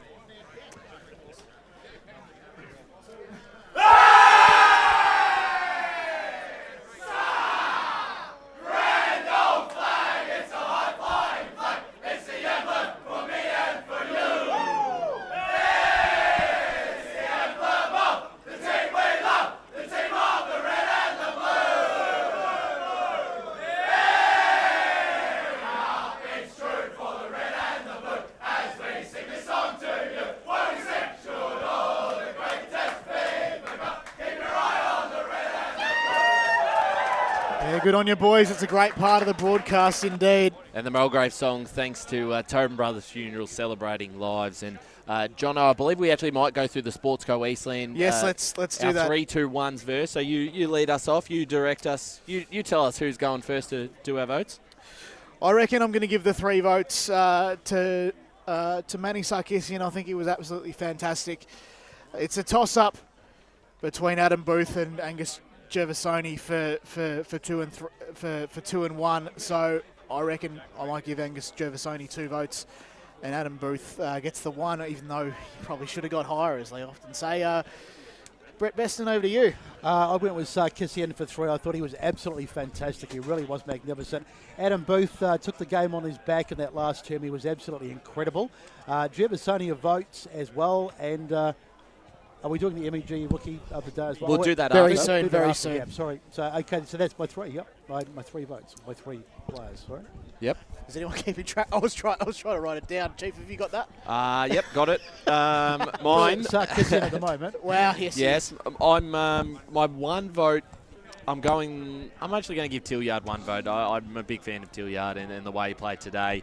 Probably wasn't his best game because his best is very, very, very good, but it was still very handy for them. A lot of pace and uses the ball pretty well. Second, for my 2 votes, I'm going to give. I was leaning towards either going Booth or Sarkisian. I'm going Booth for the 2 votes. He certainly stood up forward and doesn't miss very often in front of goal. He was, I think, arguably the difference between the 2 sides. But I thought Sarkisian's 4-quarter effort was just outstanding. So for me, Sarkisian's still the best on ground. Indeed, Ray. Yeah, look, I gave Switch.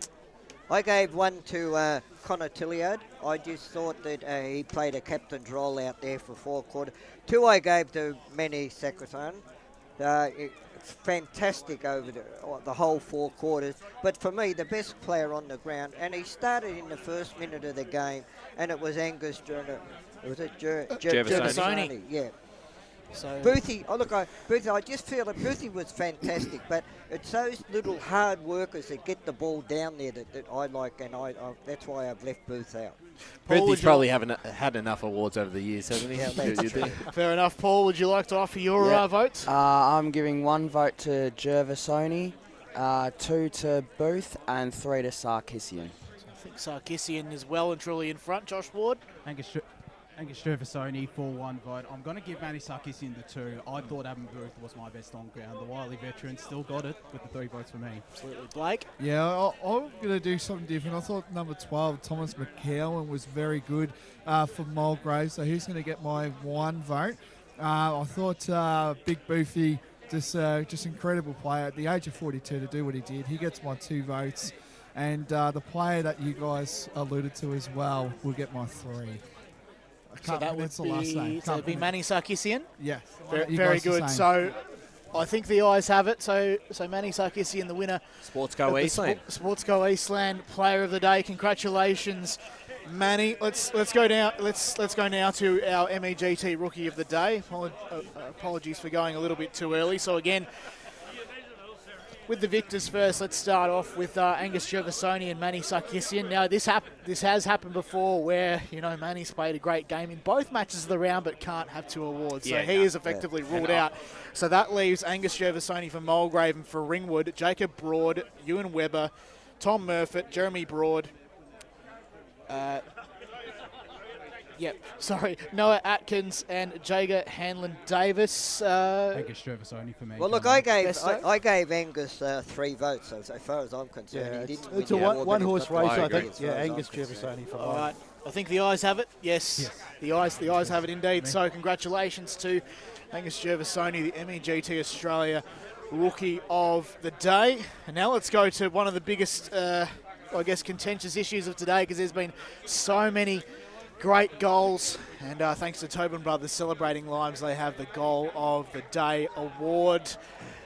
Best, I'll start with you. What do you reckon? Adam Booth for me, the one from the boundary, wasn't it? The far side. Yeah, that was pretty special, so that would be my pick. That was mine as well. I mean, I'll go with that as well.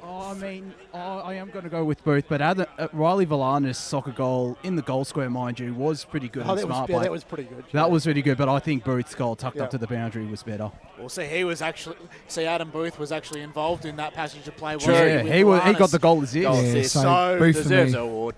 Absolutely. I'm going Booth. Cool. So congratulations to Adam Booth, club legend of Mulgrave, and indeed a legend of the EFNL, the winner of the Tobin Brothers Goal of the Day. We've still got a bit of time. We've got a lot of time. Ryan, we are so finishing very should we early go to... we can do scores. Some I'm scores. just having a look. We've got another ad break in 10 minutes or 12 minutes, so we've got plenty of time to really dive into everything, which I'm sure Brett is loving at the moment. Looks like he's had enough for the day. He's ready for that cup of tea. Yeah, certainly right. One of the But players there. There's certainly been a lot of interest around the league. We'll start with Premier Division. After the break, we might get into a few other things, and with the boys on the boundary who should be now going to get their photos of the award winners, might do a couple other things for us, potentially some interviews. Let's start in Premier though. South Croydon. The whole script flips in Premier Division. 36-point winners over Bourne Ray. Oh, the giant killers. No, they are. Giant killers. But they just can't beat Blackburn and Vermont, the two sides next to them. That's right. Yeah, no, you're dead right. They So- proved me totally wrong. Oh, yeah, I was very surprised by that result. So we'll get into the ladders a bit later, but that's a big win for South Croydon. Noble Park versus Blackburn. Here we go, Brett. Here we lift your mood a bit. Drum roll, 10-8, please. 68 to 5, 12-42. Not a final score, but that is That's a over. massive upset. That is over. And how can you predict this, Davis? The Premier Division it looked. Look, I can't wait to do my run home article again and look stupid because I'm predicting something else, and that is a massive result. So I'm just getting stuck on it. I think South Croydon will be in the top 5 again, and Blackburn will be back out. So close. I think actually Davis Harrigan here has popped on for the mic. He's got the mic indeed. Yeah. Well, Josh has loaned it to me for a bit. Look, I think Blackburn home are always going to be up against it. Noble Park on the day are very good, so I'm very rapt for them, but I think just having a quick look at the ladder, it does set them back. So wins and percentage are going to play such a part in the next 2-3 rounds, given that there's so much time left. So where they are positioned, I think is still enough to probably do top 5, but 1 win, 1 loss either way to the teams above, and it's going to be a big challenge. Yes, absolutely right. So very interesting how that changes all again. So we've got so much time, so we will talk that through a bit later. East Ringwood are going to defeat Norwood 16-11, 107 to 5, 9-39 out there at Mullum Reserve. So they'll boost their percentage on top. And they will almost just about be locked in for that top spot with Bourne losing. It gives them room to make an error in the final 2 games of the season. So very impressive from East Ringwood. Roval 24-8, 152 to 4, 11-35. I don't know if it got even bigger than that, Ray, because you've been getting those updates in. But do we have an update on how many Lockie Wine kicked? Because he had 4 in the first quarter. I've been trying to get that, Ryan, but it hasn't come through as yet. It'll be very interesting. And that is a massive result in terms of margin-wise. And they just probably confirm that they won't drop percentage comparing that to Vermont. That Vermont won't be able to chase them down, I mean. And this game is going to go for a bit longer because there was a serious injury on the field in the first term. So I'm not sure what stage of the game it is. But Vermont, it's only 6 points, 5-9-39 to 5-3-33 Berwick. So potential upset. They do have the clock on Play HQ as well. It does say 19 and a half minutes gone in the third. So I don't know how accurate that is, but it must be in and around the ballpark. Could be correct. They only started the second quarter around 4:02. Gosh, very interesting. Good job. It's a nice day because it was really overcast. They might struggle to get finished in the light. Yes, I'm glad we haven't got that for the match of the round because it's be a long afternoon for you, Brett. South Belgrave pulled away. This looked like a potential upset and a very inaccurate South Belgrave. This is in Division 1, 12-18-90 to Bayswater 9-2-56. And Bayswater led by 9 points at three-quarter time. Only get the one goal in the last quarter while South Belgrave kicked 8. So a win for South Belgrave locks them up for the double chance in the Park Orchards Doncaster game. Oh, geez, let's go Boundary. Yeah, I've got Angus Struvasoni alongside me, the MEGT Rookie of the Day. Angus must be pretty happy to have gotten the job done. Yeah, awesome win. God, man, everyone just played well. It was a good win. Must have been pretty happy to have done it as well without a couple of key players as well, mainly Ling Jong going down in that first quarter. Yeah, he's not bad, Jongy. He goes all right, but everyone played well. Without him, everyone stood up. It was a bit of a statement as well, without Jong and Roberts as well. Nah, they suck. They're burst. I'm kidding. Yeah, good win, and we all just played well, and it was good that we all could win without those two superstars. I'll just chuck the headset on. I'll throw it up to you guys if you have any questions. We got Angus now. Yo. Congratulations, mate. A fantastic win for the club. And with Croydon and Waverley Blues playing each other, you've actually moved into the top 3. So the double chance is now yours to lose. And it just sets yourself up for what is going to be a massive final series. Yeah. What do you want to say to that? Yeah, it's good that, I don't know. Good that we got a good opportunity. I've got nothing to say. It's all right, mate. What about your up forward, Adam Booth? How impressed were you about his game again? Hit the scoreboard, kicked 4 goals, I think, and was really impressive. What's it like playing alongside him each week? Yeah, it's a privilege playing with him. Can't believe he's still going at that age. But, yeah, it's awesome to play with him, and he's just a great leader and a great bloke as well. Absolutely. I'll give you one more. If you want to go, mate, you go. I'm out of here. Thanks. No, thanks, Angus. Fantastic game. Cheers for that, boys. No, sorry. Maybe not media trained is Angus, but he did play fantastic, and he is the MEGT Rookie of the Day, Davis. I put it in the group, but when I was down photographing the song, I spoke to one of the trainers really briefly. Don't know much more, and I don't know how easy it was to see. Certainly didn't see it through the camera. But apparently Eddie Wilson may have a lower leg break, potentially fracture of some kind. So it looks like it was a bit higher, but it's not.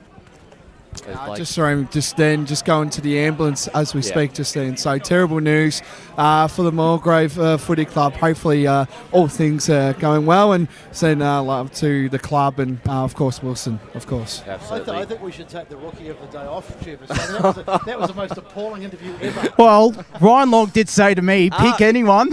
What's with Josh's mic is screaming in my ear. Sorry, I turned it up for Sony. What I would say is that was a mighty fine display of the old full credit to the boys interview. So I reckon the MEGT Rookie of the Day should be reinstated on the basis that, well, rookie by name, rookie by nature. Yeah. Now, Ryan, we are going through scores at the moment. Still going with Division 1? Yes, Doncaster Park Orchards. Park Orchards 13 goals, 98 to 4-4, 28 Doncaster. That game did finish 10 minutes earlier due to a head clash. Correct, yep. So we'll await the news of that one. But Park Orchards going on very strongly. Mooroolbark, big winners over Wanturna South, 22-14, 146. To Wani South, 5-11-41. So a 105-point win in what Spider said was a game that had a lot to play for. Big win from Mustangs. Montrose defeated North Ringwood 14-9-93 to 6-6-42 North Ringwood. Yep. Big win indeed for them. Mitcham also locked up the double chance with a win over Beaconsfield, 10-6-66 to 8-11-59. And the Eagles actually hit the front late in the third quarter and looked like they might actually get across the line. But that's a fairly good result for the Eagles, Ray, despite not getting the 4 points. They're a side that's certainly going to make their impact in the final series. Yeah, there's something about them that you've got to like them, the way they play their football and everything. That even though they haven't won, I think they'd go into the finals confident. They certainly would take some confidence out of that and take some positives. On the other side, Mitcham, very good win for them because they do have Park Orchards next week, so a loss would have meant a potential loss of the double chance with Montrose. I believe got one turn to South last round. He's on his own, so it doesn't matter. We'll jump into Division 2. Yes, they do play one turn south at Walker Reserve. Some big results there, Ryan. And absolutely. I mean, where do you want to start? Perhaps Baronia, probably inevitable. They've had a tough season, the Basin, haven't they? They have, and Baronia 19-18, 132 to 7-7-49, the Basin. Honestly, to get within 100 points of them, the fact that Baronia have really just put away a lot of sides, even final sides, I think they can... Just quickly, I don't want to bring the tone of the broadcast down, but where did Basin go? They're in trouble. Yeah, 16 losses on the trot. 17. 17, sorry, it was 16 before today. Yeah. They've just got some real problems there. I don't know where they go from here. They do, and look, they're going to have a look at the list and a few other things. Obviously, the change of coach during a season is never ideal, and so early on. So they've got to work out their direction. They'll be going to Division 3 next year, Blake, and you never know. We've seen Knox and Upper Ferntree Gully. Knox are going to play finals, and Upper Gully were, in the conversation in the last round. So you can make a quick improvement. Yeah, definitely. And with the 19s of the Basin, they were the premiers last year in the 19s. So they're kind of going through that Forest Hill-like sort of thing, where their 19s are pretty much predominantly been playing in the seniors sort of thing. That's how I see with the Basin and how they're going. But yeah, maybe a new era sort of thing down at the Basin. They're still looking for a coach unless they've announced it. I'm not sure. What, who? The Basin. Have they announced? Joel Perry, I think he's going on. Isn't he the interim coach? Or I think he was the interim coach. Did they not confirm him for next year? No, I don't think they have. Okay, yeah, well, they've got to sort I believe, the Basin do believe, because I did speak to Michael Keitemone, who is their football operations manager. He reckons he will go on next year, but we don't know. We can't predict things, but that's who I see it. But yeah, it's going to be a new era for the Basin going forward. Yeah, and I think it is great. They're giving those young kids a chance. I think it's 4, 5, 17s they've played this year. They're only going to improve from here. And I just want to tell you about my stat that I found out during the week as well. So obviously Baronia play Ringwood next week, of course, but Baronia haven't actually beaten Ringwood in over 9 years at Tormore Reserve, boys. Oh, so that's quite a good. They have not beaten them. Someone's told him that, but that's good. They have not beaten. I'm telling you, they have not beaten Ringwood. He knows that because he's been around a long time. He has. Yeah. Well, he's supposedly the historian of the AFL as media you say, team. Ray, you got to do your homework, and I did me a little bit of a homework. Doing your homework's all right, but making stuff up as you go along, mate. That's true. It's true, Ray. Jono, we are. Yeah, sorry. I reckon I was going to say something, but we might as well discuss that after the break. Let's go to a break then. We'll be back to wrap up the coverage right after this. Thanks so much for joining us. Be back soon. Waverley As Sarah opened her best friend Jackie's wedding invitation, she was overcome with a wave of emotion. While her 2 young boys wrestled on the floor, tears of happiness rolled down Sarah's cheeks as she saw the words she'd been longing to see. Please note, this wedding will be a child-free event. Well, Sarah, looks like we're off to Eastland for a new frock and some heels. Let's book in that babysitter. For all of life's little moments, there's Eastland. Eastland. Live real. Sprained your ankle, bursting through the banner? Broke a finger, high-fiving the ruckman? Or did you run into the goal post again? For bumps, breaks or bleeds, be seen sooner, close to home at Knox Private 24/7 Emergency Department. The preferred provider of emergency care to the Eastern Football Netball League, you'll generally experience shorter wait times. You don't need private health, but there is an out-of-pocket fee. Be seen sooner, close to home at Knox Private 24/7 Emergency Department, 262 Mountain Highway, Wanturna. Do you feel good about your bank? Because there is a bank you can feel good about. They share their profits to fund big community projects, small community clubs, and vital emergency services. They've given $250 million to help Australian communities thrive. They have all the products and tech you expect from a big bank, with service you don't. It's Bendigo Bank. Feel good about who you bank with. Try Bendigo. Search bendigobank.com.au or search Bendigo Bank near me. Tobin Brothers Funerals wear their heart on their sleeve. Their clear and easy-to-use website and Memory Maker app make it easy for families to make an informed decision. Here's James McLeod, Managing Director of Tobin Brothers Funerals. We pride ourselves on being the most transparent funeral company. All pricing on goods and services are available on our website. It's all there for you to see and make very informed decisions when planning a loved one's funeral. Visit tobinbrothers.com.au. Tobin Brothers Funerals, celebrating lives. At Yarra Valley Water, we know reducing your shower time, or show time, to 4 minutes can save you an average of $200 a year on water and energy bills. Shower shorter. Save water. Authorised by the Victorian Government, 1 Treasury Place, Melbourne. Sprained your ankle, bursting through the banner? For bumps, breaks or bleeds, be seen sooner, close to home at Knox Private 24/7 Emergency Department. You'll generally experience shorter wait times. Knox Private 24/7 Emergency, 262 Mountain Highway, Wanturna. You are listening to Radio Eastern FM 98.1. With live and exclusive coverage of the EFNL football season, bringing you the match of the day with score updates from all divisions. And now we cross to our commentary team for the Radio Eastern 98.1 Match of the Day coverage. Yes, indeed, it's time for the wrap-up after the Eastland match of the round, where Ringwood were defeated at the hands of Mulgrave 6-12-48 to 8-9-57. John O'Vennon and the crew with you to, well, dissect a fantastic conclusion to the end. Well, I suppose a conclusion to this game. But one thing I was going to say before we went to the break, Ryan, is it feels like it's the last game of the year, but it's definitely not. And there's so much to look forward to come next week, given some very big results. I believe you've got a graphic for us to come soon, or you may not. I'll give me a couple of minutes. We're still setting this up. But you're absolutely right, because what does happen is both Temple, because Temple had a big win over Lilydale. Massive win. And 15-10-100 to 6-7-43 there. Correct. And you've got the Heathmont score in front of you as well? I do indeed. It was a win for East Burwood, 10-8-68 to 5-15-45. So a lot to look forward to coming into next season for the boys in black and white of East Burwood. So a good win by the Rams there. Oh yeah, absolutely.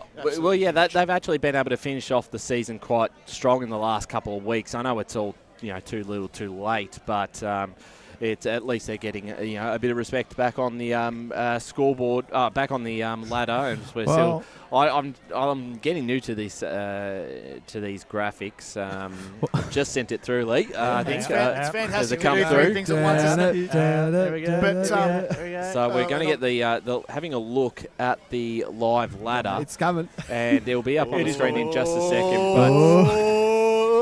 Oh, you can't see it there. Hang on. We're almost there. And that's what happens. Ringwood has actually dropped to 6. Templestowe moving to 5th, and they've jumped them on percentage with a big win over Lilydale. And then Croydon have dropped to 4th, which is very surprising. They ended up getting done by 24 points over by the Waverley Blues. Mulgrave into 3rd. So this opens up the conversation for now next week. It does. Ringwood play Baronia, as Blake mentioned before the break, have a great record against the Hawks, but you don't want to be going into that game needing to beat the reigning premiers to make it. But then again, for Baronia, they don't want to be lackluster, and they will not stop. I reckon they might want to kind of ram it home, and I reckon. 1 second, Blake. I'm going to give it to you in a second. Just before that, Templestowe play Mulgrave next week, so Mulgrave need a win to finish with the double chance. They win, they'll earn themselves a double chance. They lose, and Templestowe win. Templestowe are officially locked into the finals. If they win, Templestowe loses, Ringwood loses. It could come down to percentage and how much both sides lose by as well, Blake.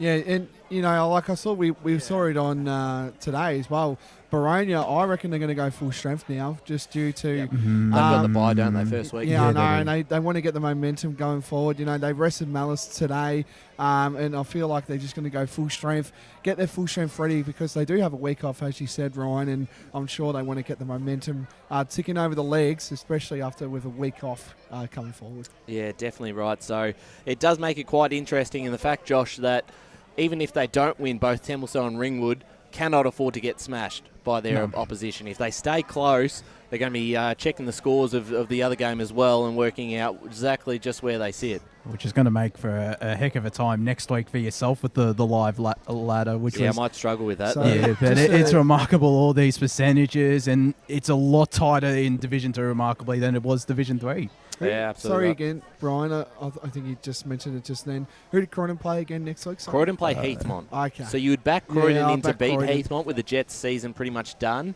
But, I mean, again, they'll probably be pretty disappointed with that last quarter to be run over the top by the Waverley Blues and miss an opportunity. I don't know if we've already said this, but obviously the top two is we would assume fairly set at this point. Obviously, Baronia and the Waverley Blues. The Waverley Blues have the base in next week. Well, that's the other story, isn't it? The Waverley Blues, how good they've been to this afternoon to lock up a double chance. I know we're talking about that game, but if you think about the last time those two sides played, the Basin were all over Waverley until Waverley kicked 10 goals in the last quarter. I know things have definitely changed since the last time they played, but that's another thing that something for them to keep in mind. Definitely. Absolutely, but it's definitely been a case of Schadenfreude for the Basin, who have had a lot of things over the course of the season.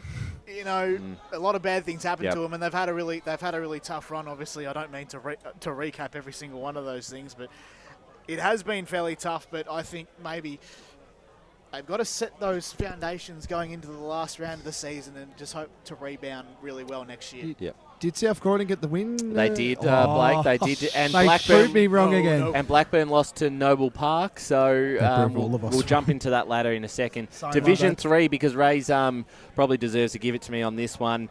He was proven correct. Oakley District won by 29 points, and they locked themselves up in top five. So that being clapping thing, Lee. So that being said, if folks you listen to us on the weekend forecast, I believe the bet was that our media manager had to read a few bedtime stories or to tell a few bedtime stories to Ray's grandkids. So would you rather he tell footy stories or fairy tales? I've got nothing. I've got nothing to say. I've just got a smirk on my face. That's all.